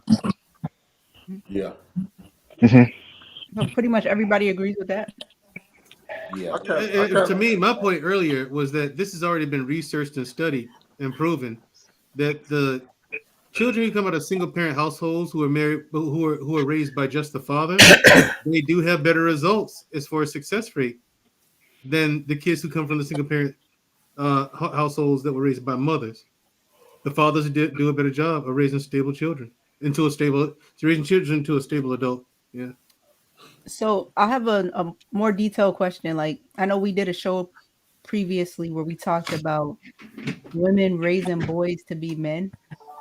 I was largely a part of that topic. Um, and the way the person did that was that I was saying you have to substitute the male presence. You're like, rah, rah, rah, rah, rah. You're saying you got to substitute the male presence. Well, yeah, I can't teach a boy how to be a man, right? Do you guys think that men raising girls that they can teach a girl to be a woman? Absolutely not. Not possible. Men cannot raise girls to be women. Women cannot raise boys to be men. We don't have what it takes. It takes a. Oh, I don't know what it is to be a woman, but you do. Even Right. though you're not a heterosexual woman, you're still a woman nonetheless. So you'd be in better as far as teaching my daughter, if I had one, how to be a woman. You'd be more qualified than I am. I don't know what that's like. Right. I can teach you what my idea of what a woman would be. I can teach you what my ideas of womanhood are. I'm going to be largely inaccurate because these are just ideas. So I'm one of those people that's on the fence. I feel like kids need both. They Male, definitely do. masculine You and definitely need They both. do. You in order to definitely need But both. you're posing Yeah. a question to us, Q. So watch this. I'm gonna tell you something, Q. This is what I think. Mm-hmm. I think that mothers teach you how to feel, fathers teach you how to move. And I think that's the reason why fathers will do a better job. Is because they're gonna teach you how to move through life regardless to what your gender is. You're going to be able to make good decisions. So that's why I asked you what is successful. If you're talking about getting your kid off to college, after college, getting a good job, being able to provide for themselves and live a comfortable life, then absolutely I will say the fathers would be able to do a better job Yeah, of that. Because that's they're what I going to would be able do. to teach you how to move and deal with the pressures of society more often than not, because they're giving you the discipline and the structure and all of those things that you need to be able to tolerate society, right? Yeah. But do you Yeah. think now there's one is better than the other, or should we really be advocating for kids having both? Because let's say the We girl always is do. too masculine, right? She's too much like her daddy to be even be in a Absolutely. relationship. We see that all the She's time. not Look too much masculine. like they Again, daddy hold and on, hold on. everything. No, Yeah, but slow wait. down. I Slow down. She's not masculine. She's aggressive and assertive. Women can't be Okay, we'll go with masculine. that. We'll go with You can that, but that would project be it, the byproduct. imitate it, but it ain't masculinity. But that would be the yeah, right. byproduct of being raised in so much masculinity without the nurturing aspect, correct? Well, no, that man should be teaching that girl how to contain her femininity and how to measure that femininity and into a masculine response, right? But how does By he what do the that? man by what the man is doing, right? If she's coming to her dad with certain things and with a certain energy, her dad's gonna tell her like, whoa, wait a minute. First of all, ease up off the brakes a little bit. Okay, get her to calm down a little bit, and then she's naturally going to go into a softer frame, and then explain the thing to her dad. This is what men teach women: how to get that femininity in control and how to respond to masculinity. I've seen it a whole lot between my grandfather and how he taught our nieces and nephews. I've seen it live hand how they would come to him a certain way, and he would slow down, slow down, slow down. Now, what is it? Now, what is it you want to say, Kia? And then she would get in her feminine, and then she would respond that way, and then he would reward her based upon that response. And she grew up being a very agreeable, very nice feminine woman that she got married. They've been married for 20 years now. But you're saying she did not have a woman around her at all. Say again? Not She didn't have possible. a woman around her at all growing up. Yes, she That's had not individuals possible. in the area in the neighborhood. You can't Yes. say that. That's not Yeah. possible. You always Yeah, you we- always try to make it the absolute extreme. That's impossible. No young boy being raised in a single household has no males around him at all. Right. Right? So Right. that's not Yeah. possible. Right. It He just all either gets depends them. on what those male role models look like. Yeah, When they I can didn't be. have my No, peoples, Beans, I got to a certain age. I Beans, had you're Wait, going off, wait. Go ahead, Q. Beans, you're going off the deep end with something that I wasn't really speaking to or asking about. Because You just Kasim asked him, said, did he not? She have no females around at all. That's insane. Nobody yes, lives like based that. on something He he has to said. So answer let me though. land. He has to answer. Yeah. Based on what he said, when I asked the question, prior to that, he was saying that the father can get the girl to come back into her feminine state. And I said, how does that happen? So I asked that question to see if it's possible that she could even identify what that feminine space was because she has had women around her. He just confirmed, yes, she has. So that's making sense to me. That's But why I even, asked that. but even if but you said she didn't have no females around. Like Yeah, I could ask that because he was saying the scenario that I painted was just a single father raising a girl and just a single mom raising a boy. They don't got that level of influence around, right? In my scenarios. So when he said that man can get that girl to come into her natural feminine ways, how is that possible unless she's seen what that looks like at some level at some point? So he just No, shifted. but Q, she doesn't necessarily have to Go ahead. see Yeah. it. It's in. Right. You have to remember, she doesn't have to necessarily have to see that behavior. It's innately in her. She It's can't in help like it. yeah. She can't help Right. it. She So, doesn't have to but see that behavior in order to mirror that. It's just how she is. Right. not to He just derail, but let me ask y'all a question real Attributes quick. got to be flexed. Keep it right there where Q is, right? But does this point resonate? A woman doesn't know how to love herself if a man doesn't love her first. Correct. Yes. Yes. That's a fact. Whoa, Yes. That's why I give. whoa. That's a Mhm. fact. That's why I give so much love to my daughter. Hold on, D-Town. Don't overtalk. Don't overtalk because y'all Yeah. not that. Y'all don't have that much charisma. Right, So Kasim. what I'm saying is this, right? Because I'm thinking about what Kasim is saying, and Right. Q, I think maybe that's what he's trying to say, like how you treat her, you opening the door for her, like you mold her in that way, you know. But I think you do need female influences. But that's chivalry. Right. That has nothing Well, to do with love. no, No, I just okay. named a few different components of how it looks to be treated by a man, right? Right. Okay. Touch, what your father tells you resonates more in terms of boys, in terms of how they should touch you, treat you, et cetera, et cetera. Just trying to understand what Kasim is saying, as opposed to just refuting it automatically. Yeah, that's what I said. Hold up, because I wanted Kasim to flesh that out. Yeah, That just sounds trying to. rather extreme because at face value, it sounds rather extreme that women don't know to love themselves without being loved by a man first. I like to hear you flesh that out. If you would, Kasim. Well, you have to. Women intrinsically respond to man and masculinity in a certain way. They're really looking for that affirmation from the masculine and how you move. And by them Right. getting that affirmation, that teaches them how to love, Right. right? And through that love, they go into how they communicate, how they coexist, and how they want to proceed with different individuals. If she really hasn't had that love, right, Right. from that masculine energy, then she can go astray very easily and end up loving the wrong individuals or giving that individual to the wrong people, and that can be a really big effect on her psyche, her life, and her Yep. emotions. So that it That's a has to fact. come from the man first to contain that, and then once it's contained, then she can know how what order to put it in, right, in Oh, her okay, life.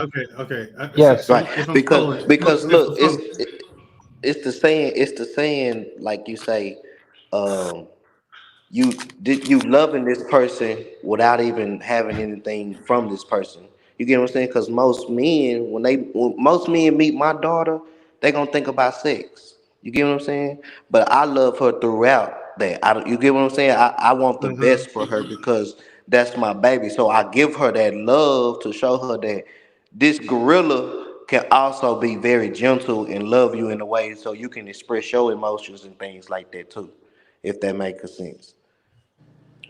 Yeah. What Kasim huh? was Oh, describing, anyway, from what I Yeah. heard, Yeah. was Make that it if be. you're a Does that man in make a sense, household Q? with a daughter, No, It it makes it, doesn't. you've been making sense to me all day, D-Town. Fuck everybody else. See, if Kasim you're a actually Stop man, being nice. Kasim be Marcellus, saying that what Q, I be stop wanting being to nice. say, but I don't know how. I'm trying to get there, but if I'm you if telling you a you. man, if you nah, a I feel man in you. a Let household me with a get this daughter, off real quick, Beans. Marcellus Davis has gifted one. This might be video game. Shit like Whoever he that. Shit gifted that like to, that. Shit like that. whoever he gifted that to, make sure you maintain it. Unpopular truth with the $2. Lauren Mack thinks she just hilarious. LOL, shaking my head. Steppenwolf with the $10. Beans, I've helped raise 9 plus my 2. I'm not I'm not opting back into that shit. I've done my stepdaddy shit. I'm done. yeah, Brother. That's 11 kids, Beans. He done. I yeah, say he's but he done his did That's a it. bit lot. too. That's Checkmate. Yeah, checkmate. Hey, he did it though. He did it. Checkmate. Yeah, So this is what I'm saying. checkmate. Sorry, my intellectual Checkmate. standard is higher than yours. But anyway, yeah, back to Kasim. But Kasim. hold on, So hold what on, you're hold on, saying hold on, is, hold on, because she cut me off. Remember? oh, my So bad. here's the thing. What Kasim was basically saying is that as a father, when you're raising a daughter, you're going to teach your daughter how to operate with a man innately. It's just going to happen. Period, point blank, because you're a man and she's having that relationship with you. Like they used to say, "Oh, a dad is a girl's first love," right? Right. So you're gonna teach her that automatically. It's that Mhm. simple. That's what he was saying Okay, about that part. Right. And right. you don't want Because nothing from her. You get what I'm saying? You don't want yeah, nothing yeah. from her. You So know what I'm then saying? yes, yeah. So just like, okay, here's a hypothetical for you. And Uh-huh. being you've been firing on all cylinders all day, I'd like to hear from you and Kasim. D-Town, chill. Let me hear from Terrence Fall after him. back. I ain't gonna say Okay. nothing. I ain't I'd gonna like to say hear from nothing. Terrence after him too. Okay. So what say, the kid has a father, right? Counting her life, but then she has a stepfather, but she clings to the actual father and dismisses the stepfather. What happens there? What weird situation is that? I don't know. I mean, because in a kid's eyes, the father is Superman. You know what I'm saying? The biological father is going to be Superman, but Right. but the kid also has an awesome stepfather who provides the protection, all that stuff. Well, we heard somebody on the panel Is the say the other biological day. father there? I'm I can't sorry. remember who he just said that. Jesus. He- The we heard somebody say on the panel the other day, I had my dad and I had a stepfather, so having both of those men in my life, they would tell me and correct me and tell me I need to move this way and move that way. I'm not necessarily sure about the exact example that you're using. I don't understand how that dynamic would play out. I'm just saying, as far as in your life, you're gonna have role models. It's that simple. As a boy, when my stepdad left and I felt alone in the world and I didn't know who my real father was or what my brothers and all of my father's side was, I went and sought it out. And it just so happened to be the gangbangers. Period. And I've been big TVL ever since. Right? So that's what I'm saying. It's the examples will always be there.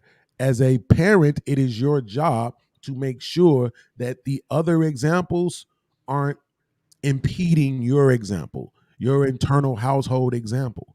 But when you send your kid outside into the world, you can't determine what they will and not run into. So that's why I'm saying you have to in a father household, that iron fist that fathers move with is always going to be supreme to the softness and nurturing that a mother brings, which is why I believe the fathers will have better results. Okay. In your scenario, Mandrell, where the woman or the girl is more favorable to the biological father versus the stepfather, I think somebody needs to have a really good conversation, with her. If you know the biological father is around and the stepfather is in that role, I would recommend for those two individuals to be men and to talk it out, right? Because the ultimate goal should be the well-being of this young lady that they're both trying to nurture and navigate through this world. And those men should sit down and talk about the ways that they show love, affection, correction, and guidance. Right? Have that man explain how he communicates with that woman, how he guides, how he corrects, and then the other individual explains how he guides, corrects, directs. So that therefore they can establish a certain way of moving that is consistent. That no whether she goes to the biological father, she's getting that same order, system, and structure. And when she goes to the stepdad, she's getting that same system, order, and structure. And that's where communication comes in. But they both have to be consistent. And it's something that I learned in the retail world. It was like, you know what, Kasim? All the managers have to be on one accord. Because if the sales staff sees that what you say and what the other managers say is different, they're not gonna get along. So we had to make sure that we were all on one accord. So no matter which manager that salesperson goes to is getting the same message. And this Absolutely. is the same thing that I would recommend for this instance with this young lady with the biological father and the stepdad. So, question: who's in her house? The stepdad. The So stepdad's in the house, but you the realize that? Wait. Uh-huh. All right, let me move this around a little bit. Y'all niggas been filibustering. So, What you mean? so What you mean? question, Kasim. It's not. Do you think it's going to be a negotiation, or you think the household, the man in the household in which she primarily lives in, is going to set the rules? Yes, the man in the household is going to set those rules, right? And as I said, that's why it's important for that man in the household that's setting those rules, and then the stepdad that's seeing her occasionally that they talk. That the man of the house is saying, "Hey, this is my system, order, and structure. I would like for you to mirror that as close as possible, so there's no disconnect. Because when she's with me, she's under my covering, but then when she gets with you, she gets in a different mindset, and then I'm constantly have to break her out of your system, order, and structure, and you have to constantly break her out of my system, order, and structure." I heard that. Now, how realistic is that, Chi-Town? That I'm gonna say, oh, Kasim, they water flowers on Sunday. I'm not watering no fucking flowers on Sunday. I don't give a fuck what Kasim doing in his house, because he not gonna dictate what happens in mine. That's exactly So, how it's gonna go.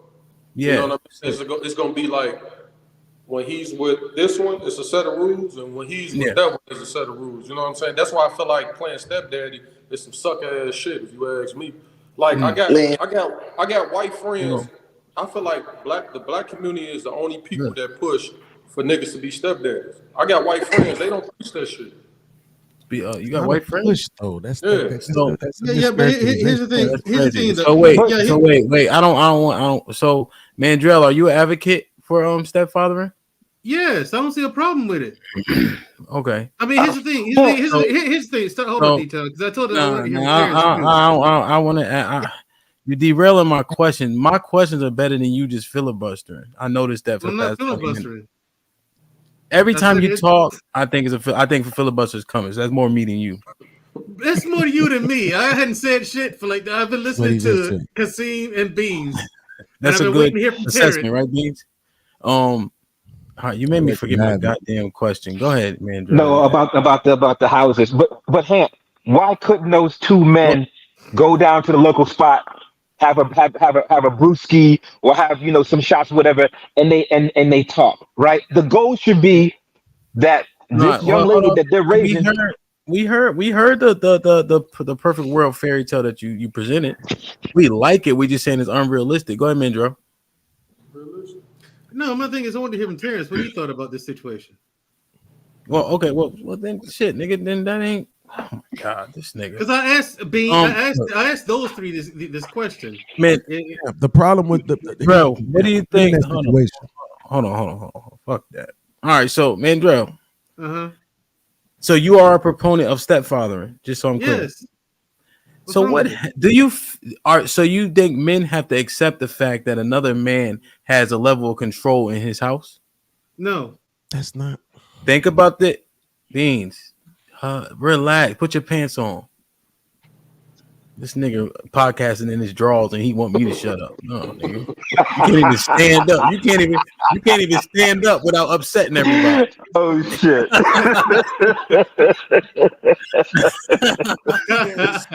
Nigga, leave me alone, goddamn. They don't believe you if you keep saying that shit, man. We synced it. I'm gonna zoom in next time you go up and get some more food. Oh no, pause. We good. Oh my. They pants, man. Damn it, man. That shit. Yo.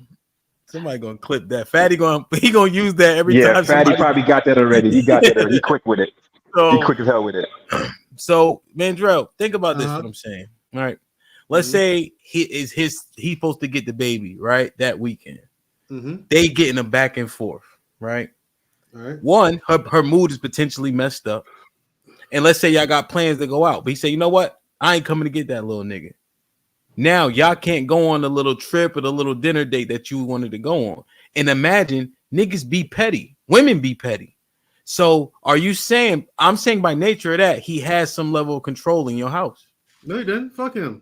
You don't want to come get his kid. Here's the thing. You're not looking at the big picture here. No. Answer my question. No, you can't say fuck him. The kid's still there, right? And she's still she's still bothered by the fact of what they discussed and the fact that he not coming to get his kid. You saying that he don't have some level of manipulation and control? No, do you think about your question and think about how that's going to come back to bite him in the ass. The level of destruction that he's causing in his own life with his relationship with his child by pulling bullshit like that. Yeah, who's going to have the last laugh? You're looking at what's happening right now. Me and the lady, you and the lady that's what we're talking about. Yeah, you and the lady can't go out. But here's the thing: this is where your grown man brain comes in. What's he doing to himself as far as his relationship to his kid? You don't worry about petty shit like that. Grown men don't. Okay, that's petty. That's small. So you're saying even though his relationship with his child by pulling the petty shit to get back at you and your lady for not going out. Okay, yeah, he got you on that one, but that kid sees that too. And so you saying affecting him and the kid. So you're saying because the macro picture is going to have a larger residual off of that, you saying that in the micro he doesn't have any control because you had to stay home. That just is what it is.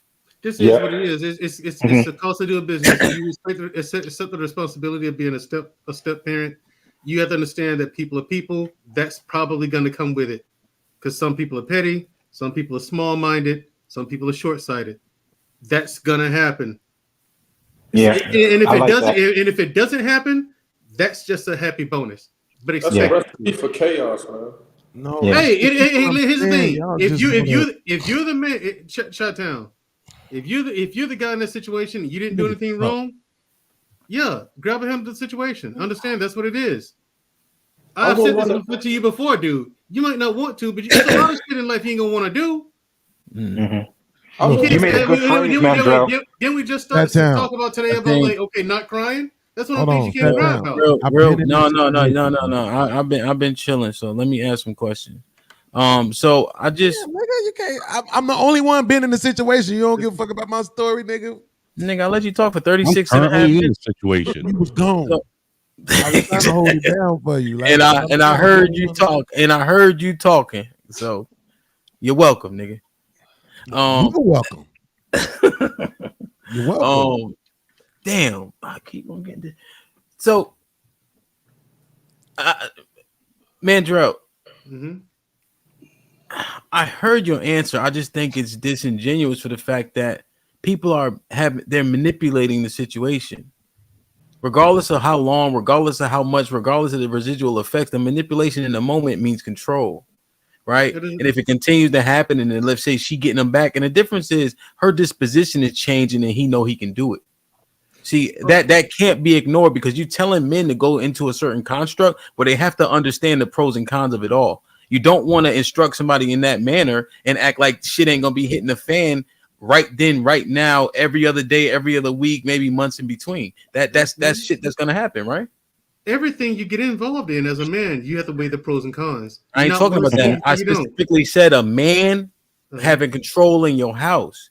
To That doesn't ignore happen. that fact is it would be foolish to do so. He has no control over your house unless you give it to him. Like, okay, take this scenario you just gave us, right? You want to go out, you can find a babysitter. There's plenty of different ways to circumvent the situation and be advantageous to, and for it to still work out between you and your lady. You know ever what I'm try to saying? get a You can last be minute babysitter? No, I don't have any children, so It's I almost haven't. impossible.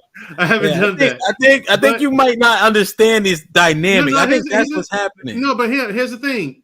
Postpone it till next week or whatever. You're still looking at it as control. This nigga sounds crazy. You sound crazy, Mandrell. This is how the women argue, right? The goalposts continue to move until the shit on the next field. I'm not moving the goalposts. I'm Are finding you a solution. saying like get a babysitter, then go out next week? The point is, I'm giving you ideas on how to solve this situation. But you're not. But you have to also admit the fact that there's a level of control in which he has because you willingly went into this situation understanding the pros and cons. For you to ignore this con makes no sense. What could I still don't see Just the control simple thing. manipulation that he has over your kid. He has influence over your kids, which is even if they don't live with Snowman, you didn't say hi to anybody. You didn't say hello. I'm sorry, Hamp. I'm sorry, Hamp. What's up, Hamp? I don't see the level In of a minute. control you're claiming is there. No, because he has manipulation over your child and influence. That But it's when not that your child comes child. to your when that child comes to your house, that he's going to have a certain level of control of your household. No, he doesn't. Absolutely, he does. Because again, maybe it's because I don't have any children and I haven't had to deal with this.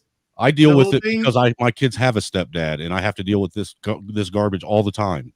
Well, yeah, maybe. Yeah, I haven't had to deal with this. I mean, Let's get hold on. Kasim and Mandrell have been shooting these fucking rubber bullets and they ain't working.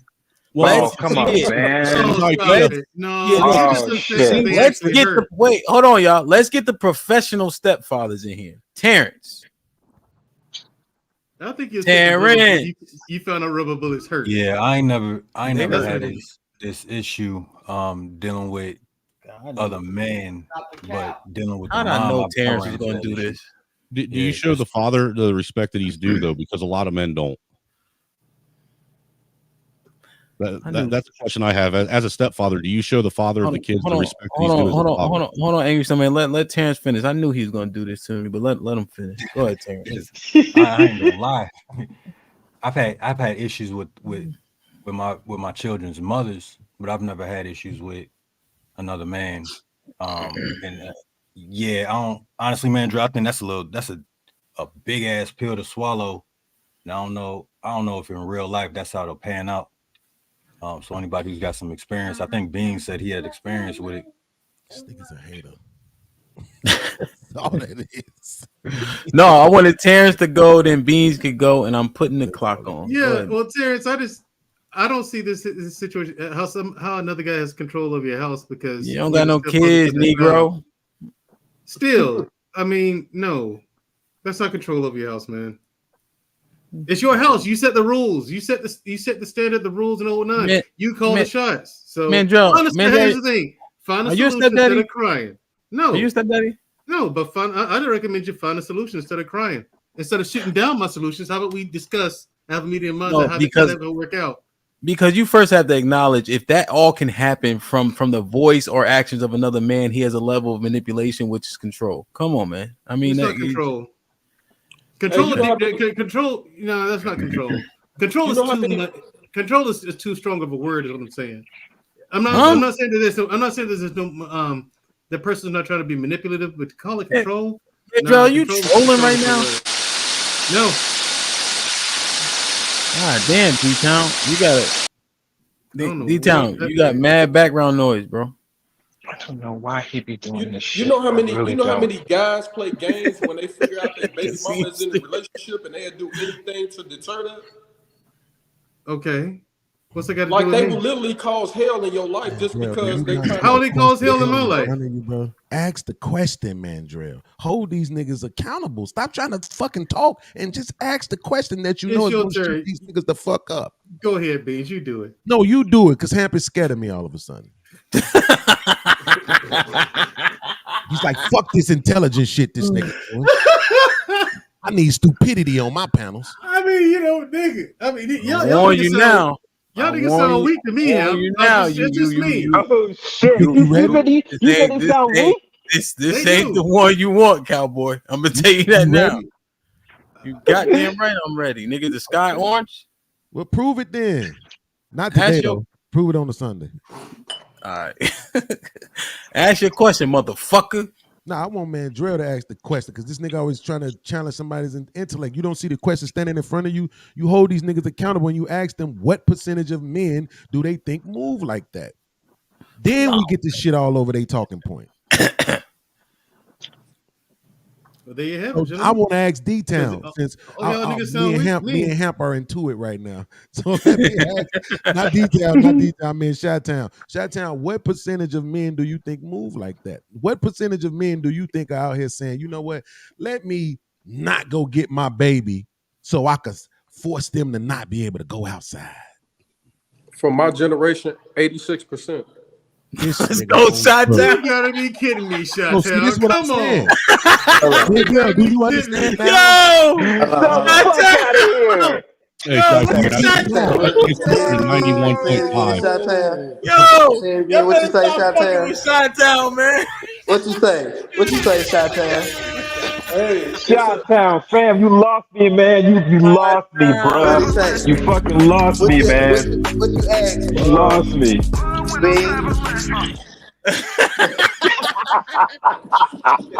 Chi-Town, come on. Yo, y'all better leave Chi-Town alone, man. It can't be that serious. I'm gonna tell you why. I'm gonna tell you why. Y'all serious? Look, I'm gonna tell you why. I'm gonna tell you why.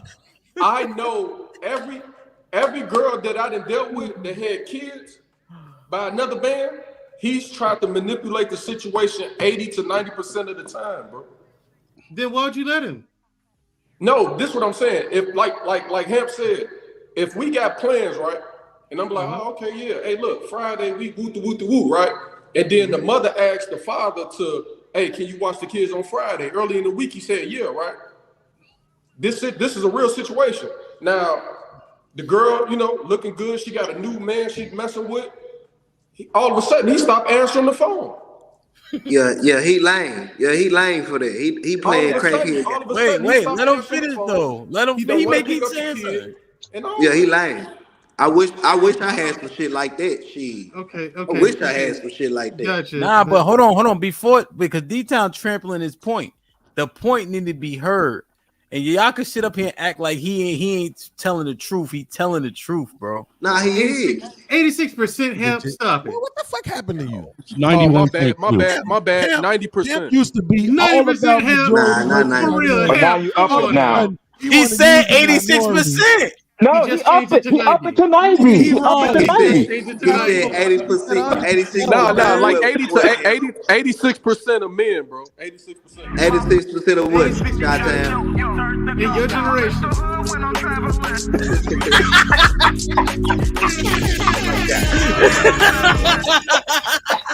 Yo, y'all better leave Chi-Town alone, man. Here's the thing. Okay, look, I'll say this to that. Okay, if what you are saying is true, if your generation is that fucking weak and just grossly pathetic.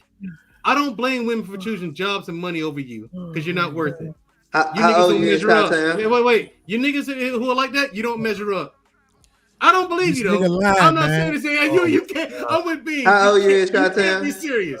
I'm with Beans, Kasim, and Terrence. Just so the record to be clear, the four of us are pretty much on the same page. No, Yeah, we the four horsemen now. There's no way. Is it? Context Hold matters. on, man. Context matters. Hold Chi-Town on. is my man. I'm rocking with him because he's from the crib. But Hold he's on. also from the South Side. He's What? literally from Inglewood. He's insane.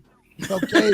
Everywhere in the country, Man, but fuck Inglewood, them that. niggas is crazy. I wish I had that. I wish I Us had New that, York Hank. niggas, we ain't having that Him, shit. Fuck I wish that. I had that, man. I wish Hold I on. had So that situation. you don't think that it's dudes out here that has a baby mother. His baby mama look Keep good. talking, man. And you shut the fuck up. They gave Mandrell 5 minutes, man, so you can come back at 4:30. But we about to get on ahead. Ain't no Go ahead, telling Shot Town. Keep talking to these niggas, Shot Town. So this is what I'm saying. He don't wanna hear this bull. Y'all really trying to tell me that in my generation, it's not men out here that has a fine baby mama. She look good. They no longer together. They got a kid together. Now she finds a new man. You don't think that man is shitty? You don't think that man is trying to manipulate the situation by, man, I ain't getting my child. I done had niggas say to their baby mother, hey, the baby mother says to him, I need school clothes for the kids starting up with school. Oh, well, go ask that new nigga you with. He lame, but them niggas lame, bro. Them niggas see that's what I'm saying. Leave Chi-Town alone, You know what? D-Town. I'm gonna leave it alone, bro. Cause look, I had to take my baby mama through them goddamn Rangers to get my child. Fuck is you talking about? I wish I did have a stepdaddy like you that could just talk some sense into it to let me just, you know what I'm saying, real talk. So you right, but it is on the other side for real, bro. I'm telling you. Chi-Town, I've You know what I'm experienced saying? these very emotions that you're talking about myself, right? But I'm saying, one, I didn't go through with the bullshit that I really wanted to go through with. I was absolutely hating internally like this some bullshit, right?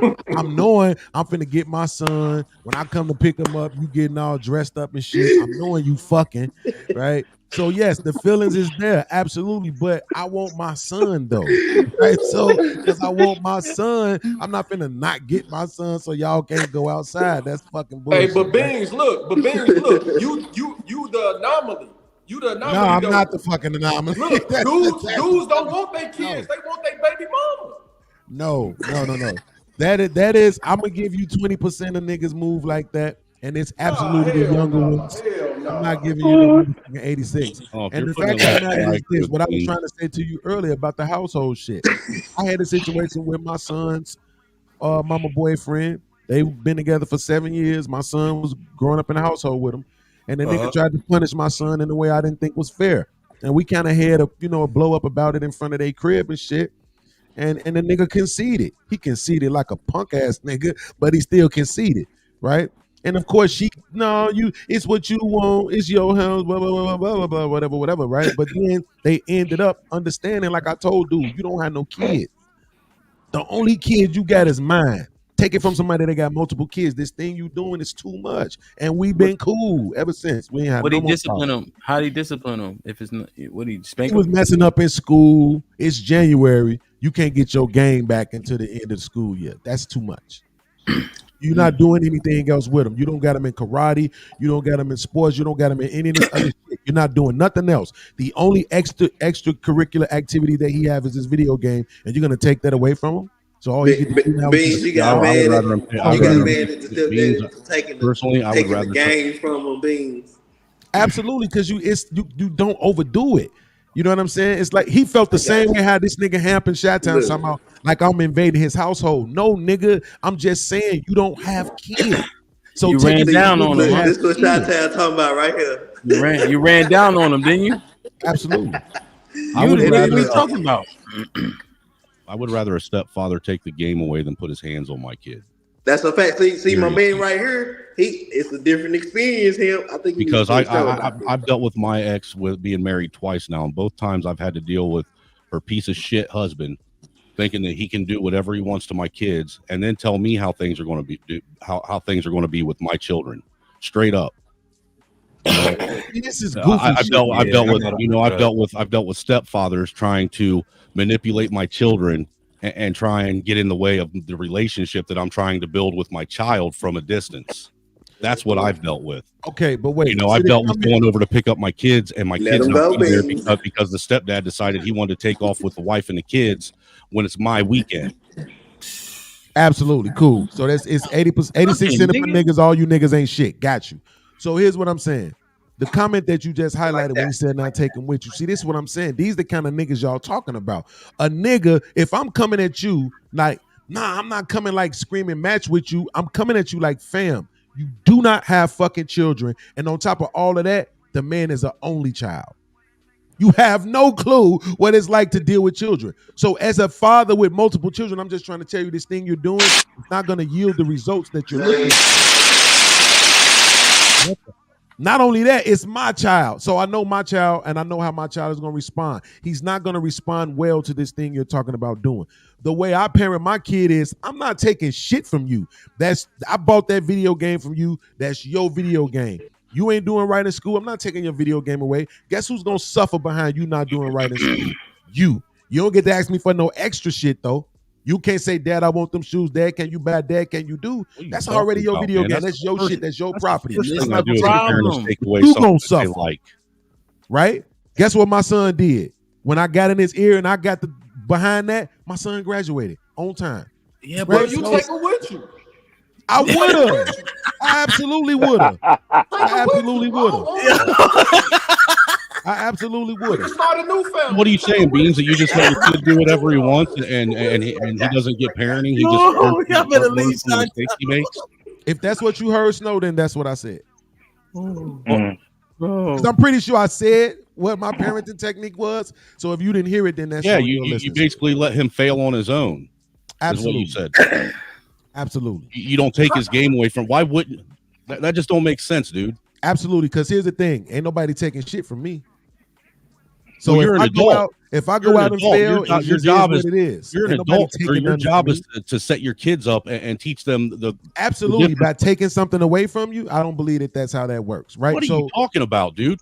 Right. So you either want to understand or you just want to argue. Which one is it? Do you not learn when you have something taken away from you, like your freedom? You want to understand or you want to argue? Do you not learn when you have something taken away from you, like your freedom? Do you want to stand or you want to argue? Both. I'll do whichever one you want, but I'm just asking. Both. Okay, so here's the thing. As a kid, when my mom tried that shit with me, you know what it made me do? Rebel even harder. Don't take my shit away from me when I'm trying to get you to understand where I'm coming from, right? So what I'm saying is, here's what I'm saying. You're saying don't do it. I said this is how it's done. Neither one of my kids, both my kids graduated on time. Neither one of them on the pole, gang banging or selling drugs. I think my results speak for themselves. I have a open policy with my kids. I don't own you. You're not my possession, right? I made you, therefore I'm responsible for you, and that's as far as it goes. I don't own you. So you have to make your own mistakes. You the one that's gonna deal with your goddamn mistakes. So if you want to be left behind, that's on you. Right? So when my son was fucking up, most recently when he was 15, and because he wanted to chase behind this girl, I told him, I said, you chase behind the girl, you lose the girl. You know how you felt when me and your mom separated? You know why I had to leave? Because I was chasing her and not chasing my own, what do they call it? What's the word, Cassine, they use in the manosphere red pill space? Purpose. Purpose, yeah. I wouldn't know my purpose. Well, sir, your anecdotal experience I was happy. That's why I lost her. My son got his shit together, started getting his grades up, and he graduated. I'm saying I think I'm pretty good at this. What did he graduate with? I think I'm pretty good at it too. I've been doing it with 7. I got 7 kids, dude. Absolutely. So that you raised my daughter's 24 and married and still a virgin. That was the point that I was trying to get the dude to understand. You're not a parent, and you are only child. So you don't even have no point of reference on how to fucking raise a kid. So I'm not trying to dictate what's going on in your house. I'm trying to give you the information to say, hey, this is my son. I'm telling you the best way to reach him is this way. And watch this. When my son was in that house being disrespectful and my son tried to call me and say, yo, he did this, what happened? When I heard the whole story, I said he should have did that shit. You don't get to put the cables to me and think I'm finna run over there and get in this nigga face for you. That's his house. He said, don't throw your controllers on the floor. Don't throw your fucking controllers on the floor. Now go sit the fuck down. Right? This I is respect my nigga. house. This is my house. I'm laying my rules. I'm sticking pipe in your baby mama. See, that's the I'm shit that buying gets you clothes. punched right there. He See, gonna that do shit right whatever there. I tell him to do, or you can take him with you. Yo, y'all better leave this nigga Chi-Town alone. Look, it's like this. It's like this. Hold up. No, shut down. Shut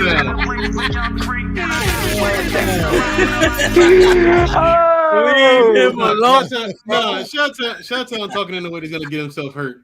No, always gotta do that. I'm fucking your baby mama shit. Wow. Right. See, I don't care what he's doing to my baby mama. That's his problem now, man. Just keep Tell him his hands again, off my Snow. kid. Tell him again, Snow. I don't care what you're doing to my baby mama. That's your problem now. Just keep your hands off my How do it kids. sound? Me letting you come to my house while I lay the wood in, while I feed him, I clothe him now. I'm not gonna let you come in my house telling me See, that's the thing, sir. Is you ain't clothing my kids. I clothe my That's kids. the I shit I take be care of my saying. kids. You niggas be The only wanting thing me you're to doing is all you are is their friend. No, y'all Hey, don't. Y'all take your child misunderstand. with you. Hey, if she would let me, I would. This where If she would let me, I would, sir. This where arguments get exposed. When you're a weekend dad or that shit, on demand expenses are real for kids. Getting up, medicine, the whole 9 yards. If you're only doing that shit 3 days a week, you don't know what the fuck you talking about. So there's on demand shit that you're not there for on a consistent basis that the stepfather is doing. Point blank period. Kids be throwing up, shitting on themselves, pissing on themselves in the middle of the night. All that shit matters. Beans, that tactic of not taking nothing means your son tapped into his own self and made it in spite of what y'all was telling him or not telling him. That's how I view that, because largely that's not working with kids to leave them to their own devices. That's why they kids. And Kasim, this type of shit that Beans was describing is the reason why what you saying is unrealistic. I wish you were right, but let's keep it a buck. If you run in my house with some dumb shit, you're not gonna run out of there. They got to carry you out that bitch. That don't even make no sense. I'm taking the PlayStation. I'm gonna take your hat off your head too when you walk in that motherfucker. You sound crazy. You're gonna leave my house in your fucking underwear. So here's the problem. What Kasim said was that the two niggas need to be able to get together and have a conversation. Yeah. You as the It doesn't man, work if only one person you as willing the to have man that. are intentionally and willfully taking on the responsibility of this woman and this child. So I don't owe you to allow you to misparent my child because you chose to fuck with my baby mama. Kill yourself. Straight up That's and down. not If you're misparenting. doing something that's wrong or inappropriate, I'm going to fucking tell you that. But Beans, what he did is what you do with was he a teenager? Absolutely. Because putting hands on at a point is ineffective, right? But taking the things that they love makes the most sense. And then you can actually get that thing back earlier than 6 months if you do the right thing more quickly. And actually, that's showing respect to here's the my father question. by not putting his hands on your kid. The reward system, and niggas always want to use the deficit system. Say again, please. In order for me to get the result from you I want, I'm gonna take something away instead of giving you more or offering you more, which is exactly what life is. Life is you go out and you do more and you get more, not have something taken away. You know how I made my 7-year-old How to be a perfect parent. You know how I made my 7-year-old This is son act like a spoiled little brat? I feel this way and I believe this way. So fuck what you're talking about, Beans. Beans, it's called consequences, right? Absolutely, they're not yours. You raise your kids to be adults, right? Absolutely. Not to be kids. So in life, ain't that how that shit work? You fuck up and You don't even hear what you're saying, do you? I do. If you fail all of your classes, what's the consequence? You don't graduate. Absolutely. Why the fuck do I gotta beat you or take anything from you? You fail. Why do I have to your do kid anything? fail? You're still a You should be child, behind though. him doing everything you can to make sure he does Here's it. the thing, Q. I'm trying to raise a man. See, that's the difference. I'm trying to raise a man. I'm trying to raise a man who understands that his consequences are his own. But if he's under somebody else's roof, then he ain't a man. So what that nigga say go? That's not the point. See, now you arguing two different points because you think I'm stupid. Right? Absolutely. You're arguing two different points because you think I'm stupid, right? Y'all should have let me handle this nigga. Get in the box. Beans, then. you tripping. I got respect for you generally, but you tripping. You wrong. Absolutely. On this one. Hemp, get in the box. Beans, here's what I'm saying. You don't want me in the box. Absolutely. Stevie Wonder can see you don't want me in the box. Now, prove it. You ain't got no hands, Hemp. Cut the shit. We talking about boy. We talking about this nigga. I give you a noogie. You ain't got no hands, Hemp. I will give Mandrell a wedgie in real life. I don't believe you, really. Okay. Yes. I think you're the only person. You're one of the very few people in this panel who don't know what about my history. Go ahead. See, as much as I am for freedom, man, my house is ran like my house. I'm a communist dictator. And Mandrell, I sent you a message. You said you wanted to chop it up about something. You ain't hit me in 2 weeks. I haven't had the time. I will chop it up. I meant to hit you back and say, gotcha. Yeah, you can come on the panel for 2 hours, but you don't got no time. All right, cool. I understand. You on the panel too? Why do I have to be my child's consequences? Because that's your job as a they father. suffer their own consequences. That's your job as a father. Rearing children is so much further than after high school. And do you understand the fallout for that child doing poorly in high school? So you can't leave them to their own devices because you know what the future will hold and they don't. That's the key why you can't just let him just go say, all right, my nigga, if you want to do this, here's what it is. He don't actually believe it until it happens. Why let him put his hand on the stove when you could tell him how hot the stove is? Absolutely. What percentage of children do you think put their hand on the stove anyway? 70. Every one of my kids tried to stick that. So what I'm trying to get you to realize is that innately human beings are autonomous. They want to be able to make their own decisions anyway. So what I did was when my son got to his age, when I knew he was going to have to suffer his own consequences anyway. You're going to fail, not me. You're going to have to watch your friends graduate, not me. Your girlfriend going to leave your goofy ass because you got left behind. Beans, question, do you think that your children are a reflection of you and a part of your legacy, or? Absolutely. So you fail if he fails. Right. Not necessarily. But yes, necessarily, right, too? No, not necessarily. See, because you're talking about a momentary failure. That's my point, is that we all suffer them. Nobody is exempt from failures. We all suffer them, right? But in that moment, what I'm saying is you can avoid this. You don't have to do this, right? So this is another thing that I know everybody about. Oh, how could you tell your son that? Son, graduate. I'm not telling you got to get all A's. I'm saying graduate, right? Whatever it takes to pass, do that. Don't kill yourself, stress yourself out trying to force an A because that's what your mama was able to do. Graduate. Your diploma gonna read the same thing as everybody else. Deans, okay, real quick, and then these. I know you're the police, but did you speak when you came in, or you gonna arrest everybody instead? Deans was talking so much, so I was just like, I spoke to you. Absolutely. No, just y'all doing all right? I want to get you and Aaron in, because y'all been waiting. Beans, what you got to understand, Beans, is when you rearing children, that A or B does matter based on what their future goals are. So you want to put things in front of them. So for instance, I play football, right? So God willing, my son will play football, in which case you have to clear the NCAA clearinghouse. So there has to be some type of goal. It can't just be pass, because that's not good enough. Absolutely. So here's the thing. Do you understand as a parent that you can't parent each one of your children the exact same way? Yes. Can you make room for the fact that I knew what I was doing with my son? Yes or no? Yeah. Off that one example, but I'm not going to do you like that. I know that you understand things, so I would say yes. Absolutely. Let's get the two old guys in, Aaron and Diesel. Old guys, what? Oh, my fault. That slipped. Well, Diesel's had a hard life. He was a cop. So usually, Hamp, usually you're the he doesn't age with slave master. But you're not here with me, right? Okay? You're not that with me, okay? Wow.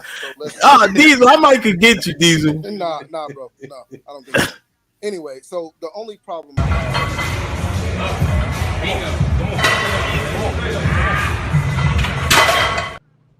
that's only 405.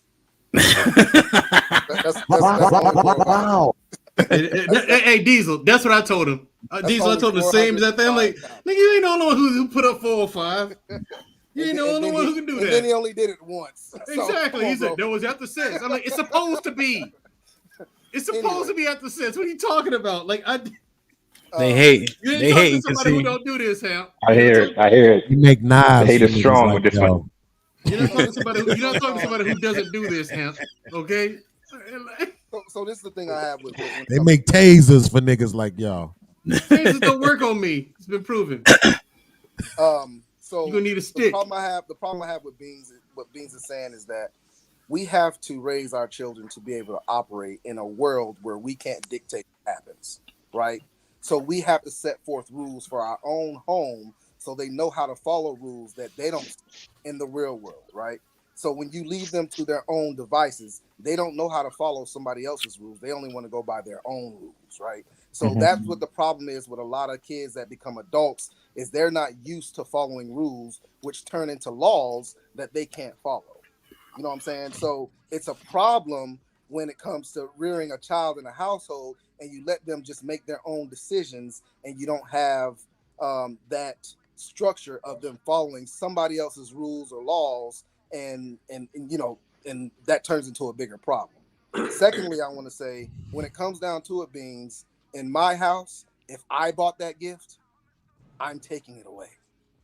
If I bought it, it's gone. I don't care if you think it's unreasonable. If I bought it and I'm supplying it, I dictate what happens. I'm sorry. Now, if you bought the gift and you say, you don't think that's reasonable, hey, we can have that conversation. But in my house, the gifts that I buy and what I supply for your child, I dictate what happens to it. Absolutely. So let me ask you this. So if your son has a job, right? Let's say your son has a job, he's 16 years old, and he gets fired from his job. Should you punish him? It depends on what he did. Really? Hell yeah. Give me an example of what he did to get fired that you would punish him for it. Stealing? Stealing. We don't steal in my house, period. Absolutely. So it doesn't matter if he stole while he was at the store with me or if he stole while he was employed. He stole. He gets punished. Right. You made a really good point saying that you and Beans would talk it out. Don't you think that's a reasonable thing to do, especially when the child's going to be going back and forth to household to household? But I'm just saying, but just in the initial beginning, right, to set the kind of the ground rules. So you don't believe in coming together and talking. No, because a man should have enough respect for another man's household to not feel like they need to come and try to dictate what happens in that household, regardless of what he feels like is his or not. He should have enough respect in that household. Because I used to tell my baby mom all the time, there is no need for me to meet your baby, not your baby dad, but your man. He will know when it's time to talk if he fucks up. He will know. So there's no reason for me to come over there and say, don't be doing this, don't be doing that, because it's his household. Right. So here's the thing, right? Uniquely, what's so crazy about that? I want to use an extreme, right? Since I know Q likes to use extremes, I'll use one as well, right? So you got your son and you got your child that you had with another woman at somebody else's house. Is there a level of physical discipline that you are against? Who, me? Yes, absolutely. I stopped disciplining my kids when they turn around 11, 12-ish. 9 between 9 and 11 around there. So the answer is yes, there is a level of physical discipline that you disagree with. Yes. Your son or your daughter is in somebody else's house where they paying the bill in their house and that person is physically disciplining them to a level that you disagree with. Are you saying something, yes or no? They don't have to. There has never been a time. Are you saying something, yes or no? I'm saying something that they touch my kids, period. Absolutely. Checkmate.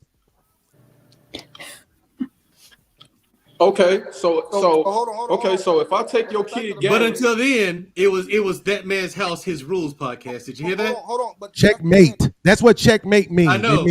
It means you don't have to help me. No, this is the thing. I'm too good at this. You got it, bro. I don't feel like I have to go to that man initially and have a conversation with him about disciplining my kids because I discipline my own kids. He will not have a problem. Yeah, he unpacked that already. So I don't need to go to him at first day they start dating or when they move in together and say, this is what's going on. That precedent is already set, especially that's not going to happen because I do that. I just want to make sure that I understand correctly as a 6-figure high value man that you don't understand where your hypocrisy is landing at right now. How? Your hypocrisy is landing on the fact that you said a man couldn't come to your house and tell you how to operate, but you just said you would go to another man's house and tell him what he can and can't do under his roof. checkmate. Okay, Beans. Absolutely. That way, That's exactly what Oh, happened. so wait a minute. Wait, one That last is thing, and I'm exactly gonna what be quiet. happened. One last thing, Mandrell, and I'm gonna be quiet. Y'all clip every other thing that I fucking do. Make sure you clip this shit. I'm too good at Exactly this. what happened. Well, hold on. That's exactly what happened. Oh, By wait. the numbers. By Now, the numbers, Hint. well, wasn't Diesel, talking one about second. Now, Mandrell, why didn't you do all this cheerleading when I just kicked Beans' ass 5 minutes ago? Because you didn't ever kick Beans' ass. And the reason why you know, hold your horses, and the reason why you know he knew I was on to something, because what he answered with, not necessarily. You ain't never heard him answer no shit like that before. Yes, I have. Look at this nigga. Nobody believes you. I'm gonna get a pom-pom for Mandrell, and I want you to make sure you have it tomorrow. Because Beans said not necessarily. I knew he was he was right there. I've heard Beans say that. I've heard Beans No, answer because like you look, you know I love the fact that you say we can't use some. So I gotta find a workaround. Right, absolutely. So I gotta find a workaround. Oh, hey, yo, I didn't even catch it, Beans. I didn't even catch it neither. I was like, absolutely. Hey, Beans, I Damn, got a man. question. I got a question, man. Hold on. If I take your, Shot down. I know you the star of the show, bro. No. I gotta get the I got a fuck out of serious here. question. I gotta get out of here. All right, Shot Town. If you do the dance one more time, you can ask a question. Is that fair? Okay. Drop the beat. Hold on. We gotta drop. Hold on, fam. You early, fam. You early.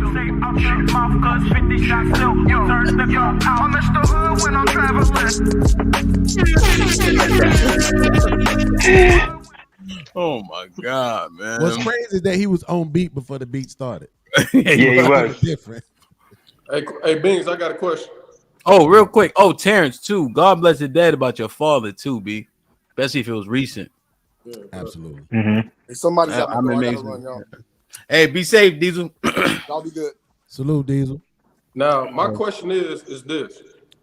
This is why I say that being a stepdaddy is one of the worst positions you can put yourself in as a man. Because not only that you got to deal with another man's child, you got to try to deal with another man's child, another man's father rules for his child. That's why I say, like, being a stepfather is one of the worst jobs that you can ever have. That's why I recommend guys that's my age, don't deal with a woman that has a child. Go deal with a woman that doesn't have any child so you can start your own family. You don't have to deal with nobody else's rules when you can start your own shit.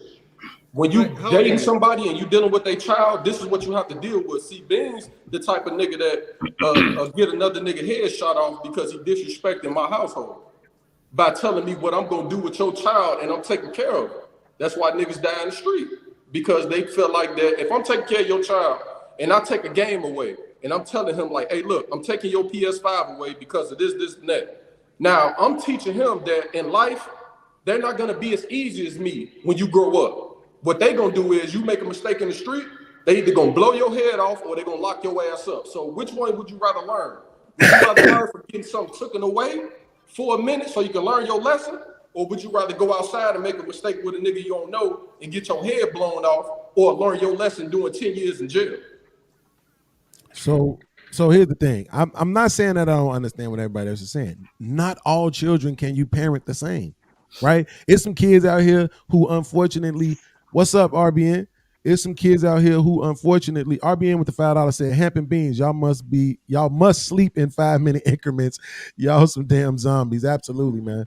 But some kids, unfortunately, you might have to tap their bottoms. Other kids, you can be like, hey, they understand and they don't want no trouble with you, right? And they just gonna go get it done.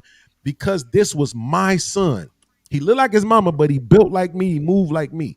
So because this was my son, I understood what my son needed, right? So I'll give you a really quick example. So this is what happened. He was outside, and he was dribbling his ball down the street. He lived around all white people. 3 white boys take his basketball. Man, give me my ball back. He said he out there for 3 to 5 minutes. He asked for his ball back. They throwing the ball over his head, right? Like we ain't gonna give your ball back. My son went home, got a butcher knife, came back and was like, man, get my ball back before I start stabbing you whole ass niggas out here. Mom, he got a knife. The mom come to the door. Oh my God. They throw the ball to my son. She called the police. My son go home. Police show up. His mom let the police say, let's take him to jail and show him what life will look like if he continues down this road. Motherfucking road. The road where he taking up for himself. The road where he not gonna let these 3 white boys bully him. Right? So she take him to the police station. They putting him in cells and shit, Hamp, on some scared straight shit. So I get on the phone. What do you think? What do you think her boyfriend did? Not a motherfucking thing. I got on the phone because I live all the way in Kentucky. Who's the officer that talked to you? He gave me the number. This is on my mother, on my grandmother, on my kid's soul. Hey, listen, this is how this gonna work. You either gonna punish them boys who was bullying my sons, or I'm gonna go get his little cousins. We're gonna come up there and show them what time it is. Yo, no, it's not that. He went and got a knife. Absolutely, it was 3 of them. I told him he shouldn't have got a knife. He should have took his bat. You really told him that? Absolutely. What the fuck would you have told your son, officer? To tuck his tail and run?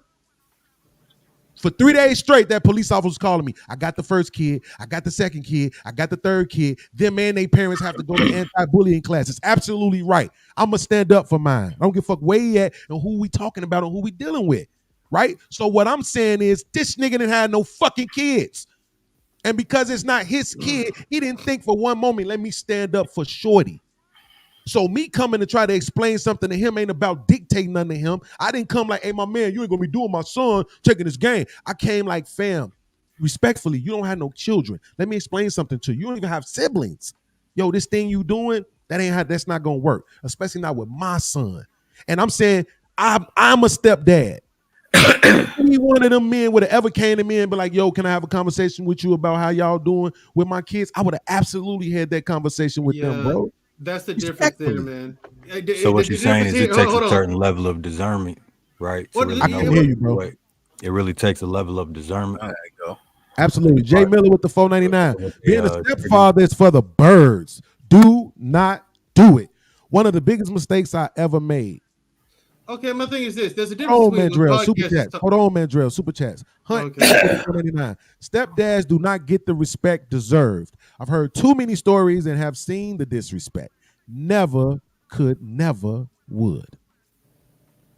Quincy Ferguson with the $10. Send in love. Salute to you, Q. To you, Q. Absolutely.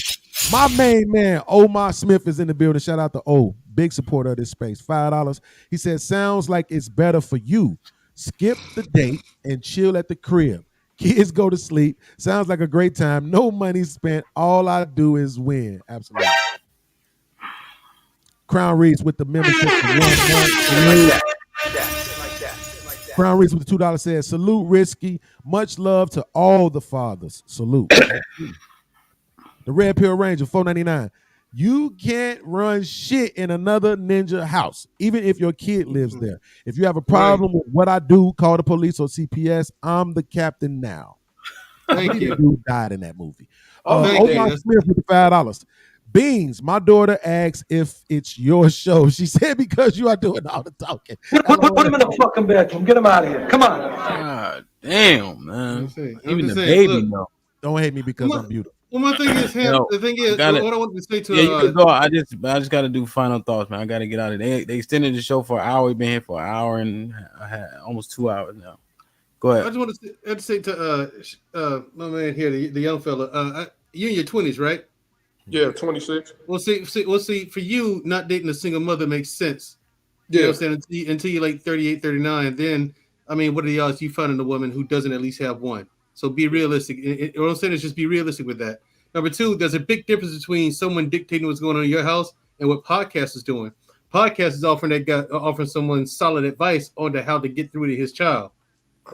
You know what I'm saying? Plus, I mean, you look at the circumstances. Of course, the dude didn't have a kid, didn't even have siblings.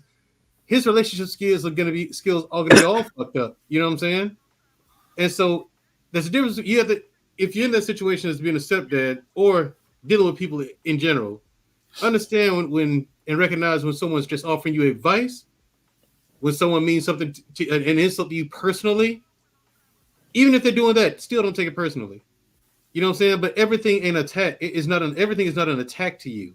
You know what I'm saying? But it seems like your generation seems to take everything personally, and everything's a fucking attack. The whole world's against you. Stop that shit. That's a good way to get yourselves ignored by people like me. Nah, I wasn't taking it personal. Hell no, I'm having fun. No, yeah, not you specifically, but as I'm saying, your generation seems to have that issue. It's a lot of people in your generation that take everything personally. Your pussies get wet, you know what I'm saying, at the first sign of trouble, and you cry when you get sand in it. I don't understand this thing. Y'all just soft as baby shit. That's because that takes it all the way back to what I was saying. That's because all the gangsters I know that was killers in the street, and that was you know what I mean, they was doing their thing in the streets. They was all raised by single mothers.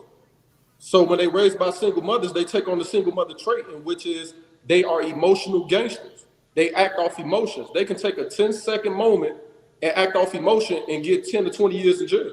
They don't know how to manage their emotions. They never learned how. They were raised by single mothers. Right. Men have to teach their sons how to manage their emotions. Aaron, you got something you wanted to say? Like, these motherfuckers don't give a fuck about no final thoughts, none of that shit. Go ahead, Aaron. I mean, in the interest of brevity, I'm just going to go with the usual. Well done, Hap, for killing it once again. Beans, my friend, good seeing you. Q, Happy New Year, my dear. Good to see you as well, gentlemen.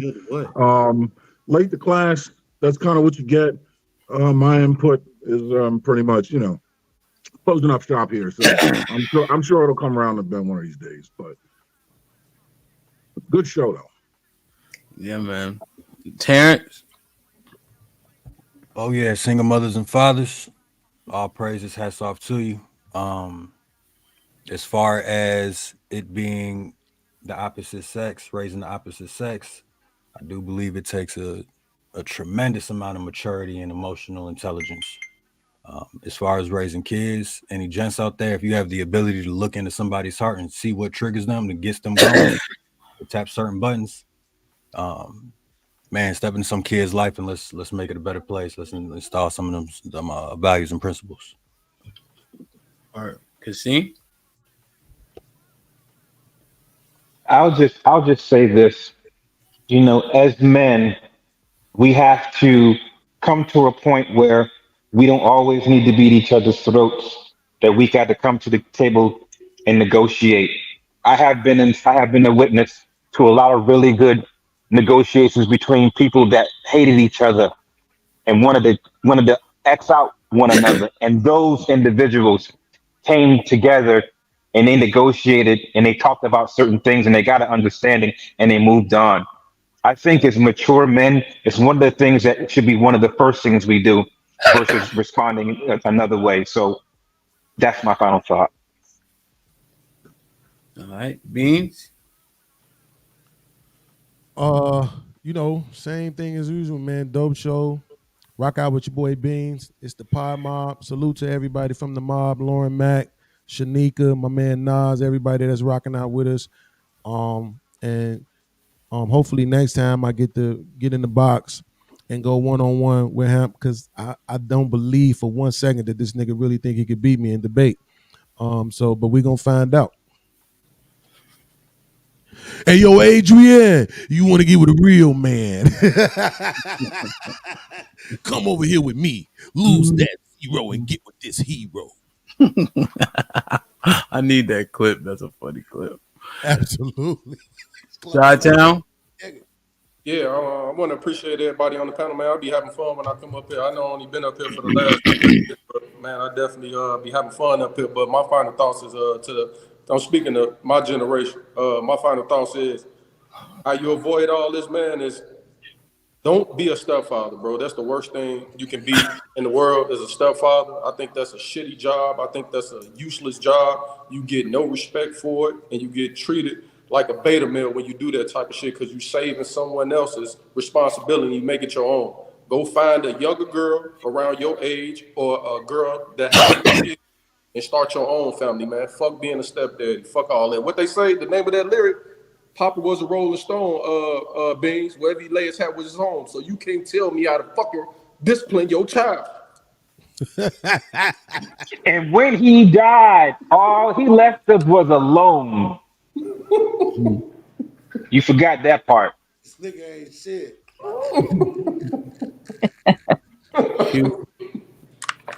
Oh my God, you guys have been a lot of fun today. Shout out to all of y'all. Shout out to the MVP. I think everybody know who that is. Shout out. Shout out to the 86%. I love that number. Um, shout out to step parents. I think that it takes a special parent or person, I should say, to be a step parent. And even though you gave some solid advice there, Chi-Town, if for people who haven't stepped into that role in that space, and I don't want to deviate from that, but where there are people who are holding that role currently, I definitely think they deserve their flowers because it takes a special person to do that. It is a lot of work, and and it comes with a lot. So make sure that as parents of dealing with these step parents or whatever, both parents show respect as well. I think that goes a long way. And then also, if you are a single parent, single mother, single father, shout out to you. And definitely, I think we need to recognize single fathers more in the roles that they take, especially if they're raising daughters. That's not easy. I think we have given a lot of credit over the years to single moms, but I think being a single parent is challenging. And so we need to bring men up on that ladder as well. Or let me get these chats out the way real quick. Omar Smith with the $5 says, I love that story, Beans. More of us need to be willing to move about our family. Allahu Akbar. Tarus with the $10. Tarus was popping. Said, man, that reminds me of a drill sergeant back in the day. Daryl Long with the $5 says, that Pick Me episode was wild. The black woman is God. Shout out to Rowan Sis. Hamp come through. Ladies of the Simp Empire disappointed. Probably got to talk to the ladies. Shanae with the $5 says, I disagree, Beans. Not many men signing up in droves to be step parents. Some barely want to parent their own. Women will step parent quicker. You can't say some. Yeah, she know that. in the But that's solid though. Yeah, some just kind of hurts it a little bit, you know. Hey man, it's interesting, man. It's tough. If you want a black woman based on the statistics, man, a lot of our women, at this point, it is what it is. They have a child or two. If that's a disqualifier for you, I mean, you're just gonna limit the options. So you got to figure out what it is that you really, really want. I'm gonna tell you this though, you can't be pro-black and sleep white. That's for goddamn sure. So just hand your card in, and then go on about your business, I guess.